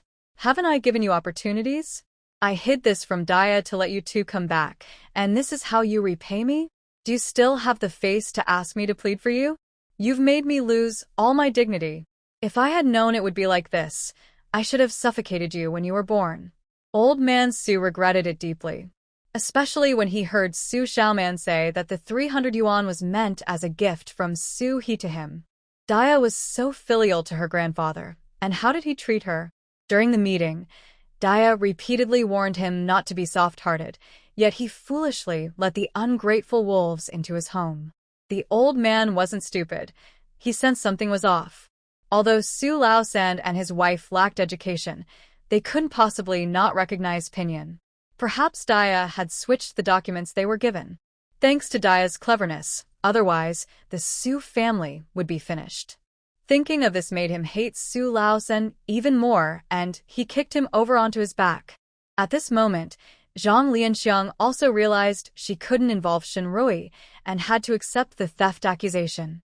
She knew there was only one way to avoid prison, to make Su Laotai and old man Su soften their hearts. So, she grabbed the stunned Su Xiaohu and pinched his thigh, causing him to cry out. Zhang Lianxiang cried, "Dad, Mom, what the head of the family said is right. Xiaohu is your own grandson. Can you bear to see him suffer? If that's the case, I might as well take him and die." Su Laotai's tears flowed continuously as Su He walked over and held her hand. "Grandma, I will listen to you." Su Laotai sighed deeply. Having such a sensible granddaughter like Daya was truly a blessing. She patted Su He's hand, then walked up to Su Laosan and slapped him hard twice. "Laosan, you are my flesh and blood, born after 10 months of pregnancy. Even though you treated me like that, I couldn't bear to be harsh with you. But you have disappointed me too much. It's one thing to be greedy or foolish, but it's entirely unacceptable to be so cruel. You want to ruin our Su family. Even raising a dog would be better than you.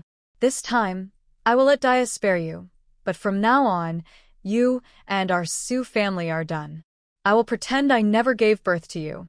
Let the villagers witness this. Su Yongjin and Su Xiaohu are no longer part of our Su family. Their lives or deaths have nothing to do with us." Although the Su family had previously shouted about cutting ties with Su Laosan, the villagers thought it was just a temporary thing, and they might reconcile one day. But now that Su Laotai had spoken, it completely severed Su Laosan from the family, leaving no chance for reconciliation. Old man Su nodded at Su Laotai's words but said nothing.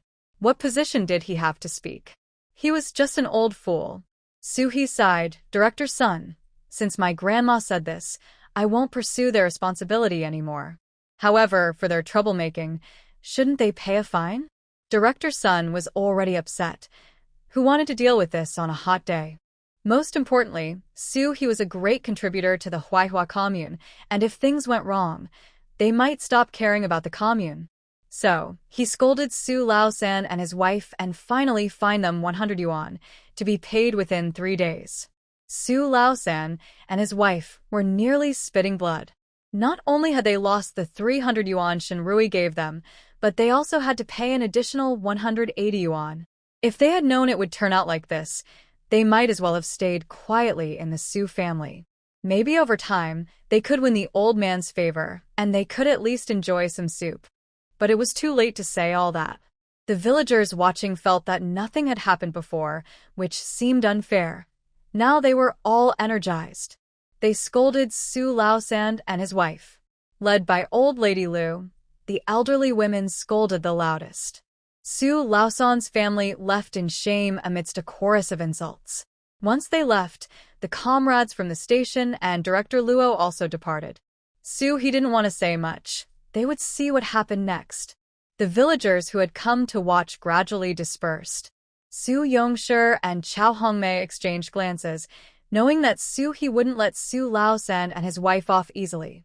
There would definitely be more to come. The atmosphere in the Su family was heavy all day.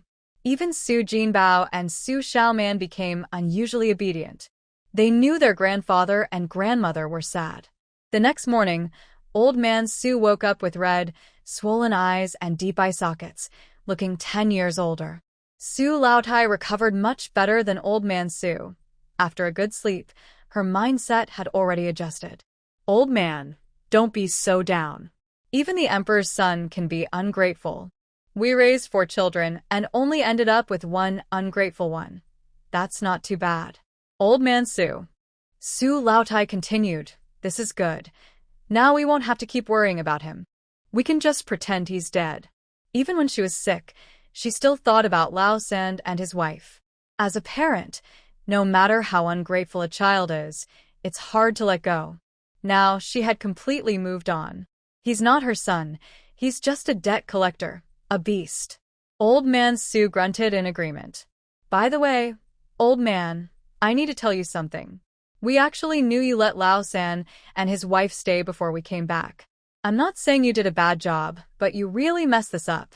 If it weren't for Daya's understanding, we would have been completely alienated from each other. She told me to give Laosan and his wife 1 more chance. If they passed the test, she would let it go. But look, Laosan and his wife are heartless. They're just beasts. Have you thought about it? If this plan wasn't Daya's and was real, our Su family would be completely finished. Old Man Su was stunned. You mean all this was fake? You all teamed up to trick me? Su Laotai glared. What's wrong with tricking you? You old fool. If I hadn't tricked you, would you have listened to me? You stubborn old mule. If you hadn't let Laosan and his wife in, we wouldn't have needed to trick you. Do you know that because of this, I didn't even get to show off when I came back in a car? Old Man Su immediately wilted. Su Laotai sighed. Old man, from now on, let's just do what Daya says. That child is smart and filial. She won't harm us. Trust me, our blessings are ahead. Old Man Su nodded. Okay, I'll listen to you. At that moment, Su-hee's voice came from the door. Grandpa, Grandma, are you up? Su Laotai hurried to the door. Daya, what's the matter? Su-hee smiled and took out 100 yuan. Grandma, I borrowed 30 yuan from you before. Here it is back. Su Laotai's eyes lit up. Oh my, isn't this good fortune coming? Old Lady Su said with a hint of annoyance. Big girl, isn't the money from Grandma your money too? You spent it, so why should you pay it back? Besides, why so much? Su-hee replied, when you say that, please don't reach out. You already took the money, so it sounds insincere to say this now. Grandma, you've worked hard taking care of my maternal grandparents in the county, and my grandpa is struggling at home. The extra money is my way of honoring both of you. Old Lady Su smiled widely. It's still my precious granddaughter. This money in your hands can even grow more. Su-hee chuckled a bit, and just as she was about to leave, Old Lady Su grabbed her hand. Big girl, I know you've been wrong this time.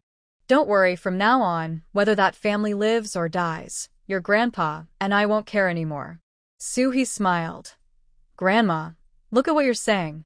You and Grandpa are the backbone of the family. Whatever you two decide goes. Hearing this, old lady Sue felt a jolt in her heart. Big girl's words have deeper meaning. There's still some resentment there. At that moment, old man Sue, who had been uneasy since Suhi arrived, said, Big girl, this time it was my mistake. From now on, you can decide matters in our Sue family. Suhi blinked.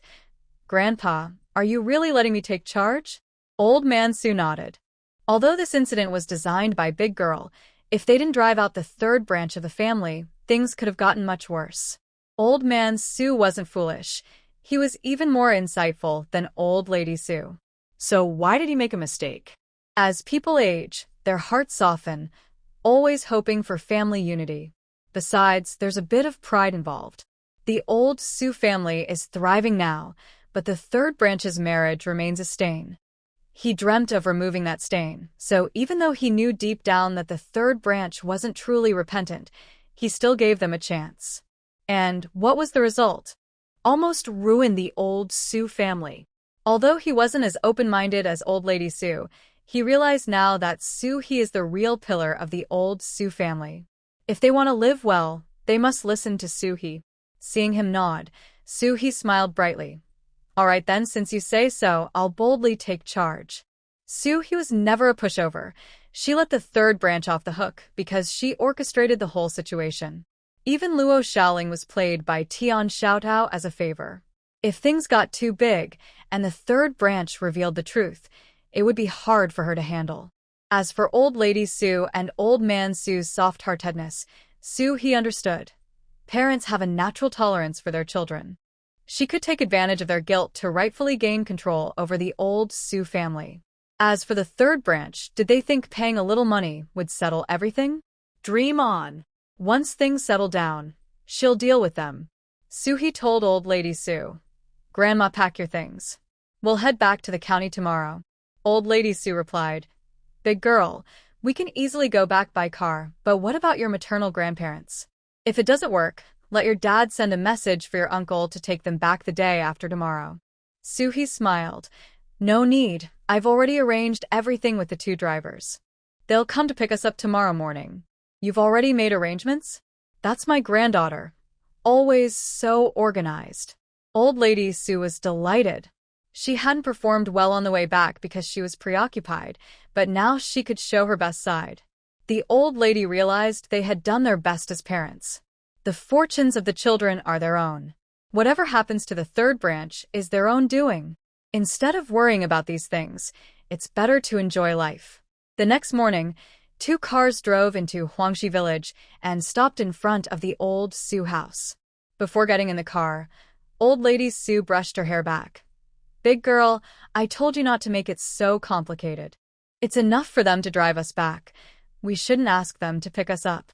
Even though I'm used to staying in the county, I'm not too accustomed to the dirt roads, but it's fine to walk them occasionally.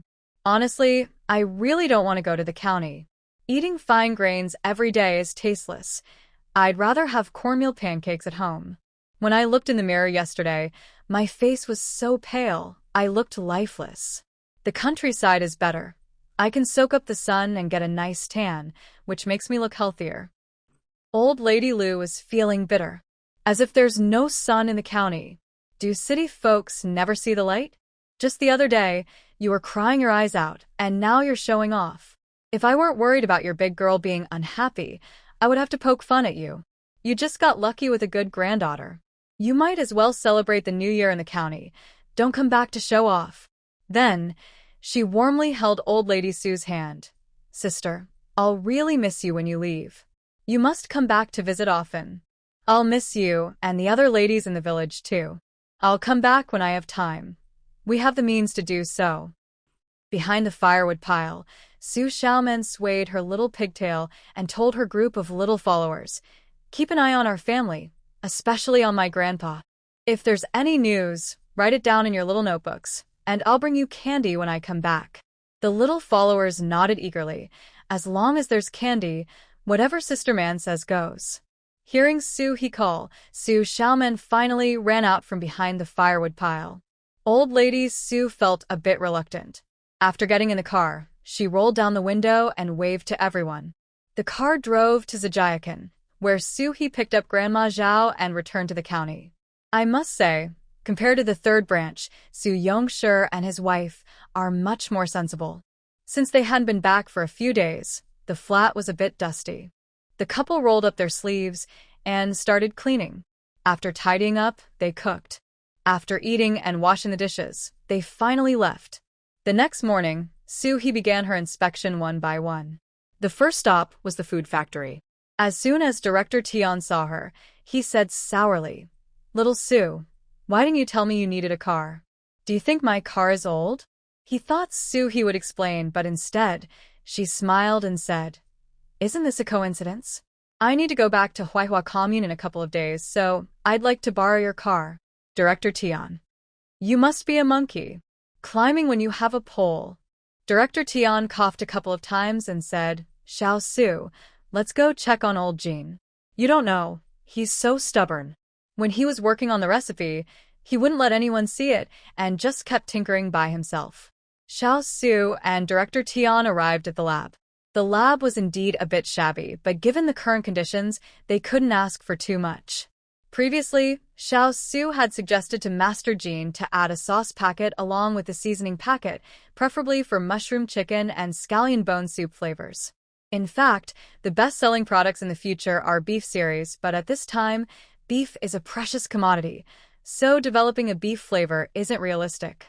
Plus, mushroom chicken and scallion bone soup are already very tasty and easier to market.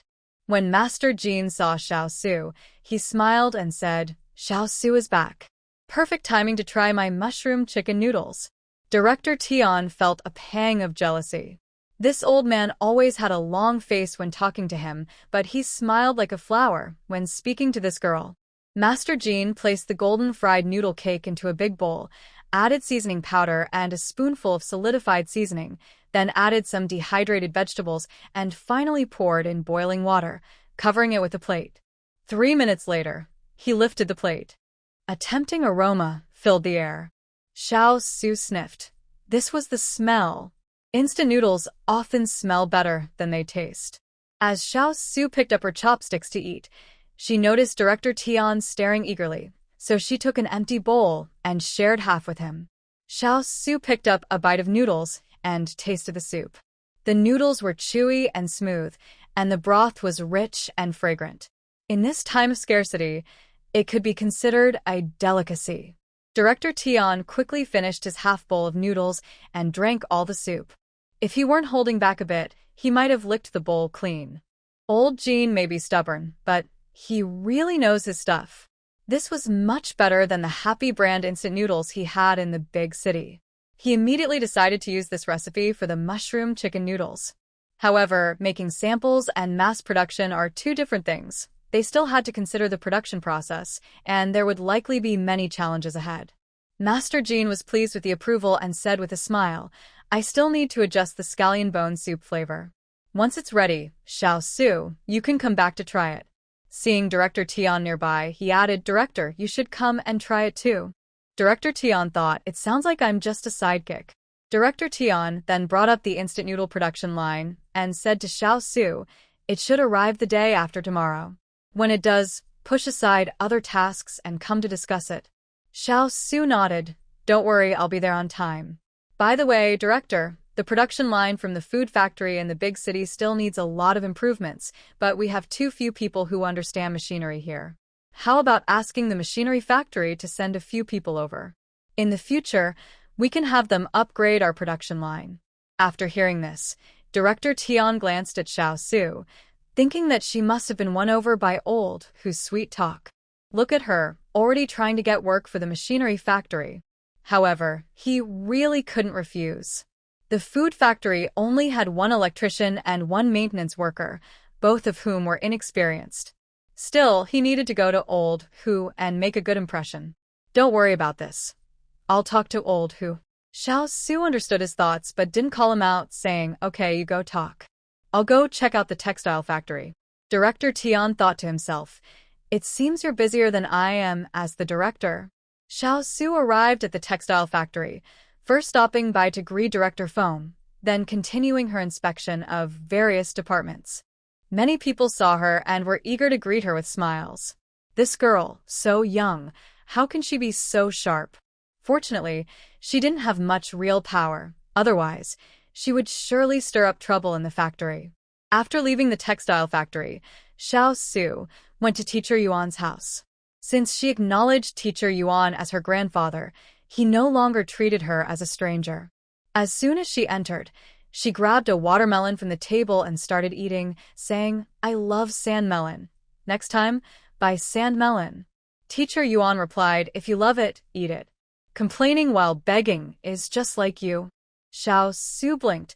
"I called my grandma the other day. Guess what she said to me?"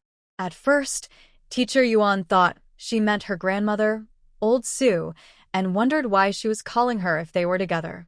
But then he realized she was talking about Nye Wenjie.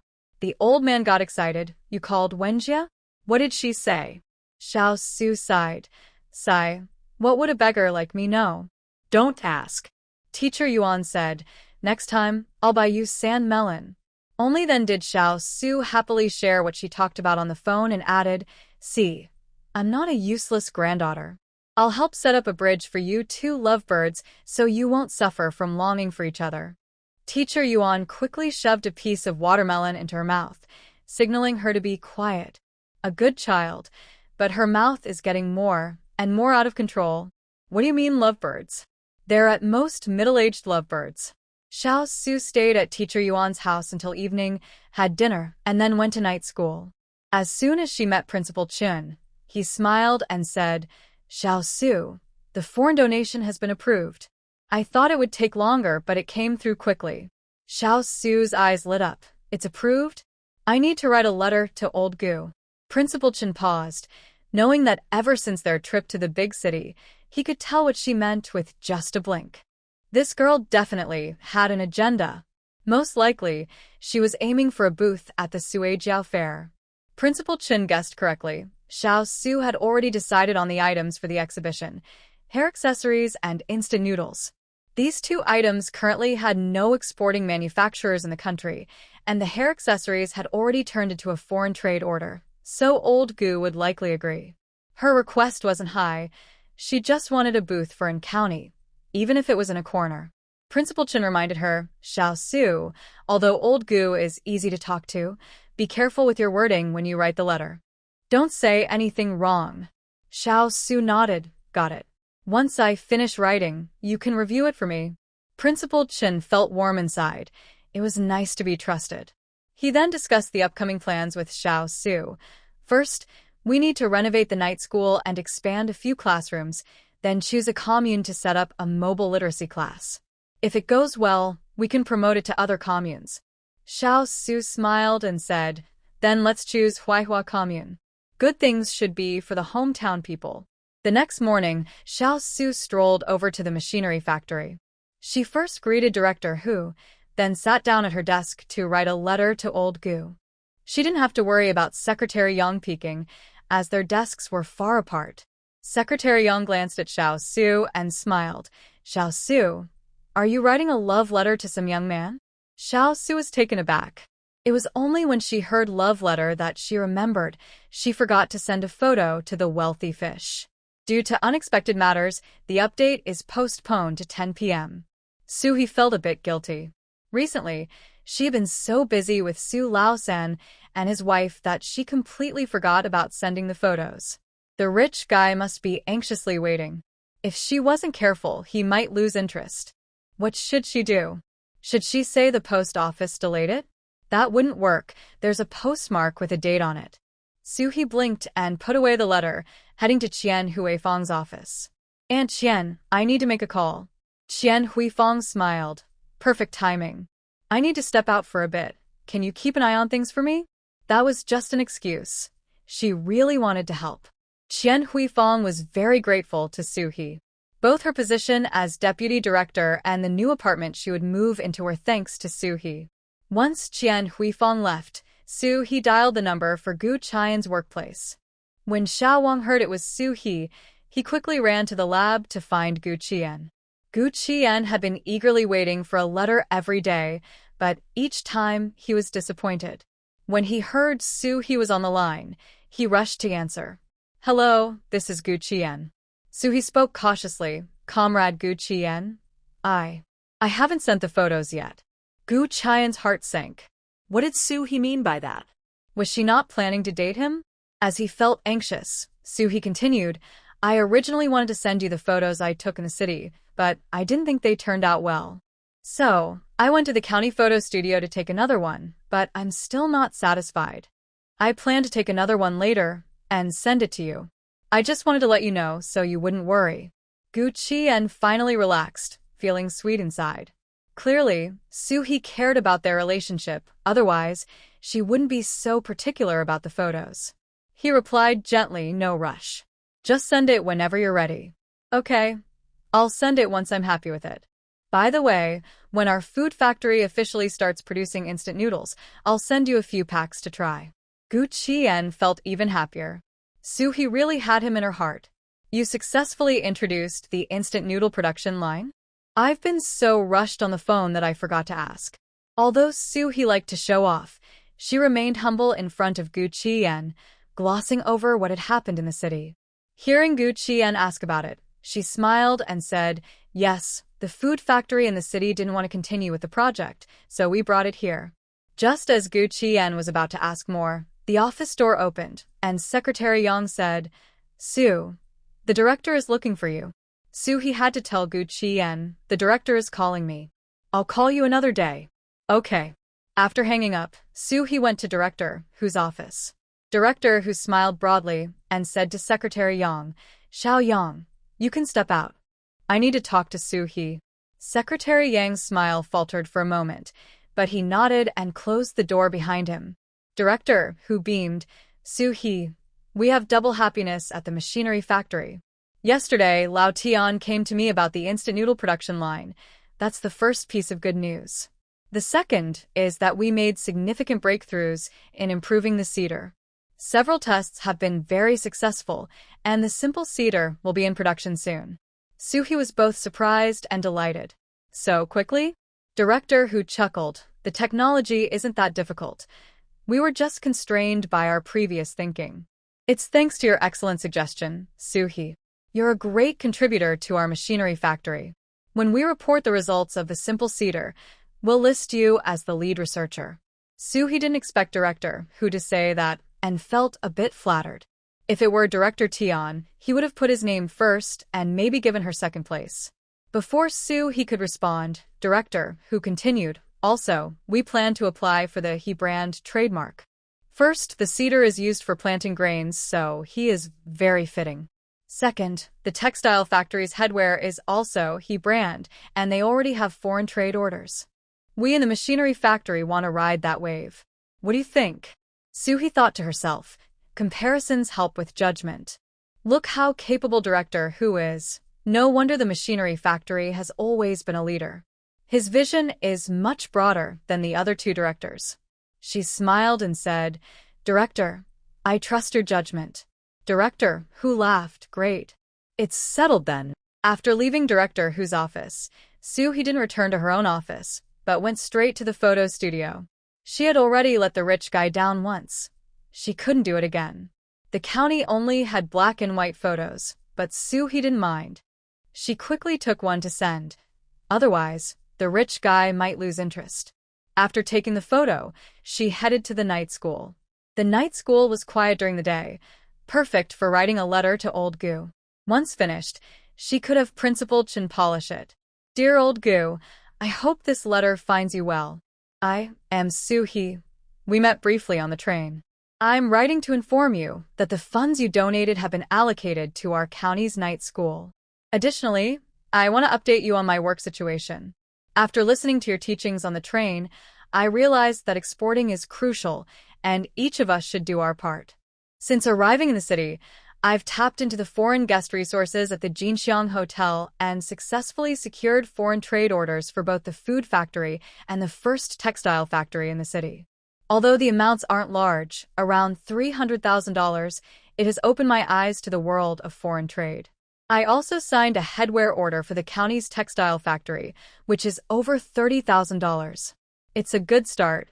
The headwear industry has high labor costs, which is an advantage for our country, and there's great potential to explore. Our county has also introduced the instant noodle production line from the food factory in the city and improved the formula, which will be on the market soon.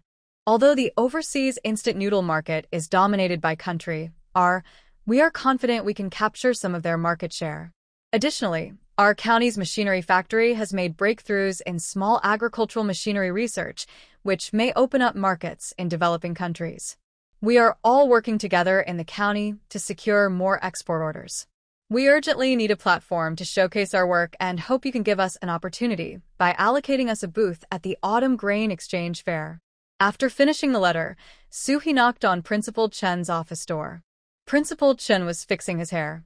Perhaps it was due to his good mood lately, but a few precious new hairs were sprouting in the sparse area on his head. As he groomed himself, Principal Chen muttered, grow, grow, grow, grow, grow, grow, grow, grow, grow, grow, grow. Principal Chen sat behind his desk and put away a small wooden comb. Come in. Soo-hee pushed the door open and placed the letter she had written in front of Principal Chen. Principal, I finished the letter to Mr. Gu. Can you take a look? The more Principal Chen read, the more complicated his expression became. Was she reporting work or showing off her achievements? However, and county was too insignificant. If Soo-hee hadn't mentioned it, no one would believe it had the ability to generate foreign exchange. Principal Chen made some edits to tone down the show-off aspect. After reading it, Soo-hee gave a thumbs up. Principal, you really are the best. Your edits made it so much better than what I wrote.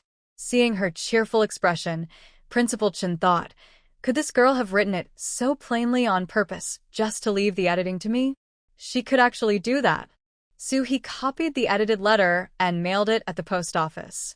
The next day at noon, Soo-hee arrived at the photo studio and picked up her developed photos, one 4-inch and one 1-inch.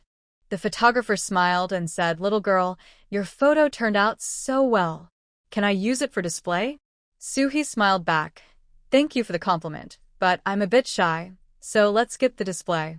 The photographer didn't press further and handed her the negatives. Soo-hee went to the secretary's office at the machinery factory and started writing a letter to Gu Chien. Since the photos were delayed, she needed to write a longer letter to reassure the wealthy fish. Comrade Gu Chien, I hope this letter finds you well. I have received your letter. Mr. Gur is doing well and has improved his temper a lot. He smiles more now. I feel a longing for Qing province, as you mentioned in your letter. Every time I see these things, I feel a sense of pride. Our country has beautiful landscapes, and our people are hardworking and wise. I have received your photo, and I understand the message you wanted to convey. We have known each other for a while now, sharing common ideals, views, and topics. I think we can elevate our friendship. I hope we can learn and progress together in the future, contributing to the 4 modernizations. By the way, I have good news. The textile factory is going to build a branch in Huaihua Commune. I believe my hometown will soon become prosperous.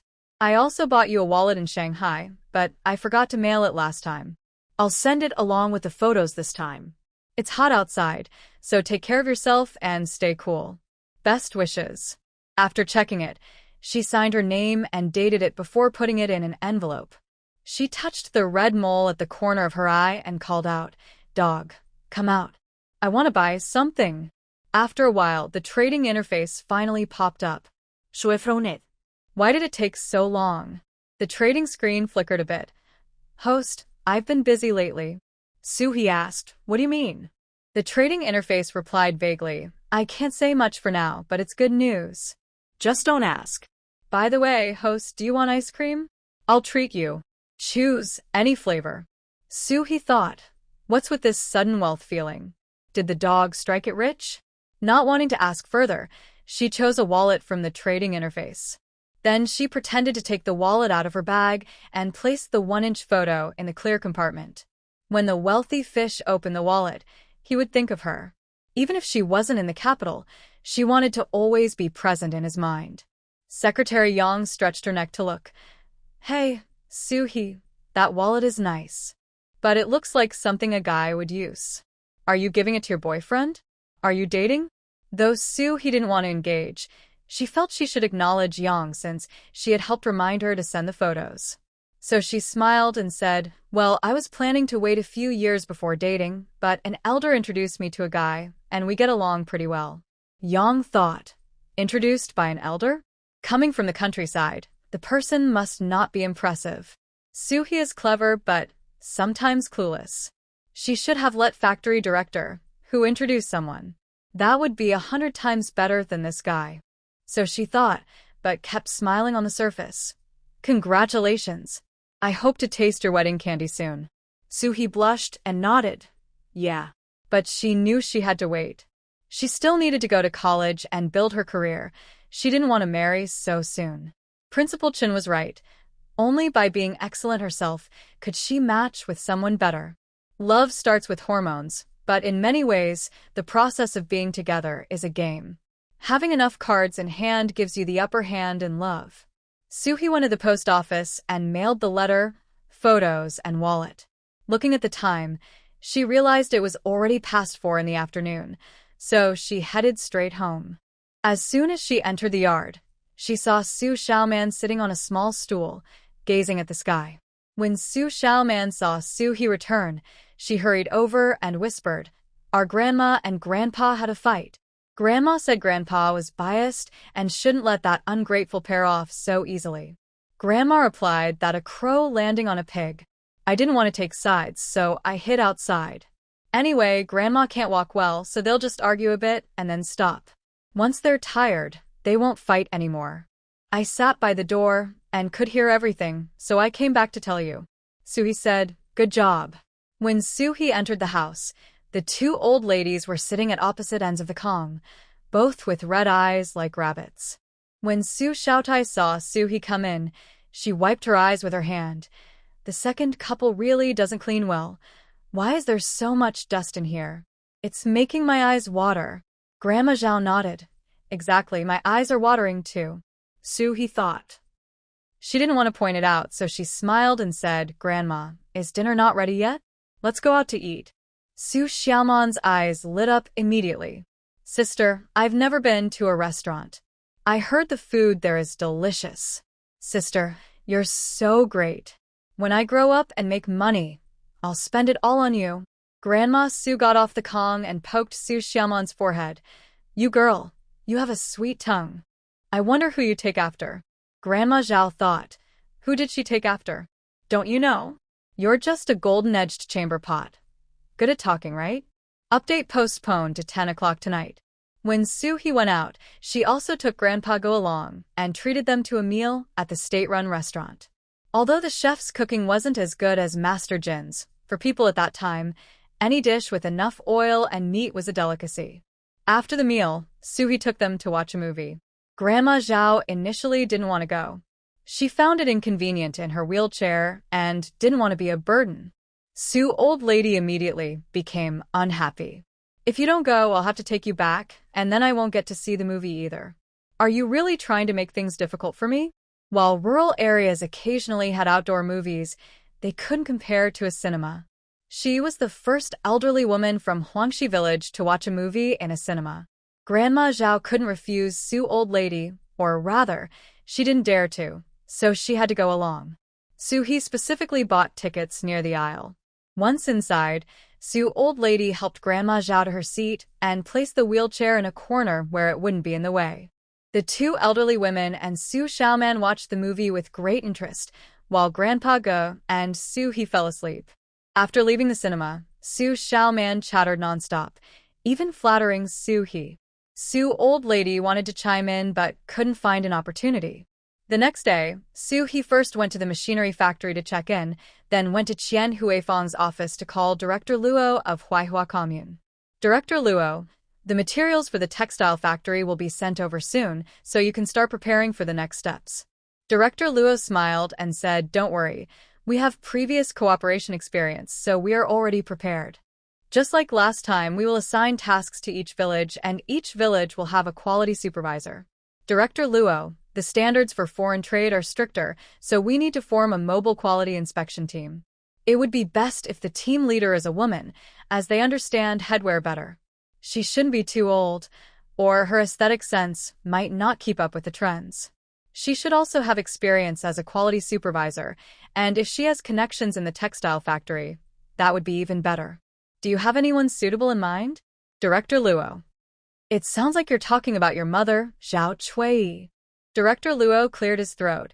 Let me filter candidates based on these criteria, and I'll let you know when I have results.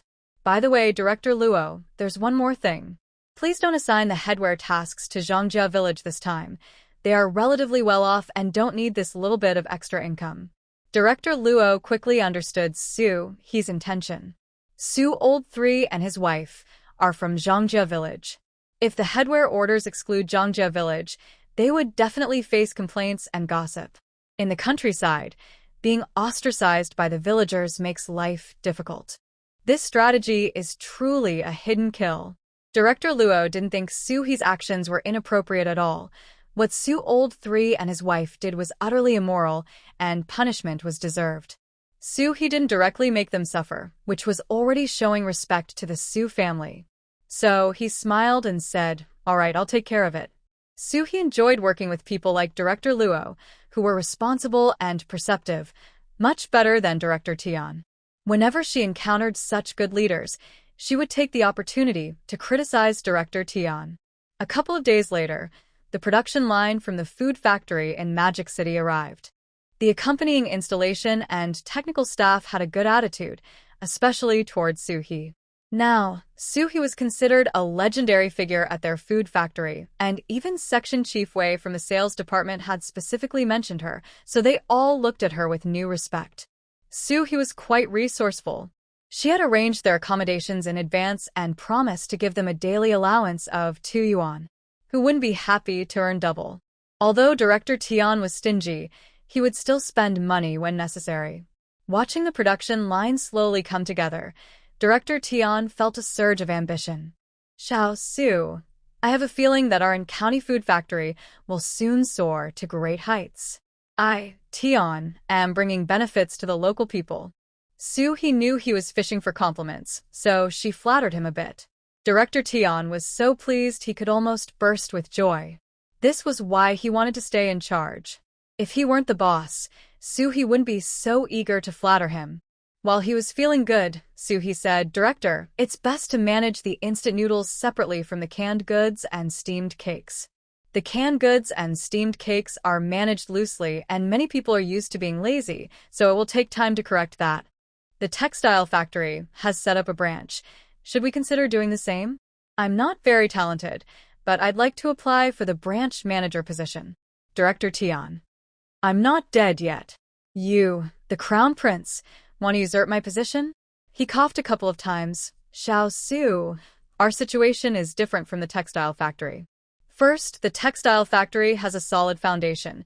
They have money, so they can afford to set up a branch. Our food factory is struggling. We can't even afford to buy raw materials, let alone set up a branch. Second, the textile factory needs a lot of labor, and establishing a branch in Huaihua Commune can solve that labor issue. Our food factory doesn't need that many people. It's not worth it to set up a branch so far away. Third, the textile factory. Director Tian went on like he was writing a report, listing 10 points for Su He. Su He nodded. Director, that's why you're the best. You think things through much more comprehensively than I do. Looking at it this way, it really doesn't make sense to set up a branch. Then let's separate the instant noodle production line and set up a management team. You'll be the head, and I'll be the deputy. What do you think? Director Tian. Deputy? Dream on. With your ambitions, if you became deputy, you'd soon kick me out of my position. He thought for a moment and said, "How about this? Old who will make you the factory secretary, and I'll also make you the factory secretary. However, you will only be responsible for the instant noodles. You have too many part-time jobs, so you probably won't have time to handle daily operations. I'll have you Guodong help you out." Su He understood his meaning. It was just a title. This was what she expected. Her earlier comments were meant to set him up. Otherwise, He wouldn't be willing to give her this secretary position. Director, I'll follow your lead.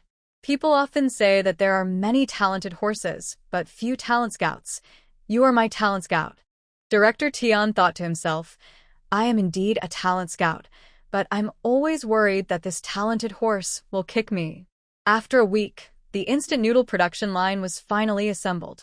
The people from the food factory in the Magic City happily returned home. At the same time, Master Jean prepared the seasoning and sauce packets for the fragrant bone dish. During the tasting, factory director Tian cried. It wasn't that he had never tasted good food before, but he remembered the flavors from his past. When his mother was alive, they couldn't afford meat for the new year, so she would buy a few big bones, cleaned by the butcher with no meat left on them. His mother would break the bones into small pieces and simmer them in a pot for several hours to extract the oil. The oil that floated to the top would be skimmed off, and after cooling, it became bone oil. When cooking noodles, adding a spoonful and sprinkling some chopped green onions created a delicious meal. Once the recipe was confirmed, the next step was to solve the mass production issue. Additionally, the modification of the production line needed to be prioritized. Suhi took the opportunity to replace some key components, which were not noticeable from the outside. I must say, the quality of the items produced by the exchange was quite good, and the counterfeits were very realistic. Suhi noticed that the exchange had been acting withdrawn lately, and when asked, it claimed to be out hunting, looking quite wealthy. One day, she asked the exchange dog, tell me the truth, have you been out scamming people lately? Host, please watch your language. Besides, I learned from you. How can you criticize yourself? Shui. Wow, dog has become quite clever with words. It seems that a little adventure outside helps sharpen the mind. However, Suhi never indulged the exchange's arrogant attitude. With a half-smile, she said, dog, since you've become successful, I guess you don't need me to create KPIs for you anymore. Let's just do our own things from now on. The exchange was stunned. So focused on hunting and saving up, it had completely forgotten about KPIs. Host, I was wrong. I shouldn't have spoken to you like that. Suhi sneered, if apologies worked, what do we need the uncles in the exchange for? You need to show your sincerity through actions. How about this? You must have made quite a bit of money recently, so deposit 100,000 into my account. The exchange. Why don't you just rob a bank? I've been scamming, saving every penny, and you think you can just ask for 100,000 with a word? After some haggling, the exchange deposited 1,000 into Suhi's account. It even displayed a crying emoji on the screen. Shui. The exchange really wanted to cry, but unfortunately, it had no tears. Recently, while communicating with other exchanges, it realized it was the most miserable one. Those exchanges treated their hosts like livestock, squeezing them for everything they had. Why was it different here? At that moment, Suhi smiled and said, dog, I'm actually helping you. What good is the money you earn? At most, you can buy some skins. Now that you're a smart exchange, what's the point of buying something flashy? Instead, deposit it into my account and I'll buy things from you and you can achieve your KPI. I'm just a mover of KPIs helping you for free. So, you might as well give me the rest of your money. It's useless sitting with you. The exchange felt something was off, but no matter how it thought about it, it couldn't find any flaws in Suhi's words. Experience told it that the host was definitely trying to trick it. So, it withdrew into itself. It felt that if it let the host continue, she would surely make it give away its entire savings. Meanwhile, in the capital, Gu Qian finally received Suhi's package. As usual, he washed his hands before opening it. Inside was a letter, a wallet, and a 4-inch photo of Suhi. Seeing Suhi in the photo made Gu Qian's heart race, and sweetness spread through him. He didn't look at the wallet but tore open the envelope. Seeing that Suhi had written 3 pages, his heart swelled with joy. Sure enough, after confirming their relationship, Suhi was more attentive to him. He read the letter several times before putting it back in the envelope. He picked up the wallet, opened it, and saw a 1-inch photo inside. In that instant, it felt like fireworks were exploding in his mind. Suhi really put a lot of thought into this. She must want to be with him all the time, which is why she put a photo in the wallet. Eager to share this joy, Gu Qian returned to the Gu family. The atmosphere at the dinner table was still dull, adhering to the rule of no talking while eating. After dinner, Gu Qian said to his grandfather, "Grandpa, I have something to tell you." Seeing the look of delight on his face, Grandpa Gu knew it wasn't good news, but he still led him to the study. Gu Qian took out the wallet. "Grandpa, this is the wallet He gave me." Grandpa Gu glanced at it, wanting to say something hurtful, but remembering he had already pretended to accept their relationship, he said reluctantly, "She's quite thoughtful." Gu Qian nodded. "Yes, He is very serious about our relationship. Not only did she send me a photo, but she also put a 1-inch picture in the wallet." Grandpa Gu thought to himself, "Is she really serious? She's just being clever. Putting a photo in your wallet means you'll think of her every time you see it." Only his foolish grandson would fall for this. He wondered what magic he had to charm his excellent grandson like this. Grandpa Gu immediately wanted to see the photo in the wallet, but Gu Qian put it away. Grandpa Gu didn't press the issue. After all, how good could a country girl be? At most, she was just a pretty face. Gu Qian then mentioned the instant noodle production line he talked about, and Grandpa Gu scoffed. The food factory in the Magic City hasn't accomplished anything, and a small county food factory is even less likely to succeed. I bet it will end up as a waste of time. Gu Qian smiled. "I believe in He. She's a very smart girl. By the way, Grandpa, I want to discuss the article he published last time." Grandpa Gu. "That Qian, I'm feeling a bit sleepy. Let's talk another day." Only then did Gu Qian leave. Grandpa Gu slammed the table in anger. This little rascal was doing it on purpose. But he couldn't say anything right now. No worries, he would let his grandson bring that country girl over soon, and he would make her back down. The next morning, today's newspaper arrived at Grandpa Gu's study. He first read the Huaxia Daily, then picked up the Inquiry News. In a corner, he saw an article titled "Locust Flowers Blooming in Spring, Workers and Farmers as One Family." Grandpa Gu couldn't help but nod. The author had good writing skills, 100 times better than He. Look at the way they used words, look at the ideas. They outshine He by a mile. Then he saw the article's byline, broadcast station and county, Baliao Province, He. Grandpa Gu. Delayed update until 10 o'clock tonight. Old Master Gu stared blankly at the words He on the newspaper. He wished he could scratch those 2 words off the page. Just a moment ago, he claimed that this author was 100 times better than He, only to find out they were the same person. Fortunately, there was no one else in the room. Otherwise, where would he hide his old face? The Huaxia Daily and Xiaowen News must be desperate for articles. With so many authors across the country, why did they choose this girl's work? It seemed there were no similar articles, which allowed her to take advantage. These 2 pieces were it. There couldn't possibly be a third. Thinking this way, old Master Gu felt much better. Then, the phone rang. After he answered, he heard Gu Qian's voice. "Grandpa, did you see today's Xiaowen News?" No, I didn't. With that, old Master Gu hung up the phone. He could guess what that little brat was going to say, so he chose not to listen. By afternoon, the news of He's articles being published in Xiaowen News spread in county. When the newspaper arrived, Director Tian was chatting with He. "Little Sue, you're my secretary now, but you still need to improve your writing skills. Even though you got published in Huaxia Daily, that was just a fluke, so don't get too proud. You should read Xiaowen News more often. The articles here are quite deep." Director Tian felt frustrated. He didn't want to offend He directly, but he was also worried about her ambitions, so he tried to give her a gentle warning.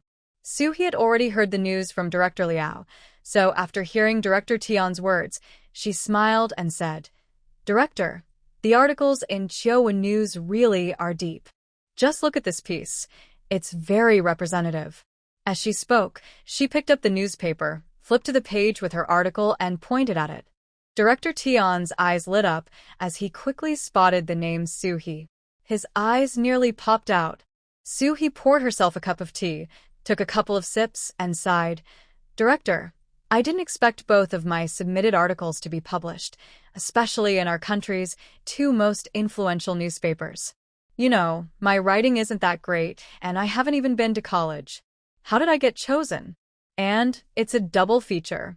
Sigh, you know I like to keep a low profile and avoid the spotlight, but now I'm definitely going to be famous. It's really quite troubling. Director Tian was so angry that he gulped down a big cup of tea.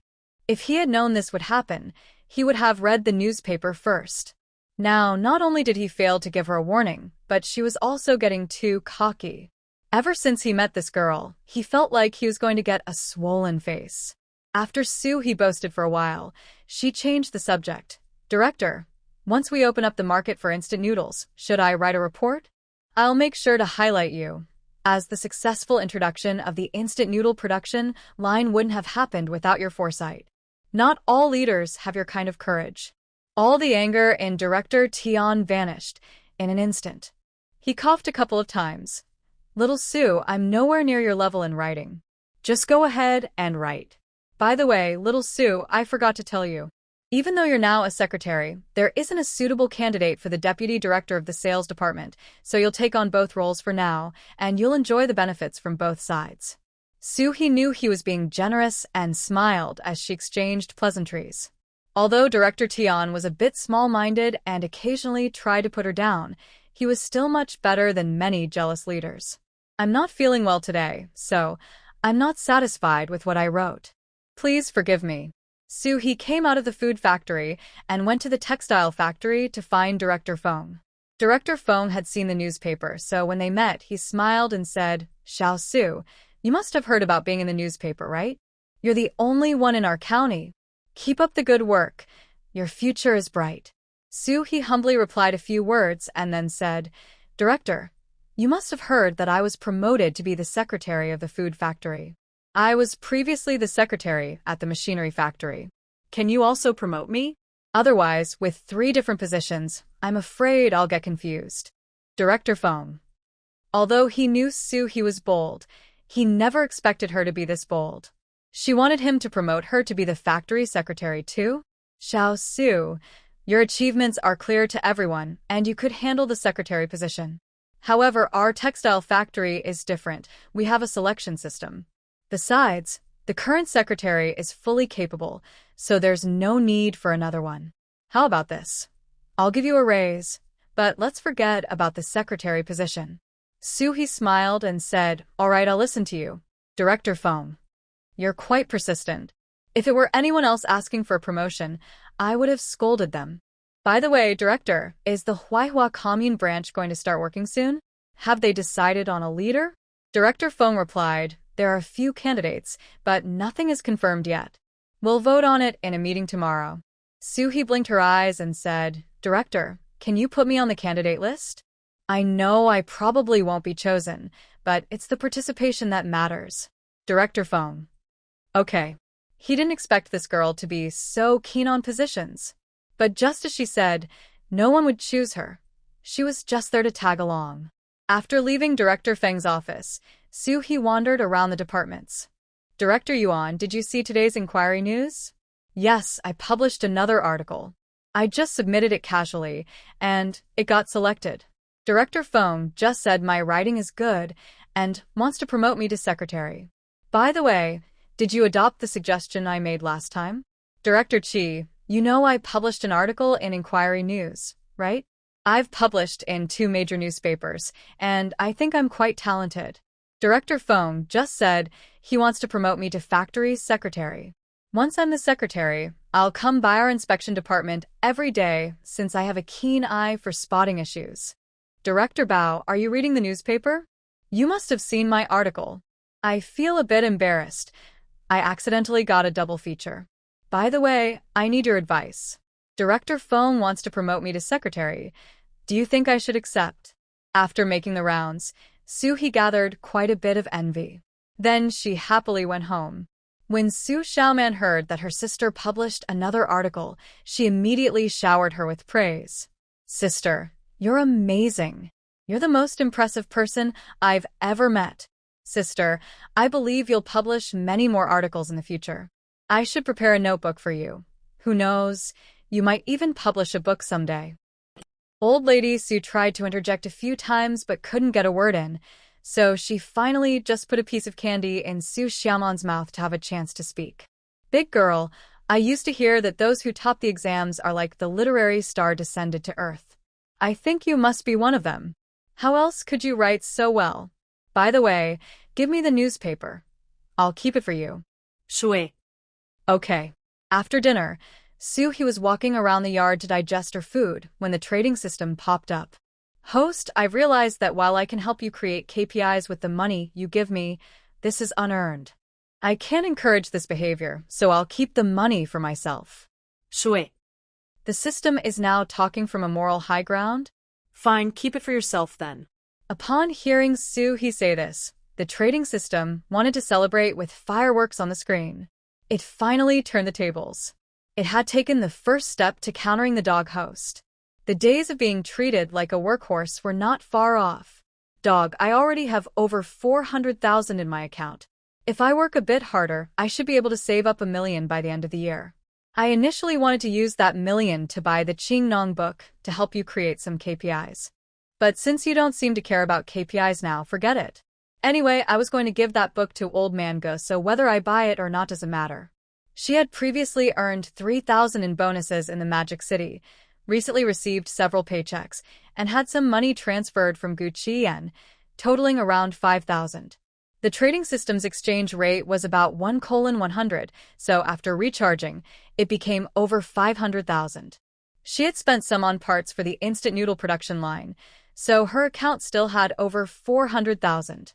Before the trading system could respond, Sue continued, actually $1 million is a conservative estimate. With my abilities, I might even manage to get $3 to $5 million by the end of the year. I'll keep it in my account and won't spend a dime. Dog, by then, you'll truly be a dog, just watching my account without earning any KPIs. The trading system's screen twisted in frustration. Why do other hosts have easy-to-manage systems, while it had to deal with such a demanding host? It barely spent any money and was still being taken advantage of. Plus, it was often threatened. Being her supervisor is too hard. In the end, the trading system added 1,000 to Suhee's account for the sake of KPIs, while silently cursing. Suhee frowned. Are you cursing me? The trading system's screen trembled. No, I'm not. Then why did I hear a buzzing sound? You must be cursing me. Recharge some value to make up for your grievances. You can earn money, because you learned from me, right? Shouldn't you pay me some tuition? Also, don't think that just because you've learned a bit of my skills, you can compete with me. With your level, even learning for 1,000 years wouldn't make you my equal. If you make me angry, I'll give up on you completely. I can do just fine without you. The trading system had indeed become quite arrogant lately. It had successfully tricked several foolish hosts using Suhee's methods, and its little treasury was filling up every day. This gave it confidence, and it felt it was time to fight back.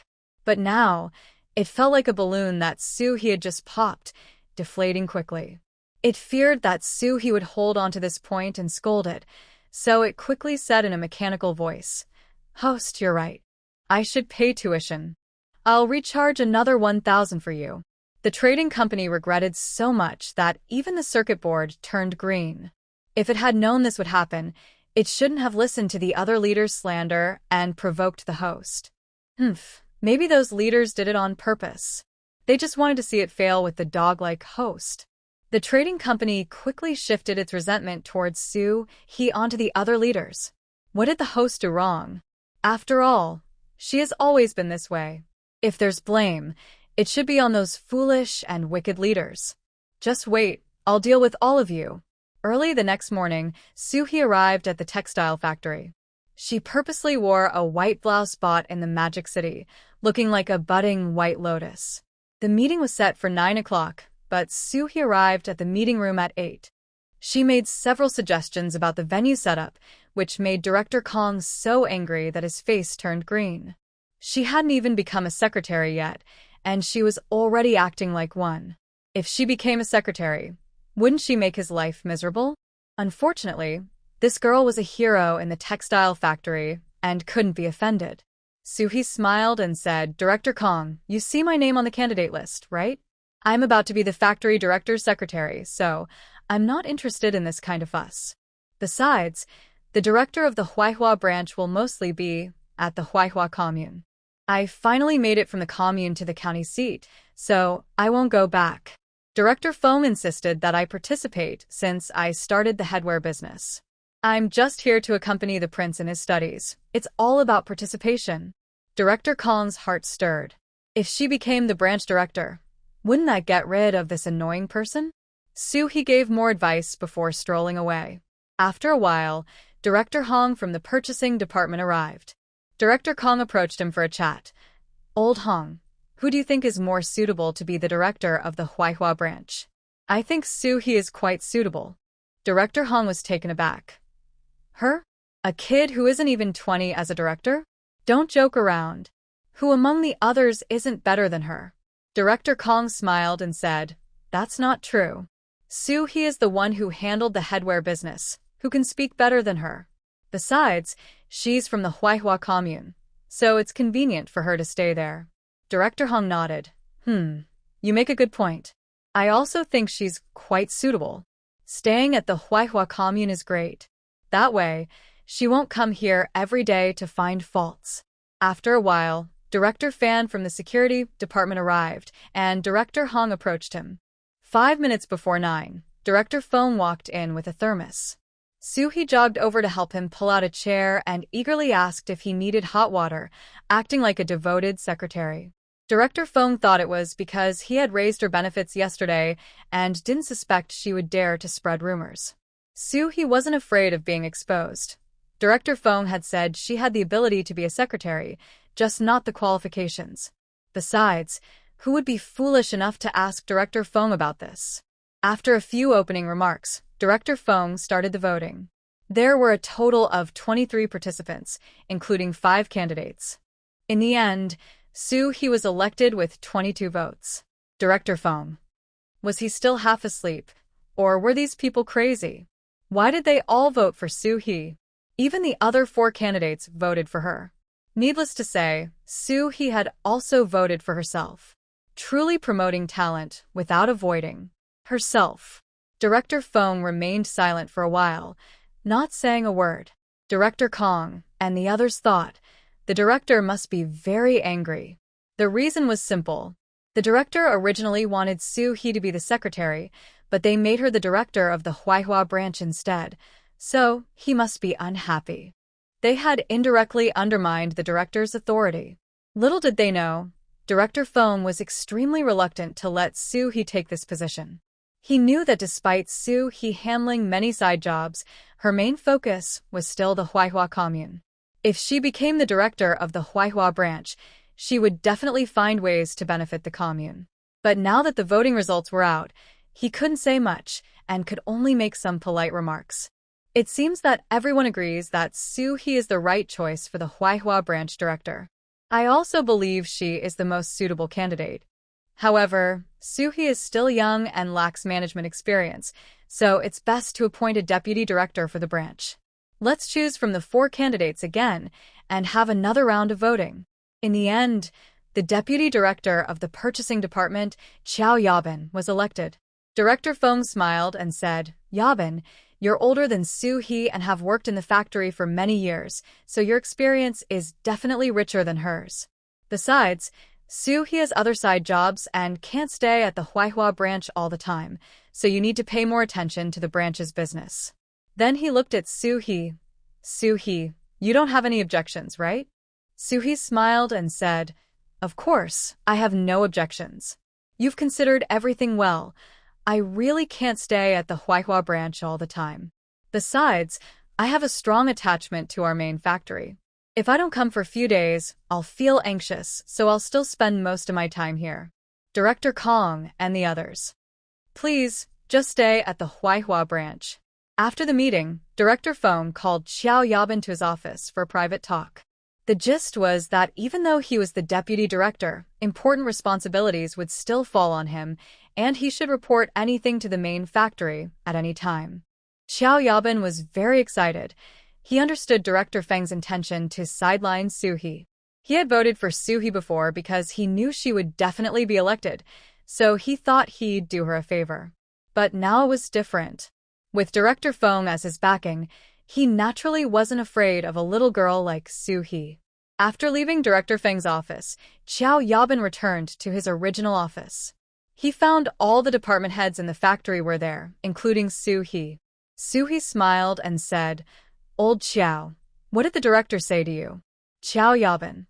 "I'm only in my 40s, and you call me Old Xiao? Besides, why should I tell you what the director said?" "Old Xiao, do you think this title is inappropriate?" "There's no way around it. Even though you're the deputy director of the branch, I can't call you Deputy Director Xiao in the main factory. We need to recognize our positions. Our branch is just a workshop, and you're one level below Director Luo and the others. We must be grounded. You can't get carried away." Director Kong and the others all looked at Xiao Yabin. Xiao Yabin. "Soo-hee, I certainly have no objections. You're right, our Huihua branch is just a workshop." He didn't want to offend Director Luo and the others. Then he saw Soo-hee with a serious face saying, "Old Xiao, I'm your superior. How can you call me Soo-hee? You should call me Director Su." Xiao Yabin. Xiao Yabin was really frustrated. "Didn't you say we can't call the factory manager at the main factory? Didn't you say the Huihua branch is just a workshop and shouldn't be too proud? So, why do you want me to call you Manager Xiao Su? Isn't this just allowing the officials to set fire while forbidding the common people from lighting lamps? Old Xiao, do you think I have double standards? I have no choice. Although the Huihua branch is like a workshop, it still has the title of a branch, so it needs a manager, right? To distinguish from our manager Feng, I added Xiao in front of your name, so no one gets confused." After Soo-hee finished speaking, she asked Director Kong and the others, "Doesn't that make sense?" Director Kong and the others. "Could we say otherwise?" Everyone present was smart and knew Soo-hee was subtly criticizing Xiao Yabin. So they all smiled and stayed silent. Soo-hee continued, "Old Xiao, I know the manager wants you to pay more attention and report regularly, right?" Xiao Yabin. "Shouldn't these words stay in your mind? Why say them out loud?" Before he could respond, Soo-hee continued, "Director Kong, tell me, compared to Old Xiao, what are my advantages?" Director Kong. "With so many people in the room, why are you asking me?" Thinking of Soo-hee's usual style, Director Kong could only say reluctantly, "Xiao Su, you are young and talented, brave and capable. You started the headwear business yourself, so you are the best fit for the Huihua branch manager." Soo-hee nodded and then looked at Director Fan from the security department. "Director Fan, you say something too." Director Fan. "Director Kong is right. Although you are young people have more fighting spirit. Besides, you understand foreign trade, so you are the only one who can manage the Huihua branch." Soo-hee nodded again and looked at Director Hong from the purchasing department. "Director Hong, as Old Xiao's former superior, what do you think?" Director Hong didn't want to see his former subordinate doing better than him, but he smiled and said, "Xiao Su, does this even need to be said? The votes say it all. You are the people's choice for this position." Soo-hee continued to ask others, and everyone reluctantly praised her. Soo-hee looked at Xiao Yabin again. "Old Xiao, did you hear the people's voices? I don't mean anything bad. I just worry you might feel burdened.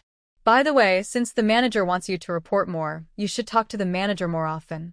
"I have no objections." Xiao Yabin. He realized that no matter the reason, Director Kong and the others were clearly on Soo-hee's side. If he followed Manager Feng's advice, he probably wouldn't last at the textile factory. He could only force a smile. "Manager Xiao Su, you're my superior. How can I report directly to you? The matters of the Huihua branch should still be decided by you."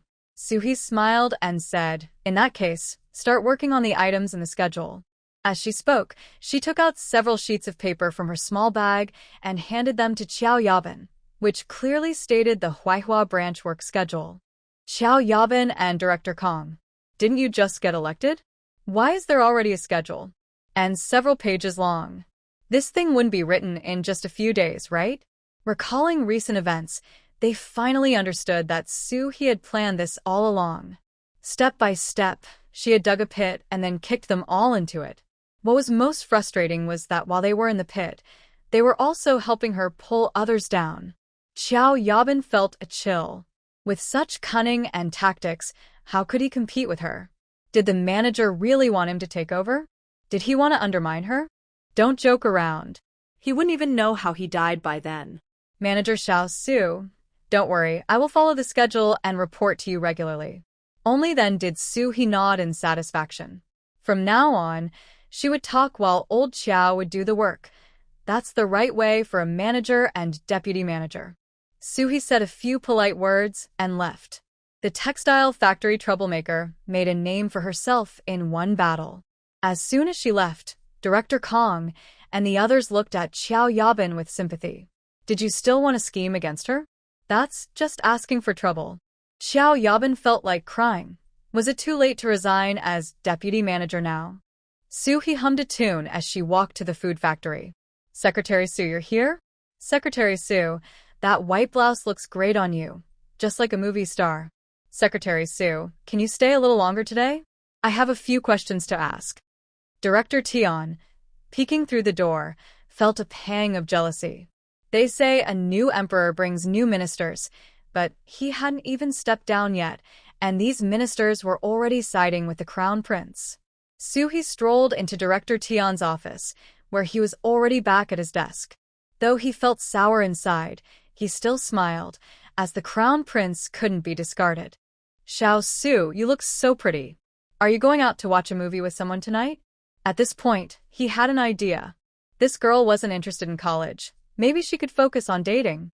Once a young girl falls in love, she would surely put most of her energy into her partner, and then she wouldn't have time to plot against him.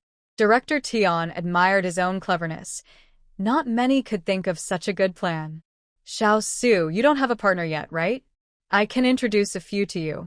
I know many excellent young men, both from our county and the provincial capital. I'm sure you can find someone you like. Su He shyly smiled. Director, I already have a partner. Director Tian was taken aback. You have a partner? How long have you been together? Not long. We had some contact before, but we just officially established our relationship recently. Director Tian felt happy. Recently dating? This girl would probably fall in love soon. He felt like heaven was helping him. He didn't even ask about the situation with Su He's partner. Knowing she had one was enough. Today was indeed a great day. Just as he was thinking, Su He smiled and said, Director, I came to tell you some good news. Director Tian smiled broadly. What good news?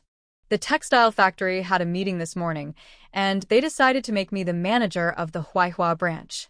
Director Tian's smile instantly froze on his face. What did you say? Su He repeated it again. Director Tian thought Manager Feng must be crazy. Letting Su He be the branch manager? It would be better to make her the factory manager's secretary. The factory manager's secretary had no real power, but the branch manager was different. Especially since Su He was from the Huaihua commune. Wouldn't the Huaihua branch become her personal domain? Su He said with a smile. Director, I came to share my joy with you. Aren't you happy for me? Director Tian's smile was more painful than crying. Of course I'm happy. The better you do, the happier I am. Happy my foot. This girl has become the head of the textile factory branch, and her ambitions are only growing. Soon, she won't be satisfied just being my secretary. This talented horse is about to kick me out. Director, since I am now the branch manager, I need to focus on the Huaihua branch, so I will be visiting the food factory less often. You don't mind, do you? Director Tian felt a shift in his thoughts. Fewer visits would be good. No more unnecessary attempts to win people's hearts. Of course, I don't mind. The textile factory and food factory are brother units, and it's all for the development of an county. I completely understand. You focus on your work there. You don't need to worry about the food factory. Su He thanked him with a smile and continued, Director, our instant noodle production line will soon be officially launched. Shouldn't you arrange for someone to visit the old clients of the Magic City Food Factory? Although they promised to introduce us, it's just for show. They might not actually support us. It would be best if you went personally to show our sincerity. I wanted to accompany you, but I can't leave the Huaihua branch right now, so please take someone else. Director Tian. Take someone else? Can I really close a deal with those useless people? I can only take you. Not to mention, you're also the sales representative for the Magic City Food Factory. Besides, who can talk like you? Director, since there's nothing else, I'll be leaving now. I probably won't be back for about a month. As Soo-hee turned to leave, Director Tian panicked. Wait. Little Sue, why are you so impatient? I haven't finished speaking. Although our food factory and textile factory are brother units, we still need to keep things clear. You can't favor one over the other. You can let others handle the Huaihua branch, but you must find time to visit clients with me. After all, you are the second in command of the instant noodle production line.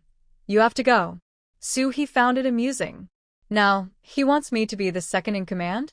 Didn't he just hope I wouldn't come back? When dealing with people like him, you can't be too accommodating. You have to make demands and use leverage.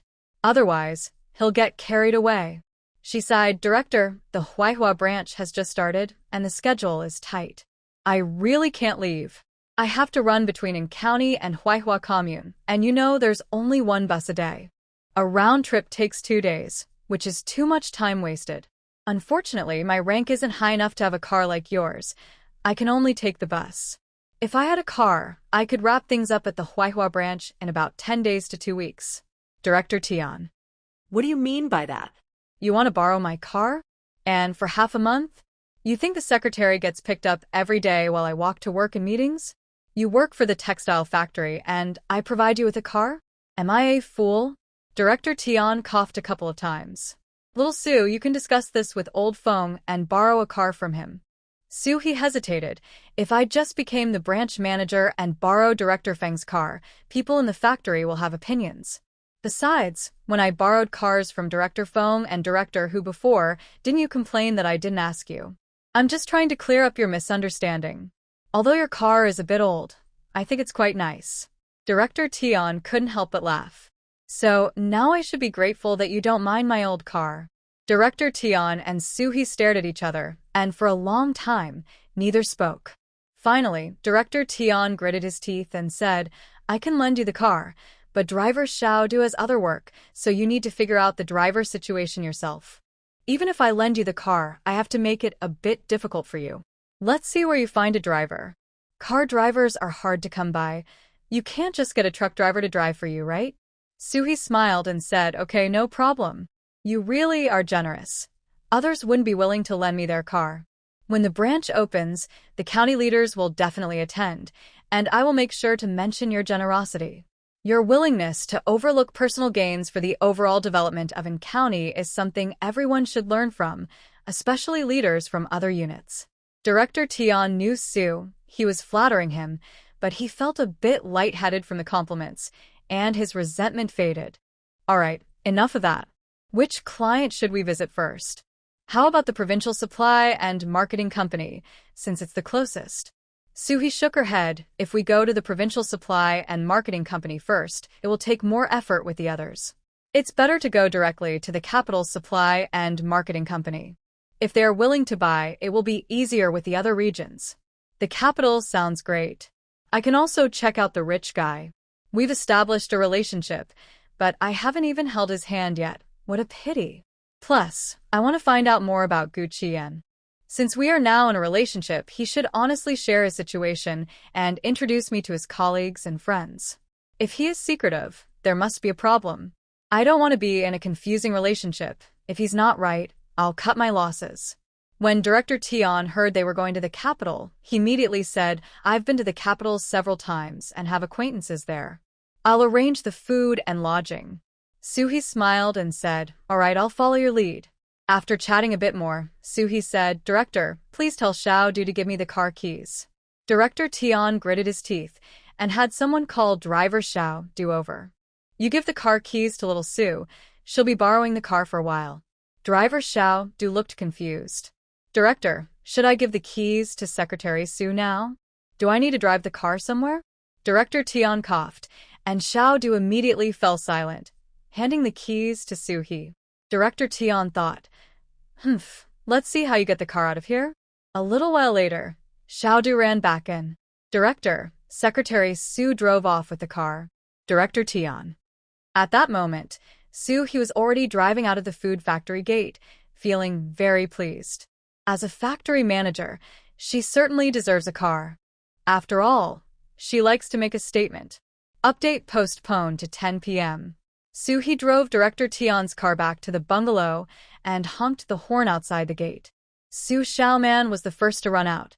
When she saw he get out of the driver's seat, her eyes widened in surprise. Sis, did you drive this car back? Seeing he nod, the little girl looked at her with admiration. Sis, is there anything you can't do in this world? You're amazing. You're the most incredible person I've ever seen. At that moment, Grandma Su also wheeled out Grandma Zhao. Su Xiaoman proudly waved her little pigtail. Grandma, look. My sister drove back herself. No wonder she's my sister. She's so impressive. I'll definitely be great in the future. After all, like sister, like sister.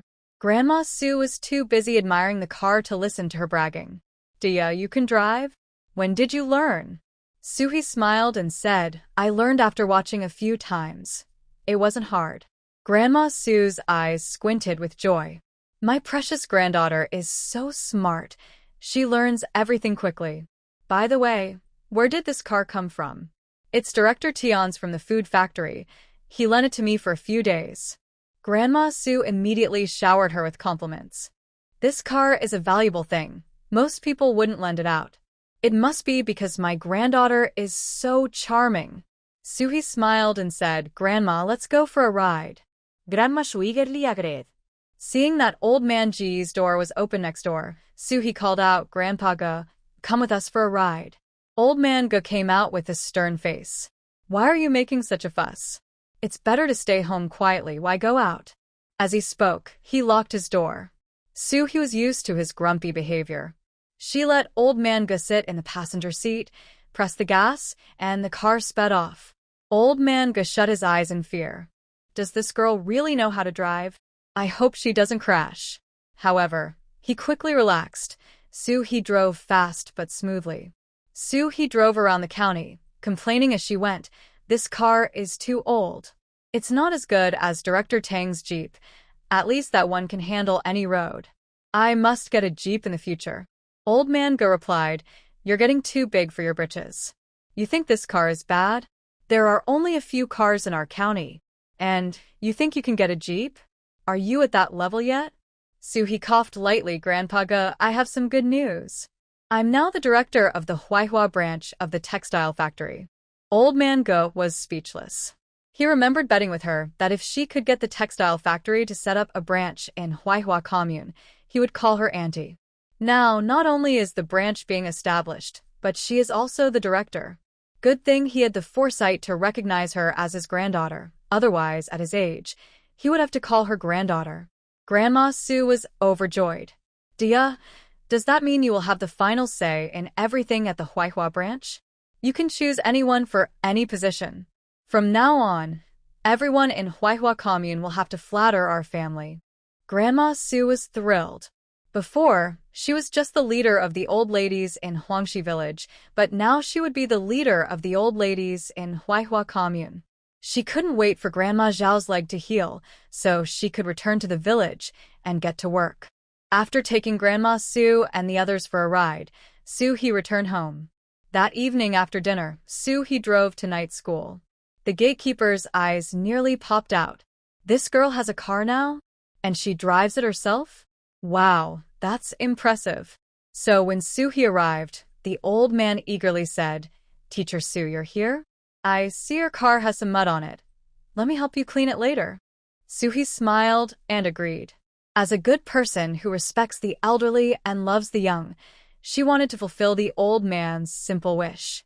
Suhi strolled to Principal Chen's office and knocked on the door. Principal Chen was happily combing his hair. His new hair was growing nicely. Hearing the knock, he sat back at his desk with a serious face. Come in. Suhi cheerfully said, Principal, guess how I got here today? Principal Chen glanced at her. I don't care how you got here. It can't be because of the wind. Shui. This old man has really loosened up since their last trip together. Before, he at least used more polite words, like please close the door, but now he speaks without any courtesy. Soo-hee leaned back on the sofa. I drove Director Tion's car. Although it's a bit old, it's still usable. Principal Chin was surprised. You can drive? And Director Tion lent you his car? Yeah, I learned from riding in cars a few times. It's similar to riding a bike. As for Director Tion, he's quite generous. He's even taking me to the capital for a business trip soon. Principal Chin focused on the business trip. He got up to pour Soo-hee a cup of tea and took out a bag of peanuts from his drawer, then sat down beside her on the sofa. While peeling peanuts for her, he said, Xiao Su, even though Director Tion is a decent person, he can be a bit tricky. I'm not too comfortable with you two going on a trip together. I'm worried he might take advantage of you. How about I finish my work and go with you? Shui. Principal, we're meeting clients. Wouldn't it be inappropriate for you to come along? Principal Chin coughed. What's inappropriate about it? The instant noodle production line was also aimed at my students. Who knows, the supply company in the capital might have my students. Shui. Does he even know if his students exist or not? He's no longer the principal who is shy about asking for donations. His thick skin has really developed. Soo-hee rolled her eyes. Principal, how about this? You can go on a business trip in the name of the night school to visit the night school in the capital for study. Then she rubbed her hands together. I'll just be your assistant. What about the travel expenses? Principal Chin, I'll reimburse you.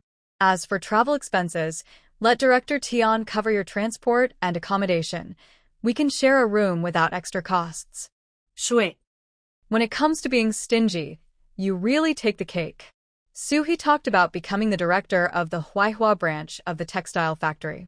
Principal Chin was shocked and worried. This girl is getting more and more successful. Can she still focus on college? This time in the capital, he must take her to visit Capital University and Jing University. These two universities are top-notch in the country, with deep roots, and she should experience them well. When Soo-hee came out of night school, the car was already polished to a shine by the security guard. Even the wheels were cleaned. Soo-hee smiled and thanked him, giving him a pack of cigarettes. The security guard was pleasantly surprised. Although teacher Sue could be tough, she was a good person. The next morning, Soo-hee drove to the textile factory. The factory was in an uproar. Where did this troublesome girl get a car? She can actually drive? Director Feng saw it from the window of his office on the third floor. He recognized Director Tion's car and thought, Tion is being generous to Soo-hee. He probably knows Sue. He has become the director of the Huaihua branch and is worried she will focus all her energy there, so he is trying to win her over. After a while, Soo-hee knocked on the door. Come in. Soo-hee smiled and said, Director Tion heard that I've been running back and forth to Huaihua Commune, so he lent me the car. He said this would save time and improve my work efficiency. Director Feng thought, see, I guessed right. Tion is indeed only interested in benefits. Soo-hee continued, Director Tion said that my trips are for the factory's work, so he provides the car and you provide the gas. So, can you approve a gas voucher for me? Director Feng. Good job, Tion. Not only did you in favor with Soo-hee, but you also put me in a tough spot. Director Feng had no choice but to approve the gas voucher for Soo-hee and said, Old Tion's car is old. It might break down on the road, so return it to him after 2 days. Soo-hee happily agreed. 2 days? Before going to the capital, this car would be hers. Soo-hee left Director Feng's office and went to the procurement department to find Xiao Yabin. Old Xiao, how's the work handover going? Xiao Yabin had heard about Soo-hee driving in, and the last bit of his resistance had faded. His attitude was very respectful. Director Su, I'm almost done with the handover. I can finish it this afternoon. Soo-hee nodded in satisfaction. Then I'll come pick you up tomorrow morning, and we'll go to Huaihua Commune. Bring your luggage. You'll stay there for a few days. Okay, I understand. As Soo-hee left, Xiao Yabin walked her to the car and only returned to the office after watching her drive away. Director Feng saw everything clearly and thought, Yabin is doing well. He still needs to show respect to Soo-hee to avoid making her suspicious. The next morning, Soo-hee picked up Xiao Yaban and headed to Huaihua Commune. Xiao Yaban sat in the passenger seat, feeling cramped and afraid to breathe too loudly. Those who knew he was in a car would think he was being punished. Soo-hee chuckled. "Old Xiao, you don't need to be so nervous. Although we had a little misunderstanding before, it wasn't a big deal. Once we talk things out, it's fine. Our common goal is to make the Huaihua branch successful and create benefits for the factory and the local people, right?" Xiao Yaban smiled and said, "You're right, Director Su. Old Xiao, I see you're still a bit tense. There's no need for that. Don't you know me? I'm known as the nice person in our factory." Xiao Yaban thought. "Do you believe that yourself?" Soo-hee continued, "Old Xiao, you have more work experience than I do. I'll focus on the big picture, and you handle the details. How does that sound?" Xiao Yaban replied, "I'll follow your lead. So you talk while I do the hard work? I understand. Old Xiao, even though our Huaihua branch is like a workshop, your pay will be on par with the workshop director. But since you're sacrificing your personal life, you must have an allowance for being posted away. I'll take care of that. Also, you'll get 1.5 days off each week to take care of your family, and I'll reimburse your travel expenses." Xiao Yaban felt warm inside. This Soo-hee may be tough, but she's a good leader. What other leader would consider these things for their subordinates? Take Director Phone, for example. He never mentioned any rewards for reporting issues. Seeing the touched look on his face, Soo-hee found it amusing. If you give someone a sweet date directly, they might not appreciate it, but after a slap, a sweet date feels even sweeter. When Soo-hee arrived at Huaihua Commune, it caused another stir. Director Luo was very pleased to hear that Soo-hee had become the branch director. Soo-hee has strong feelings for Huaihua Commune and will definitely fight for greater benefits and communicate better. The site for the Huaihua branch has been chosen, but construction hasn't started yet. Soo-hee and Director Luo discussed some details and set the construction date for 3 days later. Soo-hee smiled and said, "Director Luo, we need to have a ribbon-cutting ceremony. I'll invite the guests, and you handle the food and accommodation. By the way, the last time the Suono was played well, let's find a few more this time and get a drum team. We also need to prepare some flower baskets. I'll leave Old Xiao here, so if you have any questions, just talk to him." After discussing most of the matters, Director Luo said, "By the way, Sue, we've chosen Comrade Zhao Chui to be the leader of the mobile quality inspection team. Do you have any opinions on that?" Soo-hee smiled. "Zhao Chui is my mom, so I won't comment to avoid suspicion." Director Luo. "Now you want to avoid suspicion? You were initially promoting talent without avoiding family ties." After finishing the discussion with Director Luo, Xiao Yaban found a chance to speak to her privately. "Director Su, we can just have a simple ribbon-cutting ceremony. Is it really necessary to make such a big deal?" Soo-hee said with a smile, "Old Xiao, do you really want to be just a workshop director?" Xiao Yaban was taken aback, then widened his eyes. What does that mean? Is she trying to pull him into starting something new? No, that can't be. How could this young girl have such big ambitions? Besides, the so-called Huaihua branch is just an enclosed piece of land. How can she think about starting something new? While he was thinking, Soo-hee smiled and said, "Just kidding. The headwear business of our Huaihua branch is the first foreign trade business in our county, setting a precedent. Exporting and earning foreign exchange is a glorious thing, so we should make it a big event, right?"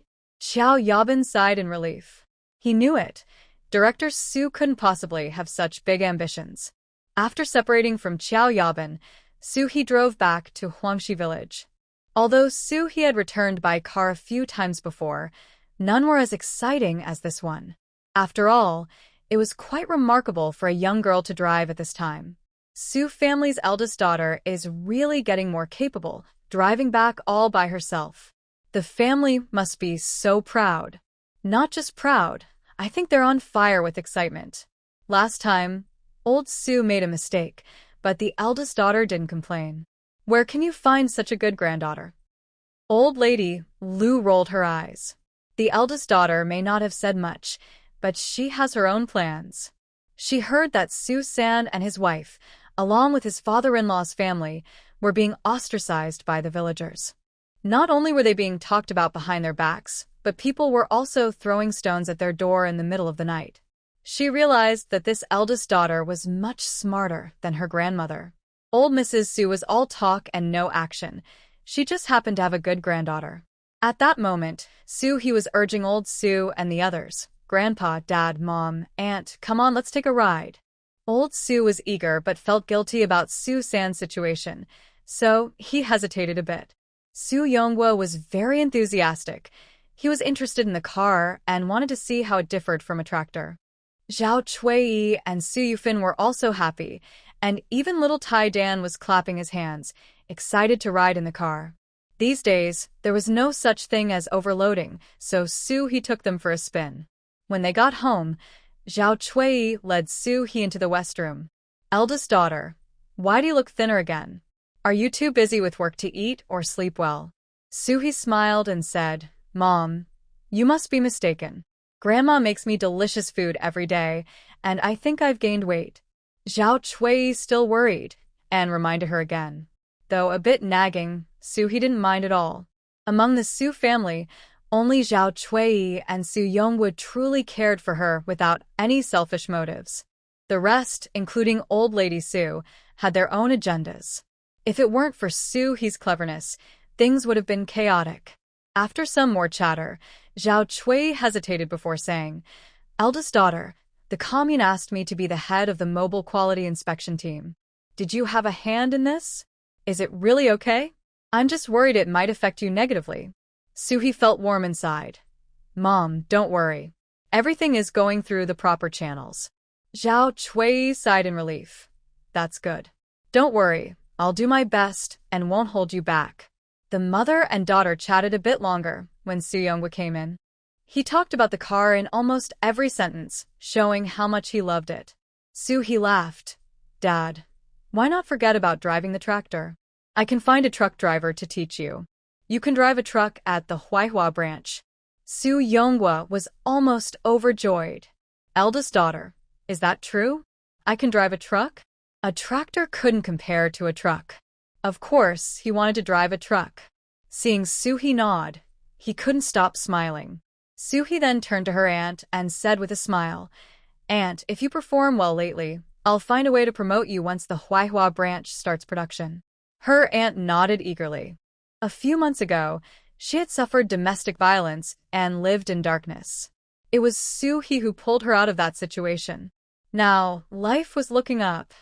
He didn't think there was anything wrong with promoting family. Besides, it wasn't frowned upon these days. Factories in the city even had succession systems. As long as Zhao Chuiyi and the others did their jobs well, she could silence any critics. Old Su had been listening in the East Room, feeling regretful. If it hadn't been for the trouble, the eldest daughter would have surely found him a job. Even being a doorman at the Huaihua branch would have been fine. Oh well, he had walked this path himself, so he couldn't blame others.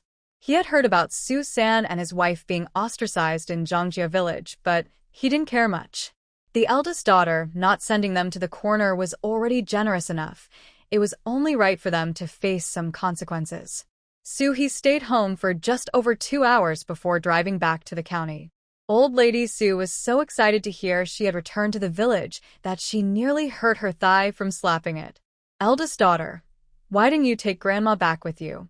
She misses your mom and even dreamed about her last night. He thought. Do you probably miss old lady Lu more? The next morning, he went to the textile factory to see Director Feng about the opening ceremony. Director, our textile factory is the first export enterprise in county. Even though we're just doing the foundation ceremony for the branch, it should have some impact. This way, we might spark a wave of exports and get more people involved. Here's a list of people I'd like to invite. As she spoke, he handed the list to Director Feng. Director Feng could only describe the list with one phrase, a complete catch. All the important people in county were on it. Director, you invite the county leaders and I'll invite the heads of the other units and the commune director. I have experience from the night school report performances. Director Feng didn't mind and nodded. Okay. He immediately went to the sales department and started making calls. This was a piece of cake for He. No matter if they wanted to go or not, She convinced everyone to agree. Director Shin from Xiangyang Commune nearly dropped the phone when he heard Su. He was the head of the Huaihua branch. Others struggled for decades without getting a promotion, but this girl rose from a small position to a big one in just a few days. This speed was unprecedented.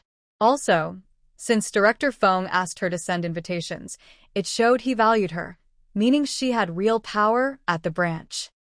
He didn't regret hiring her as a liaison back then. He truly had foresight. Soon, it was the day for the ribbon-cutting ceremony at the Huaihua branch of the textile factory. The construction site was filled with the sounds of drums and cheers. Many people came from the village before dawn to see the excitement. There weren't many entertainment options these days, so this was quite a big event. Suhi decided to host the event herself without anyone else's help. She was confident and spoke eloquently. The leaders from the county nodded in approval, recognizing Suhi as a talent. Director Tian from the food factory felt a bit uneasy. A talent like Jean Lin is not just an ordinary person. Once they encounter opportunities, they can soar. He worried that Suhi would eventually push him aside. He turned to look at Director Feng, who was grinning foolishly and couldn't help but scoff. Old Feng, this move of yours is definitely a mistake. Just wait. It won't be long before Suhi spreads her wings. But he didn't want to say anything. Why should he be pushed aside when he was comfortably sitting in his position? If someone is to be pushed out, it should be done properly. Not a single person should be left behind. After the ribbon-cutting ceremony, Director Wu from Chiping Commune approached Suhi. Su, let me be direct. Our Chiping Commune needs someone like you. Can you be our liaison? Don't worry, we will offer you better benefits than Huaihua Commune and Xiangyang Commune. Suhi looked troubled. Director Wu, first of all, thank you for your kind words, but I have limited energy. I already have so many part-time jobs, and I'm afraid I can't take on the liaison role for Chiping Commune as well. Also, to be blunt, you're interested because I brought the textile factory branch to Huaihua Commune. But such things can't be easily replicated. I can't just create a branch for Chiping Commune. Director Wu laughed. Su, you're overthinking. I'm not asking for a branch. I just want to share in any good opportunities that come up. As for being too busy, you don't have to sit at the commune office. We can communicate by phone. Suhi thought for a moment and then nodded. All right, I'll accept your request. Just as Director Wu left, Director Tian came over. Su, what did Director Wu want? He asked me to be the liaison for Chiping Commune. Director, isn't that putting me in a tough spot? I can't split myself into pieces. I'm not a spinning top. I can't handle it all. But Director Wu was very sincere and gave me a long speech, and since I'm a person with high ideals, I reluctantly agreed. Why am I so popular? Why does everyone want me for part-time jobs? Being too talented can be a burden. I have too many part-time jobs now. Managing my salary will be a hassle. I won't remember which place I got paid from. I'll have to write it down, which is such a waste of time. Should I find a secretary to help me with my salary? Director Tian nearly lost his temper, especially when he counted on his fingers. This girl had one part-time job after another, even two in the big city. What she earned in a month could surpass what others made in several years. It's really frustrating to compare. While Director Tian was feeling sour, Principal Chen came over with a smile. Old Tian, I haven't seen you for a few days and I missed you. Director Tian got goosebumps. Then he stared at Principal Chen's head in shock. Chen, you've grown hair? Principal Chen. Usually, Principal Chen would give Director Tian a lively lesson on proper behavior, like not hitting faces or revealing weaknesses, and not speaking short words in front of shorter people. However, today, Principal Chen was surprisingly agreeable. Old Tian, how could I not say your eyes are sharp? My hair just started to grow, and most people wouldn't notice. Director Tian instinctively took a step back. Chen, just say what you want. You're making me uneasy. Principal Chen chuckled awkwardly. It's nothing much. I heard you're going to the capital for a business trip in a few days. I'd like to check out the night school there too. But you know our night school is short on funds. Since you can't sleep in two beds, why not let me stay with you? We can have a drink and chat to ease your discomfort while traveling. What do you think? Director Tian. Thank you. I knew this Chun was a night owl who only comes around for a reason. He's definitely up to no good. After all this talk, he just wants to take advantage of me? Just because I can't sleep in two beds doesn't mean I have to share one with you. Why are you so bold? No wonder you're close with Soo-hee. You both have the same bad habits. He was about to say something to ridicule Principal Chun when Shin continued. Old Tian, if it were old Feng and old who going on this trip, I wouldn't say this because we're not that close. But you're different. We had drinks together recently and you even donated supplies to the night school twice. We're good friends. I'll make sure to tell the night school students about your generosity so no one spreads rumors or gives you nicknames. Of course, if you're not comfortable sharing a room, just pretend I didn't say anything. Director Tian was most worried about two things. One was Soo-hee plotting for power, and the other was the nickname Tian the Stingy. So Principal Chen's words hit home, and he swallowed his harsh words, smiling. Old Chen, why are you saying this? We're like brothers. Sharing a room is no big deal. I can even book you a separate room if needed.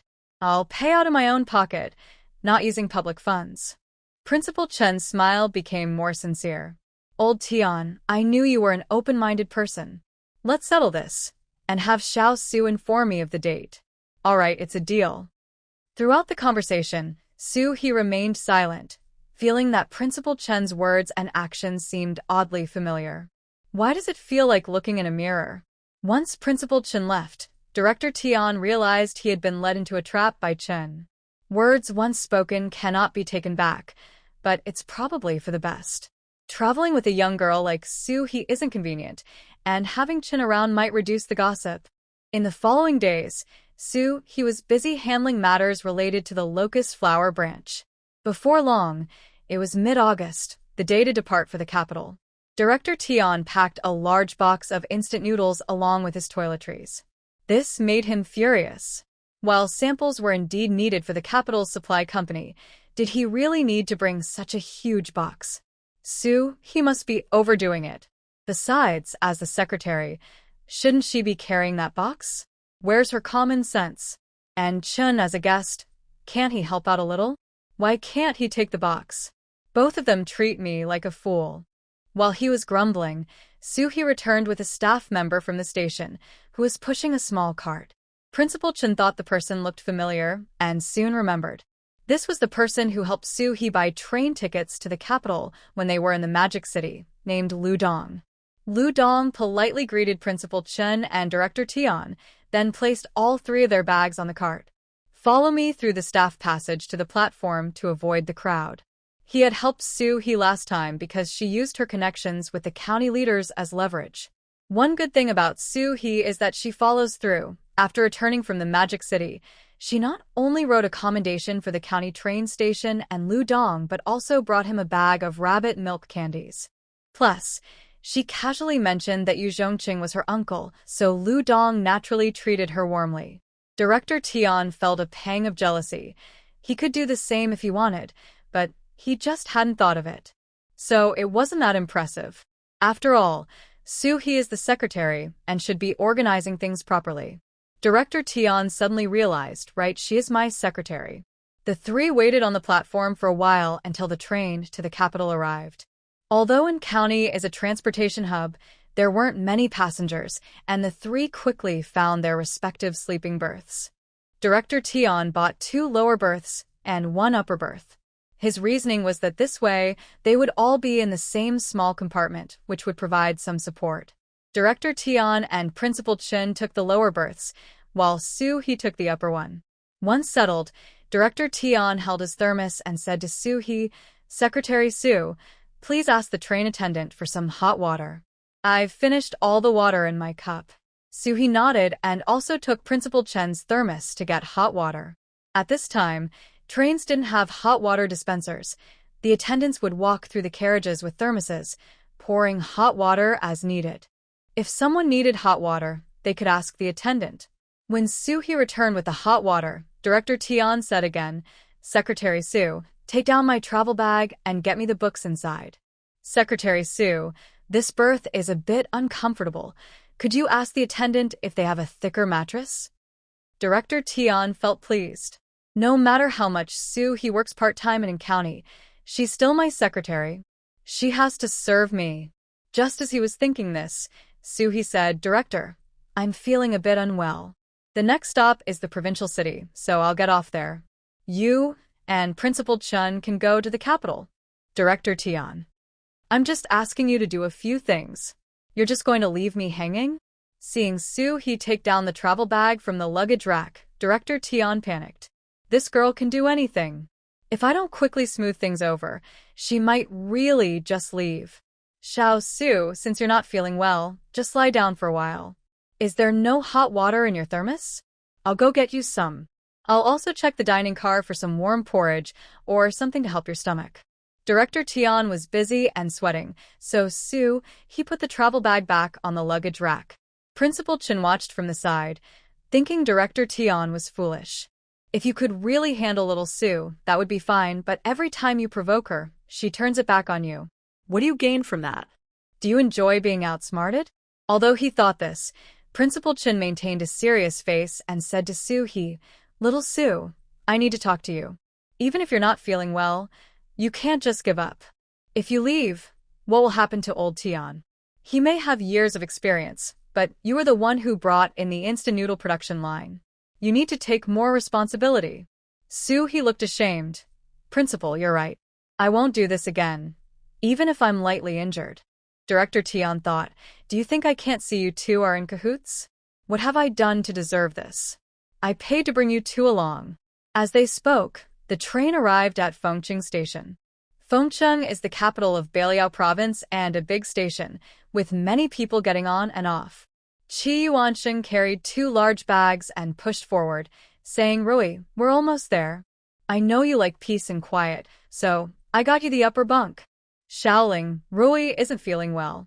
Why are you making her carry things? Hurry up and take them. Luo Shaoling was furious. If you want to act like a servant in front of Shin Rui, go ahead. Why drag me into this? Besides, I have both hands full, and Shin Rui is just carrying a light bag. Always acting like a highborn lady, Sue he didn't even show off like this when she was in the provincial capital. Shin Rui walked at the back, wearing a light blue shirt and dark pants, with black lambskin shoes. Her neck was slightly raised, and her almond-shaped eyes held a hint of arrogance and superiority. Soon, she would be a new student at the Imperial Capital University. What could Sue-hee do, no matter how much she struggled? In the face of power, her efforts seemed ridiculous. This was just a minor skirmish because she had more important things to do. Sooner or later, she would crush Sue-hee and the Su family. While she was thinking, Qi Yuansheng said eagerly, Rui, we're here. This is it. You're in the upper bunk on the left. Shaoling is in the middle bunk on the left, and I'm in the middle bunk on the right. His words stopped abruptly when he saw Principal Chen. Logically, he had only met him once, so he shouldn't remember him clearly, but Principal Chen's unique hairstyle made him recognize him immediately. Principal Chen also recognized him, frowning but not speaking. At that moment, Shin Rui urged, Yuansheng, I'm feeling a bit dizzy. Quickly put the travel bag on the luggage rack so I can rest in the upper bunk. Qi Yuansheng snapped back to reality, thinking, he's just an old man. He probably won't say anything in front of Rui. He climbed up the steps, only to see a small head peeking out from the upper bunk across from him, grinning ominously. Qi Yuansheng was startled and fell off the steps, landing hard. Shin Rui then saw Su-hee, and her expression changed. Although she had sensed some changes in Su-hee, she didn't expect such a big difference. But what she cared about more was where Su-hee was going. Was she heading to the capital? She smiled and said, Su-hee, what a coincidence. I didn't expect us to be on the same train. Where are you headed? Su-hee sized her up and smirked. None of your business. After doing so many nasty things, now you're pretending to be good friends? Before Shin Rui could respond, Qi Yuansheng frowned and said, Xiaohe, how can you talk to Rui like that? Rui is just concerned about you. She means well. If you don't appreciate it, there's no need to be so rude. Su-hee rolled her eyes. My mouth is mine. I'll say what I want. If you think it's rude, cover your ears. Besides, why are you butting in when I'm talking to Shinroi? What's your problem? By the way, when we met in the provincial capital, you said you wanted to stay friends. Does Shinroi know about this? You want to have your cake and eat it too. What are you pretending for? Get lost. Chi Yuanxing looked panicked. Rui, don't listen to her nonsense. That's not how it is. Shinroi smiled. Yuanxing, I believe you. And even if it were true, it wouldn't matter. Breaking up doesn't mean you can't be friends. Luo Xiaoling noticed Shinroi's little finger on her left hand trembling slightly when she was unhappy. At that moment, the little finger was shaking. She felt a bit schadenfreude. Good. Clearly a country bumpkin pretending to be a phoenix. Su, he will take care of you. Chi Yuanxing looked touched. Rui, I knew you would believe me. Then he looked at Su He. Su He, I know you're still hung up on me, but it's impossible for us. Don't try to stir trouble between me and Rui. Shui laughed. I'm just curious. Don't you ever look in the mirror?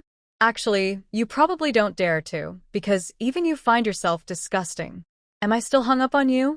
What kind of fool would like a worthless idiot? Even if all the men in the world died, I wouldn't look at you. From the upper bunk, Su He scolded Chi Yuanxing for a full 10 minutes, with every sentence different. Chi Yuanxing was so angry he nearly fainted. Su He thought, I was just joking around. This idiot can't handle it. To avoid giving Chi Yuanxing a chance to play the victim, she clutched her chest. Oh, I'm so mad. My heart is hurting. Director Tian exclaimed, Little Su, are you okay? You said your chest was uncomfortable, and now you're getting upset. Principal Chen also looked worried. Little Su, quick, take some medicine. He took out a small bottle of pills from his pocket and pretended to feed Su He while blocking the view of the others. After a while, Chi Yuanxing woke up.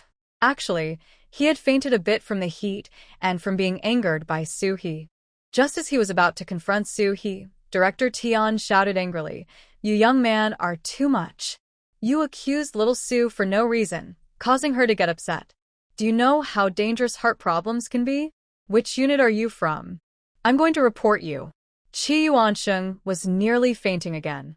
Are all the people from An County taught by the same master? Why are they all so unreasonable? Clearly, I was the one who fainted from anger, yet I'm the one in the wrong. Su He, while still complaining, said, Director, it's fine. Let's not argue with them. My chest hurts. I need to lie down for a bit. Director Tian nodded. That's right. A dog biting a person doesn't mean the person should bite back. Although he worried daily about Su He plotting against him, the prince of the food factory wasn't someone anyone could mess with. Shinroi helped Chi Yuanxing sit up. Yuanxing, you should lie down for a bit. By the way, have you filled out the admission survey for the Imperial University? If not, I can help you with it.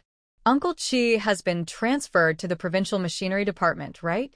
My dad mentioned that with Uncle Chi gone, he feels a bit inconvenient. Everyone present understood the hidden message in Shinroi's words.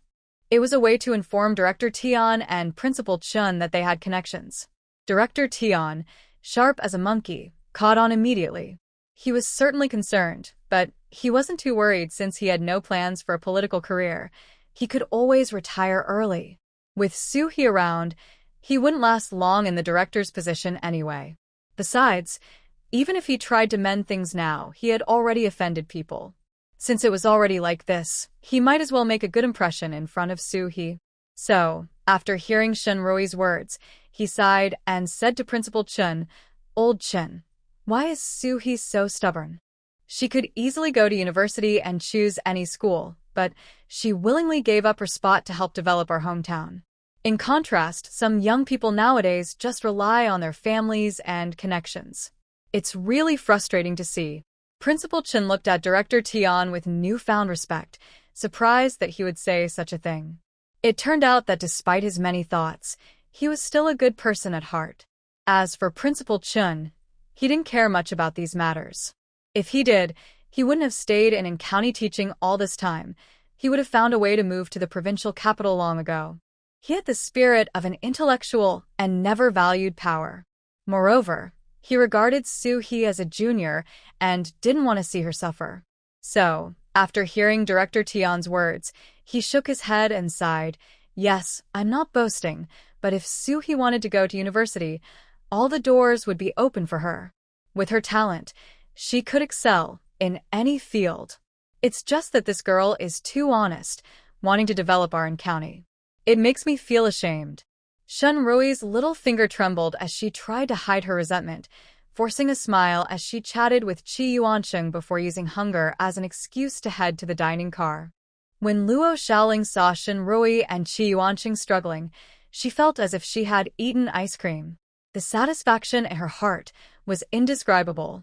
Before leaving, she glanced up at the upper bunk. Just in time, her eyes met Soo-hee's, who winked at her. Luo Xiaoling stumbled, almost falling.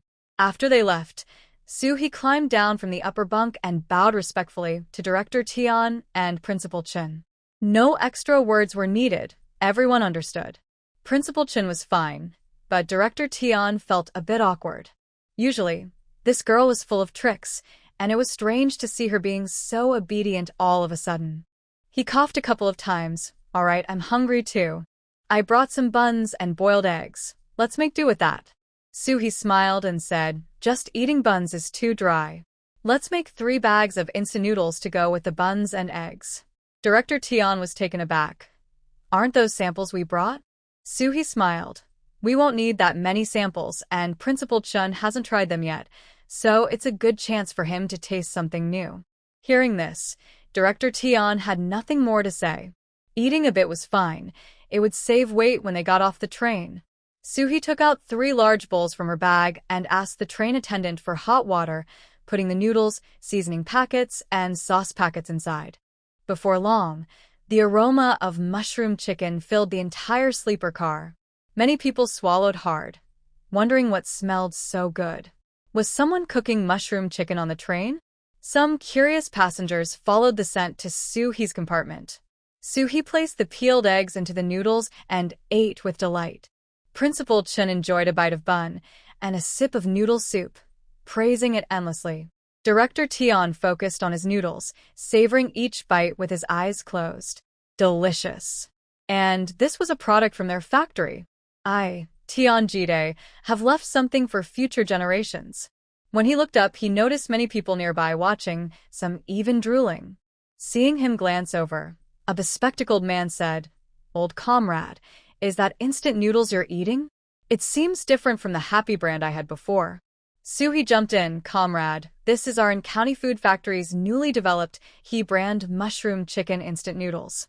The noodles are fried, and the seasoning packet is made with over 30 spices and herbs. The sauce packet is even more special.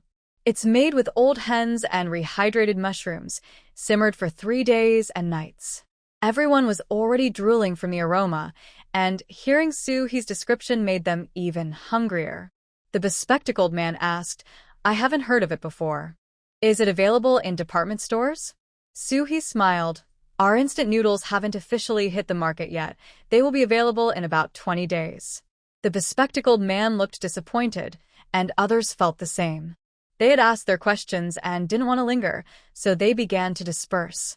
Unexpectedly, Soo-hee said, although the instant noodles aren't on the market yet, since we're all on the same train, let's treat everyone and make a few more bags for you to try. Just a little for each person, so don't complain. Everyone was thrilled and wouldn't complain at all. Soo-hee brought out a wash basin and explained, this basin is new. I haven't used it even once. Before she could finish, someone shouted, Little girl, you don't need to say more. We don't mind if it's for soaking feet. Laughter erupted, and Soo-hee chuckled as she started preparing the instant noodles. After they were ready, she shared them with the onlookers. The aroma of mushroom chicken in the sleeper car grew even stronger. Director Tian wasn't foolish.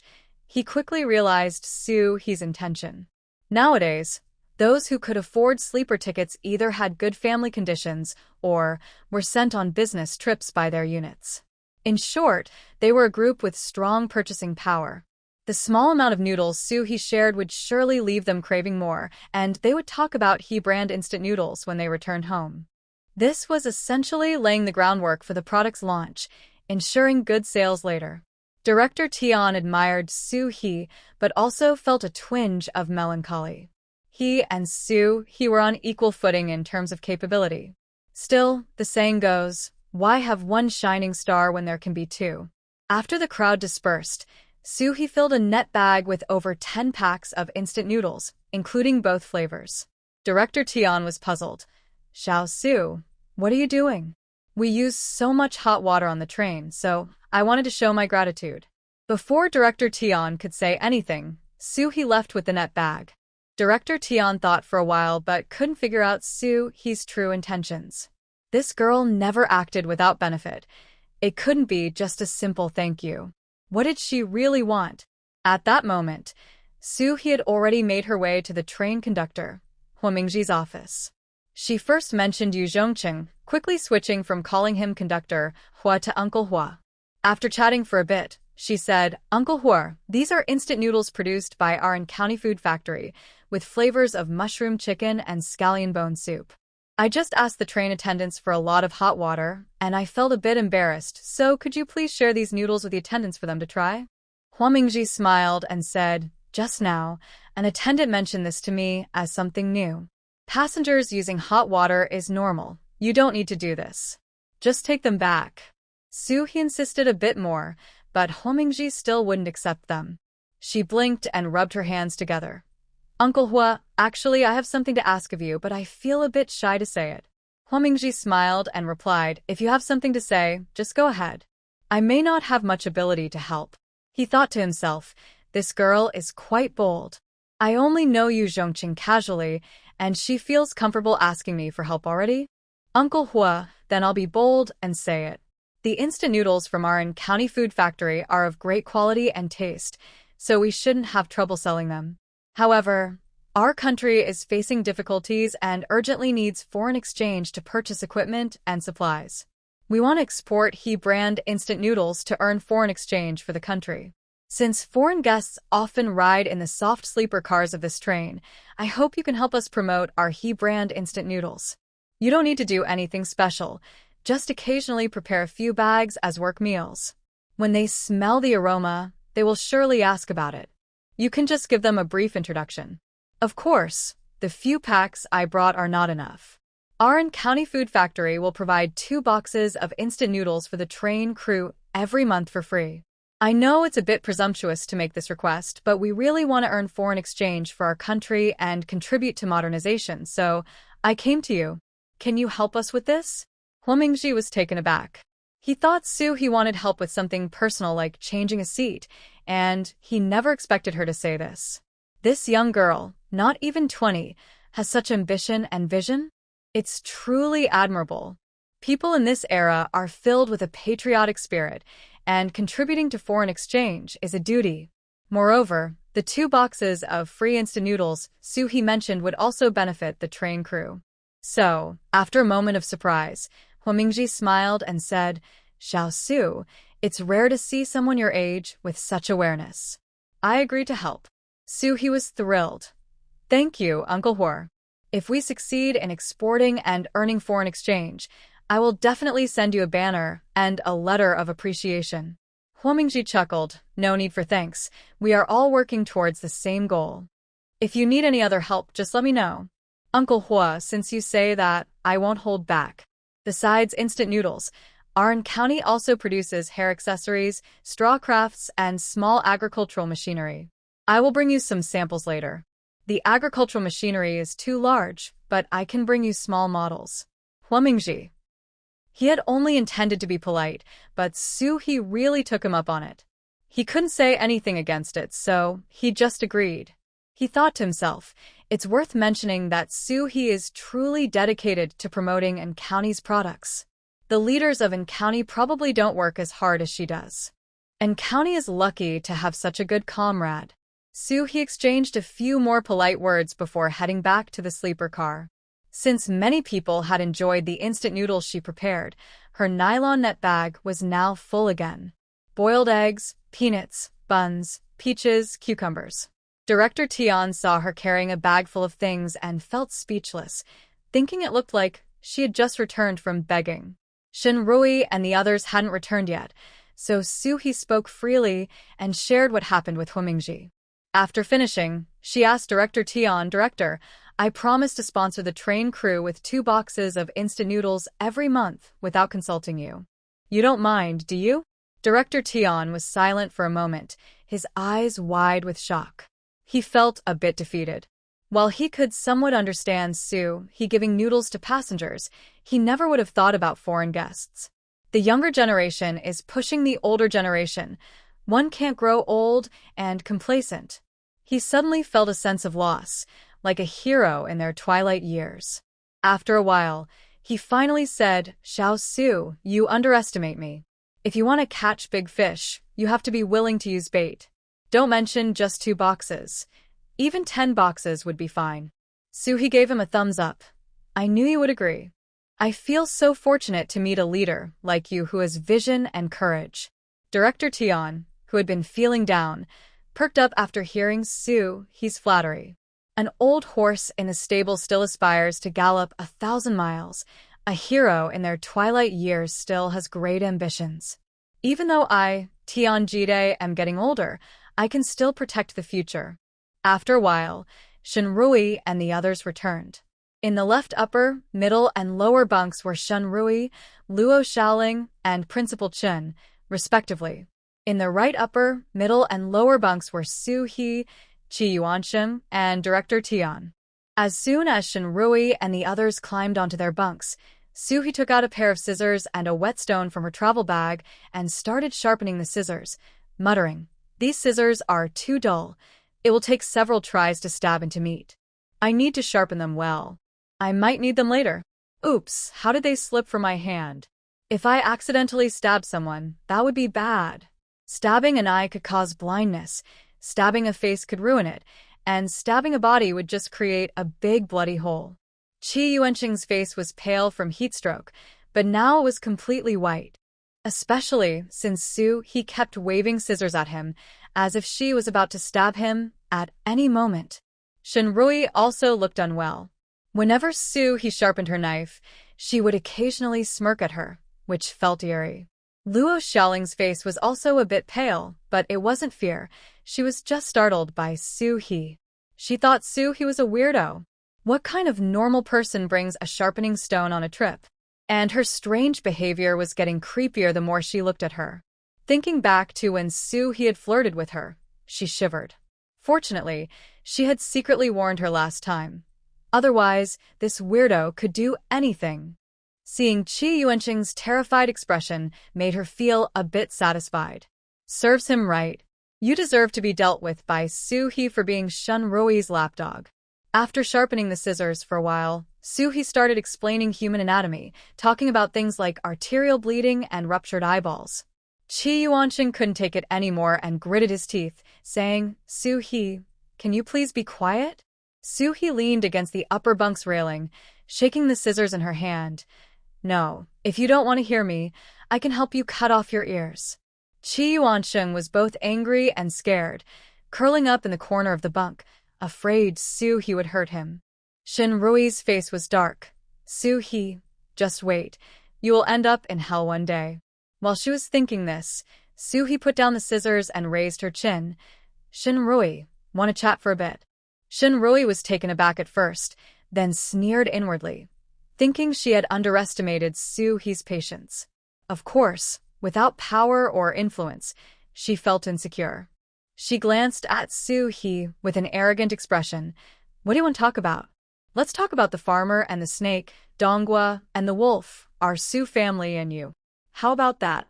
Has your conscience been eaten by a dog? Or do you simply not have one? After doing so many bad things, can you sleep at night? Haven't you noticed you look much uglier than before? Because your heart reflects on your face, you now look malicious, making it hard to even eat."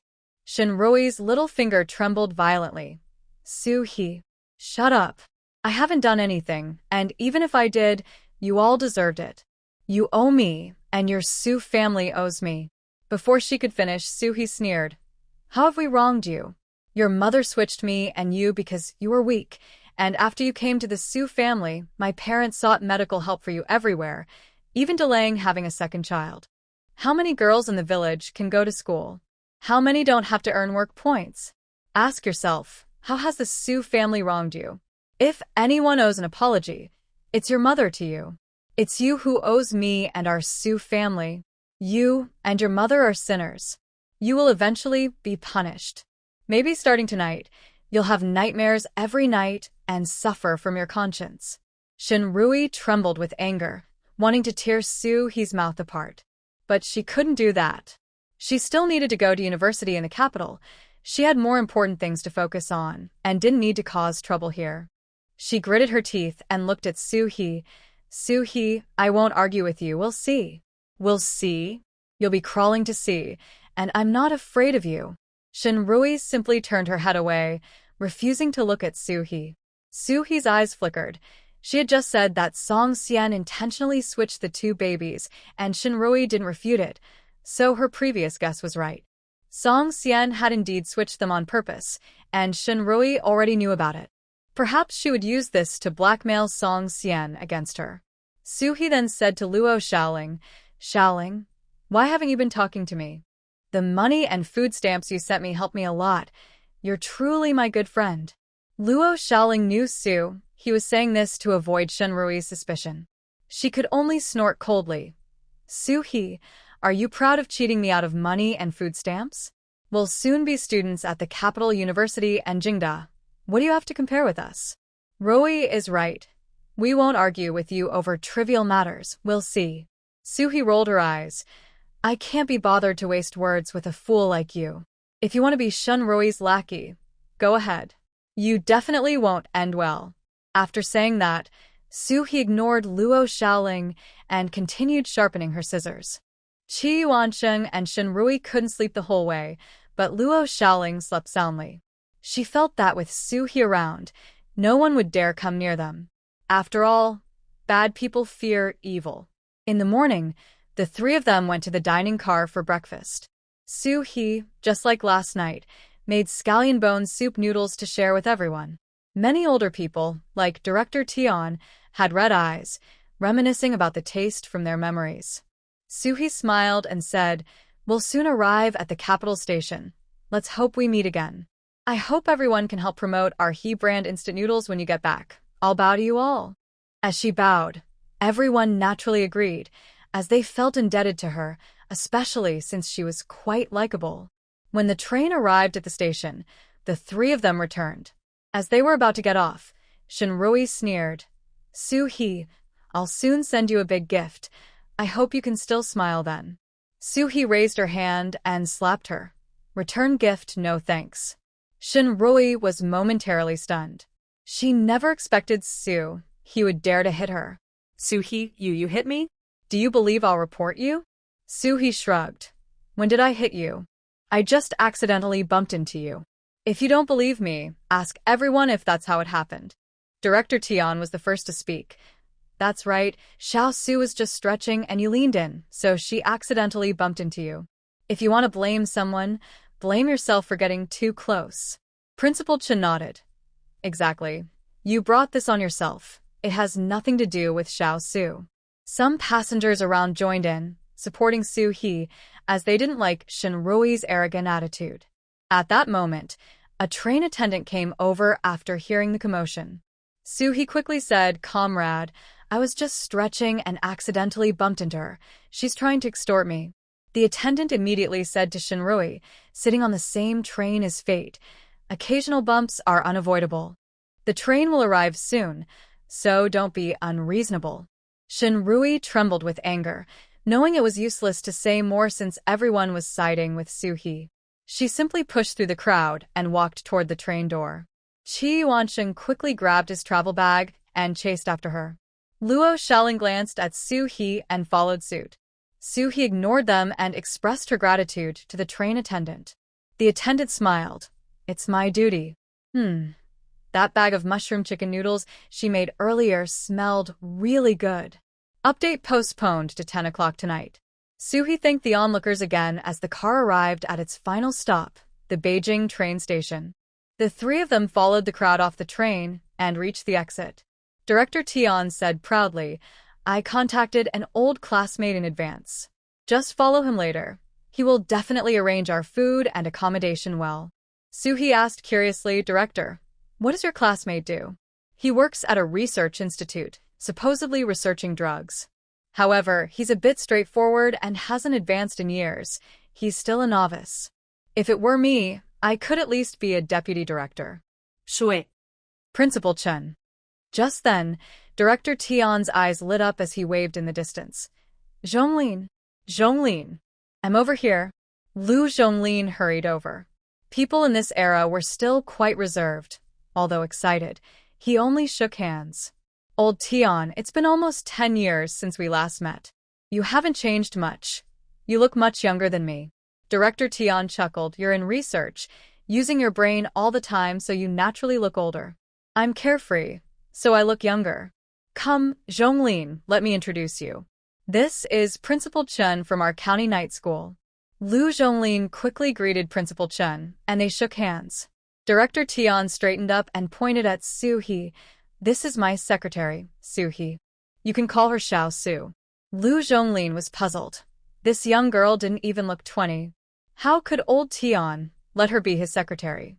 Could it be that she had connections and was pushed into the food factory? He disliked people who got ahead through connections, so he was slightly cold and just nodded. Soo-hee's outstretched hand became awkward. Of course, if others felt awkward, that word didn't exist for Soo-hee. She naturally withdrew her hand, opened her small bag, and took out a notebook and a pen. Uncle Lu, my childhood dream was to become a scientist, and I admire scientists the most. Could you please sign for me? I'll use it to motivate myself when I go back. This was the first time Lu Zhonglin heard such blatant flattery. For a moment, he was confused and took the notebook and pen from Soo-hee. Now that he had accepted it, he couldn't return it. So, he wrote a quote. When Soo-hee saw it, her face lit up with admiration. Uncle Lu, your handwriting is amazing. It's truly beautiful. If you weren't a scientist, you could definitely be a great calligrapher. No wonder our director often mentions you, saying you were the best student in class. I thought he was exaggerating, but now I see I was narrow-minded. Lu Zhonglin, who usually faced respect from those less experienced and indifference from those more experienced, had never seen such a scene. Poor Lu Zhonglin, who had been straightforward his whole life, was completely taken aback by Soo-hee's compliments. His mood instantly brightened. If he weren't still a bit reserved, he would have been grinning from ear to ear. Old Tian, there aren't many young people like Xiao Su who are so knowledgeable. I'm not saying this lightly. This young lady is too talented to be your secretary. Director Tian. Too talented to be a secretary? Are you suggesting she should replace me as director? A few compliments have already won you over. You're too easy to please. However, I must say, Soo-hee really has thick skin. She knows how to talk. In the entire county, I'm about even with her. Lu Zhonglin joked with Director Tian for a bit and then said, Wait here for me. I'll go buy 2 tickets for the tricycle to take you to the guest house. The train is often delayed. Otherwise, I would have bought the tickets in advance. Before long, Lu Zhonglin returned with a frown. All the tricycle tickets are sold out. I heard we have to wait for a vehicle to return before they start selling again. There are still many people ahead of us. It might take another 2 hours before it's our turn. How about we take the bus? We just need to transfer twice and walk a bit. Director Tian was stunned. Although we sent out a lot of instant noodles, there's still more than half a box left. Plus, with the travel bag, taking the bus would be too inconvenient. But he couldn't say anything. After all, Lu Zhonglin was already feeling very guilty. At that moment, Soo-hee said, Director, I'll go over there and see if I can find a way. Director Tian thought, if this were in our county, saying you'd find a way would be fine. But in Beijing, where you're unfamiliar, what can you do? Lu Zhonglin also advised Xiao Su, the ticket seller already said there are no tickets. It won't help if you go over there. Let's just take the bus. Principal Chen remained silent. After the trip to the Magic City, he realized that anything impossible could be achieved by Soo-hee. Soo-hee smiled and said, It won't hurt to try. I'll go take a look. Soo-hee scanned the area and saw someone with an armband maintaining order, so she approached. Comrade, your job must be really tough. It's easy to get heat stroke in this hot weather. Here, have some candy to boost your energy. The person looked Soo-hee over and took the candy. Soo-hee politely said, "Comrade, I'm from out of town, and I'd like to ask you which bus I need to take to get to the Foreign Trade Department." The person raised an eyebrow. "What do you need to go to the Foreign Trade Department for?" Soo-hee felt a bit shy and said, "I have relatives working there, and I'm here to visit. Actually, my relatives were supposed to send a jeep to pick me up, but I thought it wouldn't look good, so it's better for us to take the bus." The person's attitude immediately became warm. "Oh, I see. It's quite far from here to the Foreign Trade Department. You'll need to transfer several times. It's better to take a tricycle directly." Soo-hee hesitated, "But I heard there are no tickets left." The person lowered his voice and said, "They always keep a few for emergencies. I see you're from out of town. It must be tough for you. Let me help you out." Soon, Soo-hee received 2 tricycle tickets. From her small bag, she took out a bottle of foreign perfume. "Uncle, I won't say much. You've really helped me a lot. Please accept this perfume as a keepsake." The person hesitated, but eventually accepted it. Previously skeptical of Soo-hee, he now completely believed her. This young girl must come from a remarkable family. Not everyone can send a jeep. Soo-hee then asked, "May I ask your name and which department you work in? Could you give me your phone number? I don't mean anything by it. I just want to visit you when I have the chance." The person was eager to oblige. Making good connections was important. "You're too polite. I work at the tricycle dispatch office. My name is Prung and my office phone number is times. If you need a vehicle in the future, just call me." Soo-hee noted down the number in her notebook and said, "Uncle Hu, I'll take my leave now. It's too hot. Please take care of yourself while working." Pung watched Soo-hee's retreating figure, thinking, this young girl is truly honest. Soo-hee came to find Director Tion and the others with 2 tricycle tickets. When they saw the tickets in Soo-hee's hand, Director Tion and LV Zhonglin were almost shocked. Only Principal Chin remained calm, thinking it was just a normal procedure. Soo-hee whispered, "These tickets are special, so please don't talk on the way to avoid trouble." Director Tion and the others quickly nodded. Each tricycle can only hold 2 people, so Soo-hee and Principal Chin took one, while Director Tion and LV Zhonglin took another. Soo-hee told the drivers the address of the guest house. The 2 drivers were surprised. "Aren't we going to the Foreign Trade Department?" Soo-hee smiled and said, "There's been a last-minute change. I know it's a longer trip, so I'll cover the extra cost." As she spoke, she handed each driver 2 yuan. The drivers immediately fell silent. Not only was the guest house closer than the Foreign Trade Department, but even if it were farther, it was fine since they could keep the 2 yuan for themselves. Soo-hee didn't need to remind them not to tell Prung about this. They wouldn't say anything just to keep the money. On the way, Soo-hee chatted happily with the driver. "I really admire your job. You earn a lot and have great respect. Plus, you meet so many people and have more experiences than us ordinary folks." The driver felt like he was not pedaling a tricycle but a rocket. He was almost pedaling so hard that sparks were flying.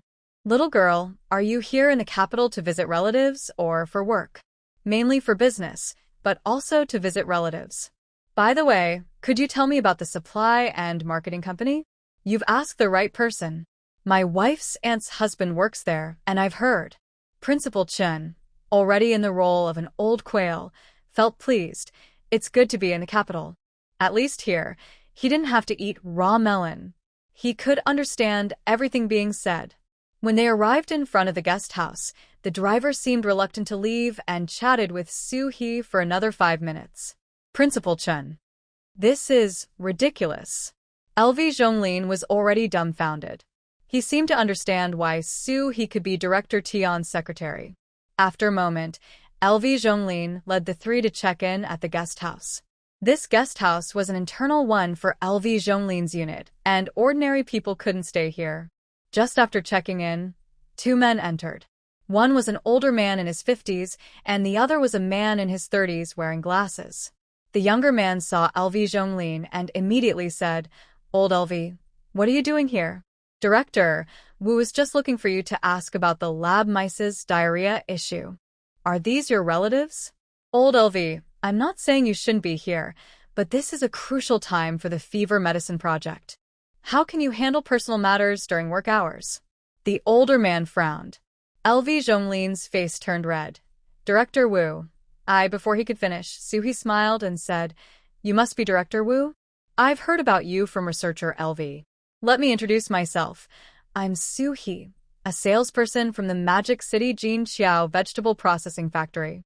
Researcher LV contacted me through a friend to learn about our specialized dehydrated feed for lab animals.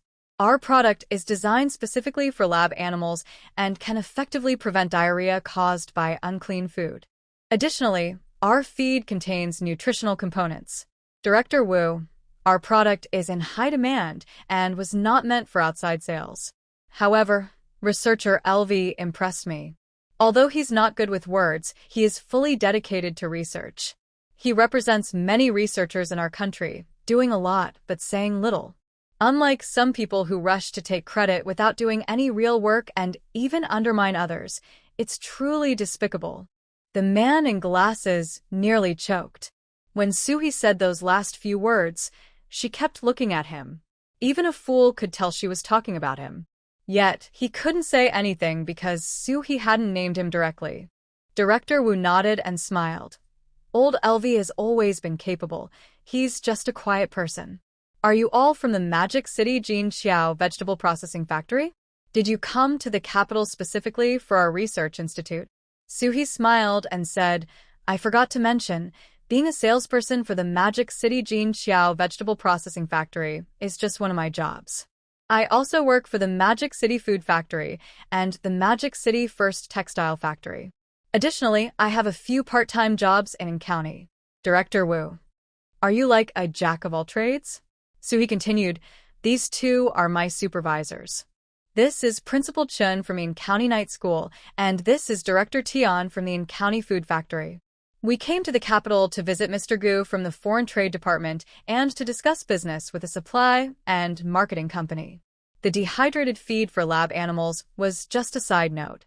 We initially wanted to stay at another guest house, but researcher LV was too enthusiastic and insisted we stay here, so we couldn't refuse.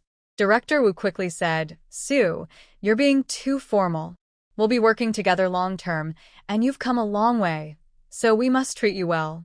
He then instructed the staff to change their 2 rooms to 2 suites on the 3rd floor and specifically asked LV Zhonglin to take care of their meals. Of course, it would all be free. As Director Wu was leaving, he patted LV Zhonglin on the shoulder. Old LV, the task force is short on people and we need experienced folks like you. Come see me tomorrow morning. LV Zhonglin's eyes turned red, and he quickly nodded. Yes, I understand. The man in glasses suddenly looked upset. After all his hard work, he ended up helping this old guy.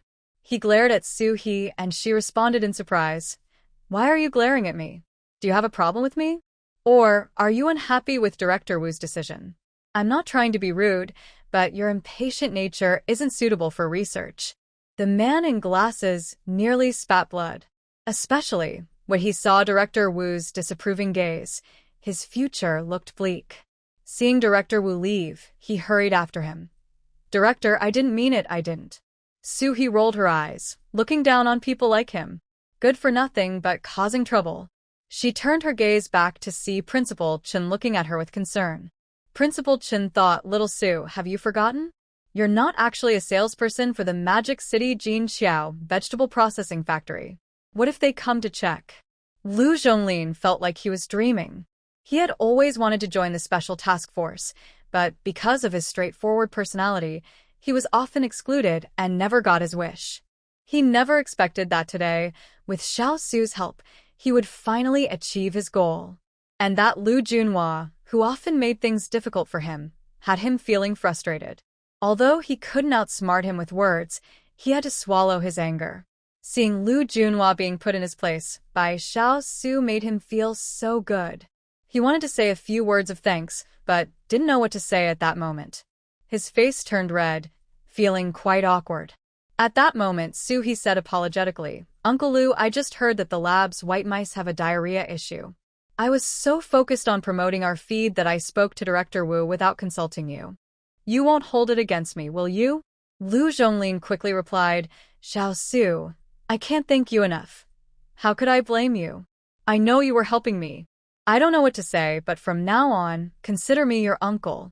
If you need any help, just let me know. I'm more than willing to help. Director Tian chuckled and said, all right, we're all family here. No need for formalities. Let's go upstairs and check out the room. Director Tian felt quite proud. His secretary had helped Zhonglin a lot, which meant he had helped too. Plus, thinking about saving on accommodation costs made him even happier. The four of them reached the suite on the third floor. Although it couldn't compare to the Foreign Affairs Hotel, it was still much better than a regular room. Lu Zhonglin offered to take them out to eat, but Principal Chen said, Zhonglin, let's not go out to eat. We brought some food to get by, and we'll just rest a bit. Director Tian agreed. Yes, Zhonglin, we will be in the capital for several days, so one meal doesn't matter. You should go back and rest too. Lu Zhonglin had to nod. Then I'll come back tonight to treat you all to dinner. It's all reimbursable by the institute, so don't be polite with me. After Lu Zhonglin left, Principal Chen turned to Su He and said, Xiao Su, you aren't even a salesperson for the Jin Xiao vegetable processing plant. How will this end? What will you supply to the research institute? Director Tian nodded in agreement. Exactly. Aren't you just trying to pull a fast one? Su He smiled cheerfully. Not at all. It will be sorted out soon.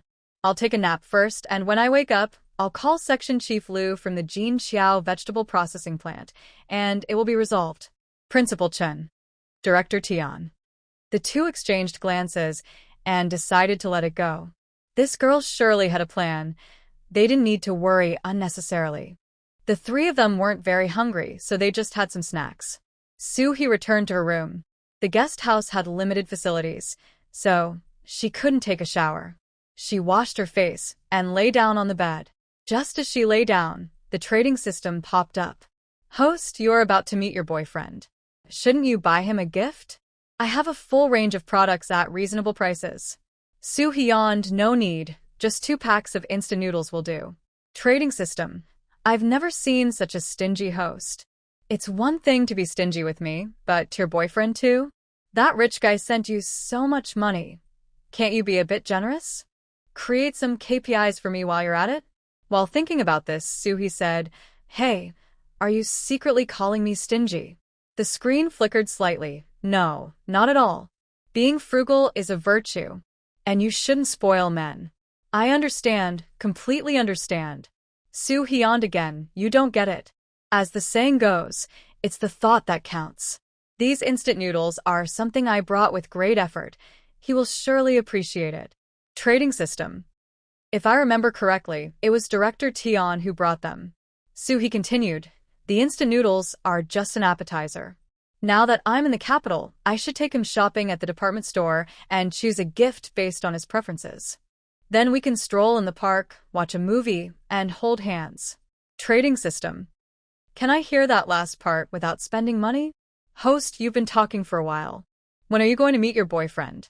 You haven't even told him you're in the capital. I'll tell him later. That would ruin the surprise. Once I finish my business, I can call him. Trading system.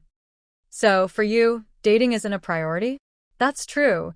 Dating isn't as fun as working on KPIs. I guess I'm destined to be single for life. No one will touch my little treasure or my KPIs. While thinking, Su He lazily said, Hey, since I've talked to you for so long, can you get me a vanilla ice cream? Trading system. Who is the real dog here? But it obediently sent Su He a vanilla ice cream. Because from its past experiences, if it didn't agree, the losses would definitely be more than just one ice cream. After Su He finished the ice cream, she happily took a nap.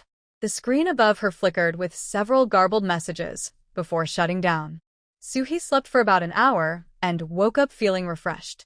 She wasn't sure if it was because of the trading system, but she noticed her stamina and energy were much better than in her previous life. Since crossing over, she hadn't even caught a cold. Half an hour later, Su He knocked on the door of the adjacent suite. I'm going to call the Jin Xiao vegetable processing plant. Would you two like to join me? Director Tian and Principal Chen replied in unison, sure. They were curious to see how Su He would get out of this lie. Not far from the guest house, there was a public phone booth. He gave Principal Chen a look, and he understood immediately. Soon, he and Director Tian distracted the old man watching the phone booth with small talk. He dialed Section Chief Lu's number at the Jinxiao vegetable processing plant. After returning to An County, he had spoken to Section Chief Lu a few times on the phone. Not only with Section Chief Lu, but she also kept in touch with the sales directors of the Magic City Food Factory and the Magic City No. 1 Textile Factory. She even noted down the times and main points of each call in a small notebook to ensure smooth communication. When the call connected, she heard Section Chief Lu's voice. "Hello, who is this?" He felt a jolt. Section Chief Lu sounded a bit down. Was something wrong? Section Chief Lu, it's Xiao Su. I noticed your voice sounds a bit hoarse. Have you not been resting well? Section Chief Lu sighed. There are some troubling matters at the factory. Let's not discuss that. Did you call for something? I'm on a business trip in the capital these days, and I remembered you mentioned wanting to expand the market for specialized feed for experimental animals. I visited a few research institutes. Fortunately, the Capital Drug Research Institute happens to need this type of feed. Do you think we can take their order? Section Chief Lu suddenly raised his voice. Is what you said true? I know the Imperial Capital Pharmaceutical Research Institute is very large and a leader in the industry. If they're willing to buy our products, we won't have to worry about selling the feed. Thank you so much, Xiao Su. After he finished speaking, he coughed twice. Section Chief Lu, no need for thanks. The main thing is, when I was talking business, I boasted that I was a salesperson from our factory. What should I do about that? Section Chief Lu, you dug a hole, and now you want me to fill it? However, since the young lady was kindly trying to help with an order, he had to refuse politely. Xiao Su, normally, since you've helped us so much, we should agree to any request you have. But we don't have any vacancies for salespeople, so please bear with us. He smiled and said, Section Chief Lu, you misunderstood. I just want you to help me cover up a little lie. You know I have too many part-time jobs, and even if I wanted to take a part-time job at your factory, I wouldn't have the time. Section Chief Lu sighed in relief. Ah, I see. Don't worry, I'll help you cover that up. I'll also apply for a bonus for you from the factory. You definitely won't be treated unfairly. He expressed her gratitude, then changed the subject. Section Chief, you mentioned you have some worries. Why not tell me? Maybe I can help. Although Section Chief Lu felt it was pointless to share, he felt a bit guilty towards Suhi, so he said, Since you asked, I'll briefly explain. You know our products mainly go to two places, exports and military supplies. Recently, there was a mistake with the dehydrated vegetables sent to the imperial capital. Some varieties were missed. Although we have sent replacements, the other party is still somewhat unhappy. This could be a big deal, and a phone call won't be enough. I should go to the imperial capital to explain, but I just received an overseas order and can't leave. I don't trust anyone else to handle it. He blinked. Section Chief, the sooner we resolve this, the better. The longer we wait, the worse it will be for us. I'm in the imperial capital right now. How about I go for you? Section Chief Lu's first reaction was nonsense. You aren't even an employee of our factory. How can we trust you with something so important? Just as he was about to refuse, he continued, If you send me, it's a win-win. If I solve the problem, everyone is happy. If I can't, you can still come in to save the day. Besides, you know me. Even if things don't work out, I won't offend anyone. Hearing this, Section Chief Lu hesitated. He added, I know old Gu from the Foreign Trade Department. He has a military background, so he might be able to connect with them. Of course, this is a big deal, and you should think it over. How about you write down the phone number of our guest house, and let me know your decision later. Section Chief Lu truly couldn't decide right away. Okay, I'll hang up for now, and think it over. He hung up and returned to the guest house. Because Factory Director Tian and Principal Chen were chatting happily with the old man at the phone booth. On the other side, Section Chief Lu found Factory Director Luo and explained the situation. After listening, Factory Director Luo pondered for a moment. Old Gu does have a military background. If what you say is true, and Soo-hee knows him, she might really make a connection. This Soo-hee has helped the food factory and the first textile factory secure foreign trade orders, so her communication skills are definitely good. Plus, she first helped us solve the defective product issue and then helped bring in an order. She can be considered half an employee. Let her try. If it doesn't work out, I can step in and turn the situation around. But why is she so eager to help us? Section Chief Lu quickly said, I think she might want to be a part-time salesperson for us. That girl seems to be short on money. Her family must be struggling, or she wouldn't be trying so hard. Factory Director Luo nodded. This young lady has it tough. We should calculate her commission for the order from the Pharmaceutical Research Institute at the highest rate. Also, if this works out, we should hire her as our part-time salesperson, with benefits comparable to a full-time employee. If it doesn't work out, then there's nothing we can do. Soon, the struggling Soo-hee received a call from Section Chief Lu.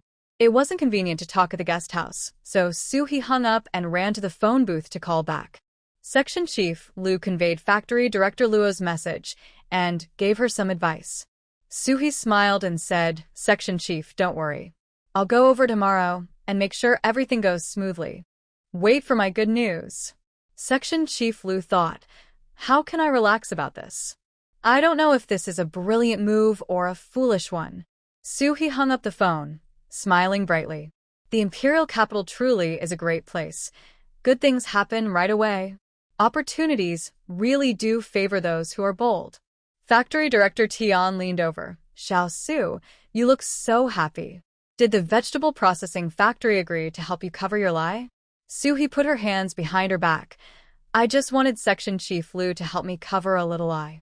Who knew he said I was so talented that they really needed someone like me and insisted I become their part-time salesperson. Isn't that infuriating? By the way, I'm also getting a bonus for this order. My money is piling up like a snowball. I'm worried about how to spend it. Factory Director Tian. I want to abolish the Crown Prince. Principal Chen frowned. Xiao Su, I can't shake the feeling that this isn't as simple as it seems. If there weren't other issues, they wouldn't have talked for so long. Besides, he and Soo-hee had been to the Jin Xiao vegetable processing factory, and from Section Chief Lu's attitude, it was clear they mainly focused on export business and didn't lack salespeople. It wouldn't make sense to agree to Soo-hee being a part-time salesperson, just for one order. Soo-hee then explained everything in detail. Factory Director Tian immediately became anxious. Xiao Su, are you out of your mind? Why are you taking this on yourself? If it goes wrong, you might end up in big trouble. If you need money, just tell me. I can raise your pay. Is it worth taking such a big risk for a part-time job? Principal Chen also disagreed strongly. Xiao Su, what old Tian said is right. You're being too impulsive this time. Call Section Chief Lu right away and decline this matter. Listen to us. We won't let you down. Soo-hee smiled. Directors, I know you mean well, but I have to take this job. If I succeed, the part-time job at the vegetable processing factory is just a small matter. The big rewards are yet to come. Factory Director Tian and Principal Chen looked confused. What does that mean? While Director Tian was feeling confused, Soo-hee rubbed her hands together. Director, you said you would raise my pay. Before she could finish, Director Tian clutched his stomach. Oh no, my stomach feels a bit off. I need to go to the bathroom. Seeing Director Tian dash away, he was left speechless. Principal Chen shook his head and laughed. Although Tian is stingy, he's still a good person. Su, what do you mean by big head? Soo-hee smiled and said, it might not work out, so I'll tell you once it's done to avoid getting your hopes up. Principal Chen shot her a glare, thinking, this girl loves to keep people guessing. But seeing her confidence eased his worries a bit. That evening, LV Zhonglin invited the three of them to a nearby restaurant for dinner. During the meal, Soo-hee said to LV Zhonglin, Uncle LV, our sales section chief, Lu, really values the cooperation with your research institute. Please give me the phone number of the person in charge of procurement at the institute, and Chief Lu will communicate with them directly.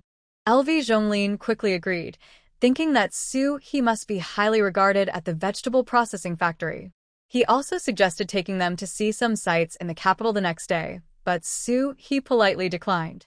Uncle LV, you are part of the task force, and your time is very precious.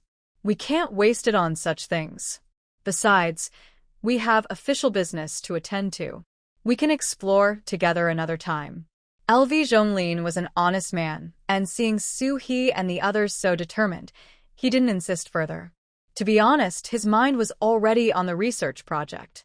After a good night's sleep, the next morning, Soo-hee and the others walked to a military base. It was a coincidence that the base was very close to their guest house, just a 20-minute walk. On the way, Director Tian and Principal Chun were still worried, repeatedly reminding Soo-hee to be careful with her words and actions and not to do anything foolish. Soo-hee laughed.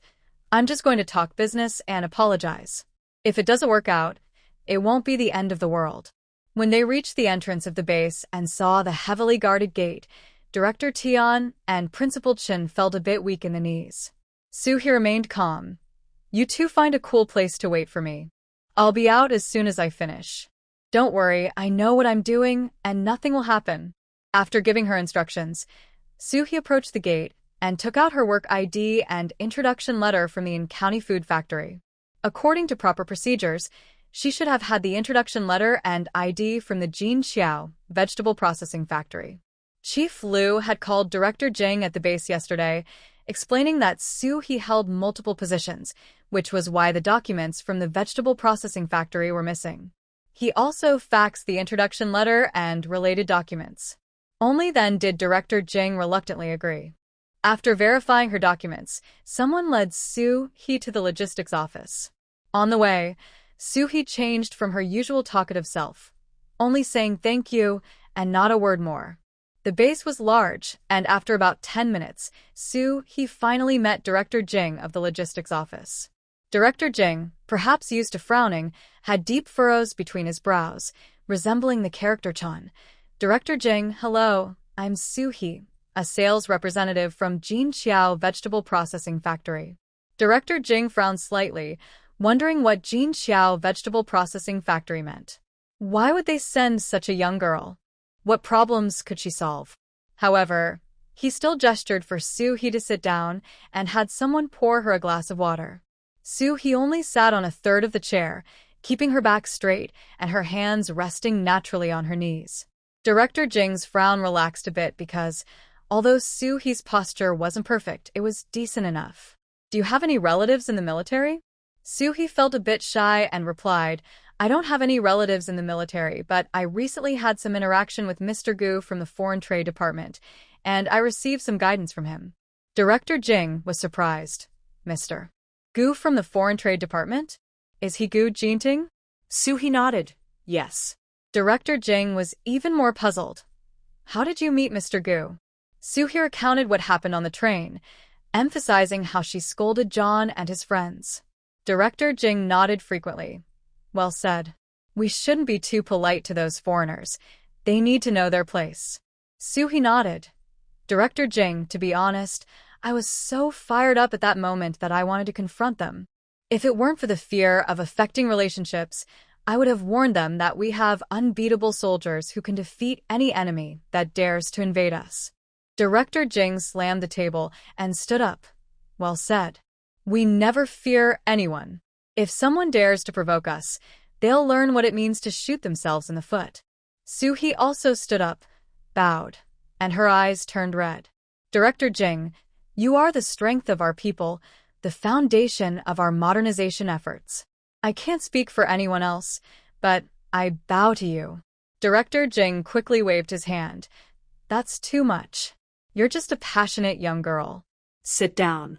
After Soo-hee sat down again and wiped her tears, she continued, I used to be ignorant, not even knowing about foreign exchange. After this incident, I'm determined to earn foreign exchange and contribute to our country's resurgence. So, after arriving in the capital, I helped the Shanghai Food Factory and the Shanghai No. 1 Textile Factory secure orders worth $30,000. Later, due to business relations, I got in touch with Jinxiao Vegetable Processing Factory.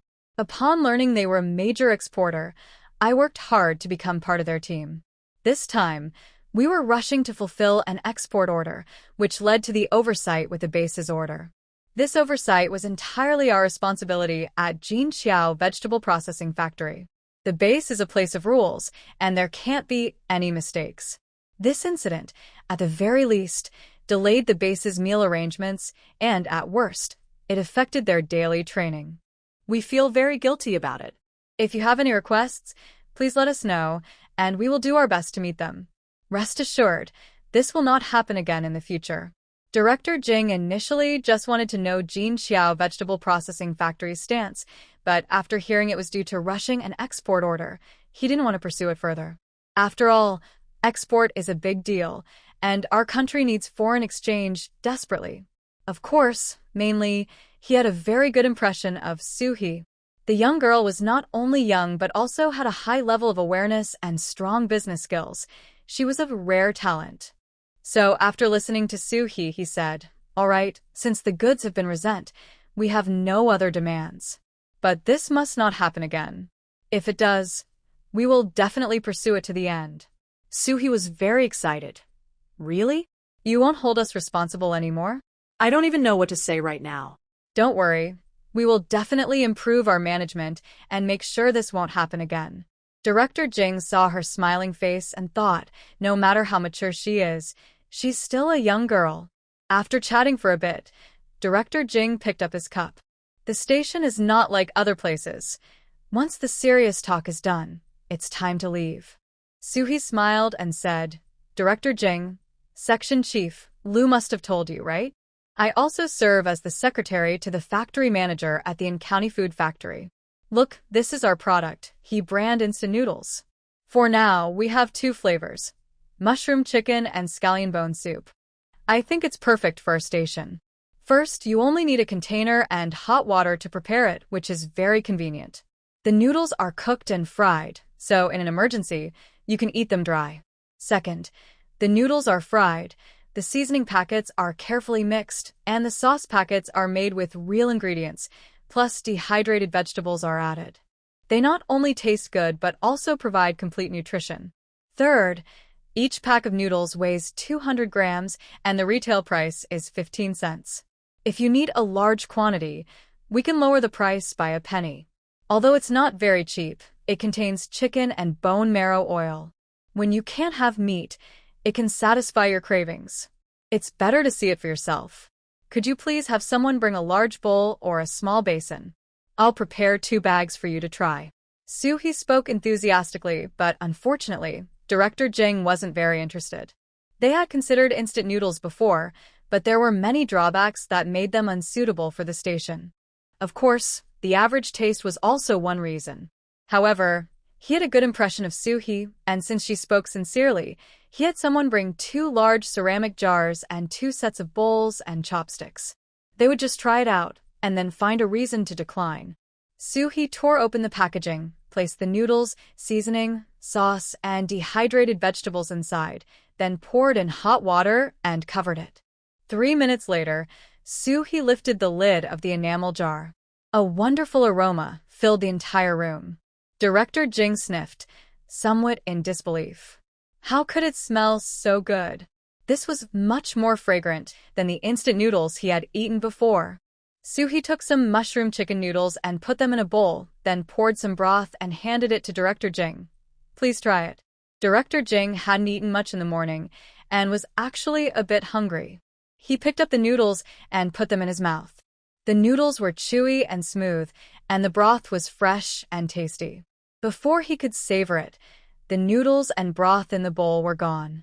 Suhi then handed him the scallion bone soup noodles, and Director Jing picked up a bite and put it in his mouth. He suddenly felt a sense of familiarity with the flavor. Memories flashed in his mind, adding a nostalgic taste to the already delicious scallion bone soup noodles. At that moment, a loud voice came from outside. "Old Jing, what good thing are you sneaking in here? I smell meat." As he spoke, the slightly ajar door was pushed open. Suhi looked and thought, wow, this person is nearly 1.9 meters tall and very strong, like a steel tower. The newcomer sniffed, and his gaze fell on the 2 enamel jars. Instant noodle? I've had this before, but it didn't taste like this. Saying that, he picked up chopsticks and started eating. Before long, the two enamel jars were empty. Director Jing was a bit speechless. Old Zhang, didn't you eat 10 steamed buns this morning? Aren't you afraid of getting stuffed? Afterward, he turned to Su He and said, Little Su, this is Old Zhang, the director of the equipment department. Old Zhang, this is Su He, a salesperson from the Jinqiao vegetable processing factory, and also the secretary to the factory manager at the County Food Factory. This instant noodle is a product of the County Food Factory. Su He quickly extended her hand. Hello, Director Zhang. Director Zhang casually shook hands with Su He, and she felt like her hand was caught in a vice. Her delicate hand instantly had red marks. Seeing this, Director Zhang felt a bit awkward. Oh, I must have squeezed too hard. Most people here are tough guys, so. Su He smiled. Director Zhang, it's not your fault. My skin is sensitive, and I get red marks easily. My younger sister is only 9, and when she plays with me, my arms and hands are covered in red marks. By the way, what do you think of our factory's instant noodles? Director Zhang immediately smiled. Delicious. Very delicious. So, are you planning to sell us the instant noodles? Su He nodded and reiterated the advantages of the noodles. Director Zhang looked at Director Jing. Old Jing, while these instant noodles can't be the main field rations, they are quite good for emergency tasks like flood relief. Su He instantly found Director Zhang very likable, and even the red marks on her hand didn't hurt anymore. Director Jing pondered for a moment and said, Little Su, our requirements for field rations are that they should be small, light, easy to carry, nutritionally complete, and provide quick energy. Instant noodles clearly don't meet these requirements. Not to mention, they are easy to break, which is a significant drawback. However, Old Zhang is right. In emergencies like disaster relief, instant noodles are quite suitable. How about this? You supply us with 1 ton, which is 10,000 packs of instant noodles. We'll see how they perform and their practicality. 10,000 packs sounds like a lot, but with over 10,000 people at the station, it's actually not much. Su He promised them 14 cents per pack, totaling only 1,400 yuan. But Su He was already very satisfied. As long as she broke through this barrier, future business would be much smoother. With so many stations across the country, the demand would be enormous. Another crucial point is that through the instant noodle business, she would meet many people at the station, giving her more confidence against the Shin family. In short, this trip was very rewarding. As for her part-time job at the Jinqiao vegetable processing factory, it could be ignored. It was just a side gig. Su He discussed the details of the supply with Director Jing and then mentioned she was leaving. Director Zhang casually said, Old Jing, the young lady came all the way here, and you're going to let her leave empty-handed? Director Jing. She's here for business. If I don't let her leave empty-handed, do I have to give her something? What are you thinking? Actually, Director Zhang felt a bit guilty for leaving red marks on Su He's hand. After hearing that she had many jobs, he assumed her family was struggling and felt pity for her. Of course, it was also because the station supplies were indeed richer than those in other places. Su He quickly declined. They weren't close, so how could she accept their things? Unfortunately, Director Zhang was stubborn and insisted on giving Su He 2 large bags of brown sugar and a pair of leather gloves. Su He had no choice but to accept them. Sigh, being too outstanding brings too many troubles. She couldn't even refuse. Carrying something heavy, Su He expressed her gratitude and once again said her goodbyes. Director Zhang casually said, I happen to be going that way, so I'll walk you to the entrance. He took the things from Su He and strode out of the room. Director Jing was a bit speechless. If he didn't know Old Zhang well, he might misinterpret his eagerness. Director Zhang had no other intentions. He just thought Su He looked like a little chick struggling to carry her things, and it was indeed on his way. Su He didn't think much of it either. Director Zhang seemed straightforward and upright, so he surely had no bad intentions. She was happy to have someone help her carry the 2 heavy bags of brown sugar, which weighed about 10 pounds. One must say, the people at the base were very generous. With his long legs, Director Zhang walked ahead, and Suhi had to jog to keep up. About halfway there, Director Zhang noticed this and slowed down. Feeling a bit awkward, he was about to say something when Suhi spoke up. My physical fitness is really poor. I need to work on my exercise. Director Zhang, do you have any good workout tips? Director Zhang, although seemingly reckless, was actually quite observant. Otherwise, he wouldn't be the head of the equipment department. He knew Suhi was trying to ease his awkwardness. He smiled and said, "You should run more. The key is that you're too thin. I think gaining another 20 pounds would be just right. After you go back, drink more brown sugar water. It's better for a young girl to have a bit more weight." Suhi thought, I don't even want to gain 2 pounds. As they approached the entrance, a jeep came driving towards them.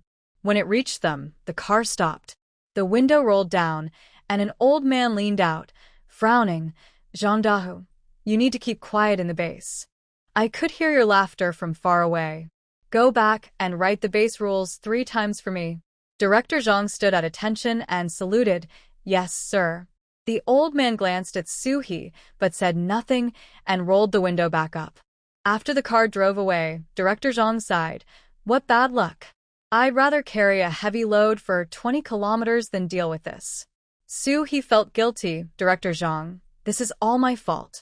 If you hadn't walked me, this wouldn't have happened. Director Zhang shook his head. It has nothing to do with you. That old man has never liked me. He just used this as an excuse. Writing is no big deal. I've done it before. From his tone, Suhi could tell that he had probably been punished to write the rules many times and was likely a bit of a troublemaker. The old man clearly valued rules and was bound to reprimand him. Suhi didn't want to say more and changed the subject. At the entrance, Principal Chen and Factory Director Tian were pacing back and forth in the shade a few hundred meters away. Director Tian sighed. Little Sue is great in every way, but she's too bold. She's as exposed as a dried gourd. The base is different from our place. A small mistake could land you in trouble. She's been in there for so long. I hope nothing went wrong. Principal Chen shot him a glare. Stop saying such unlucky things. Little Sue is sensible. Even if things don't go well, she wouldn't cause any trouble. Though he said this, his brow was furrowed, clearly worried. Just then, Director Tian pointed in the distance. She's out. Thank goodness, she's finally out. Huh. Why does she seem to be carrying something? The two hurried over to meet her. As soon as they met, Suhi handed 2 bags of brown sugar to Director Tian. Can you help me carry this brown sugar? It's too heavy.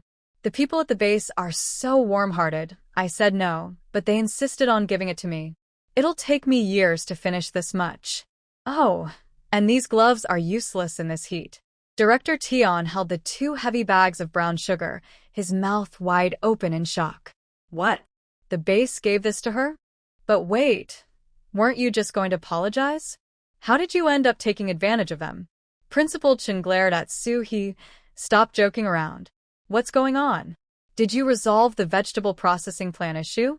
Suhi nodded. Yes, after my explanation, the base decided not to pursue the oversight.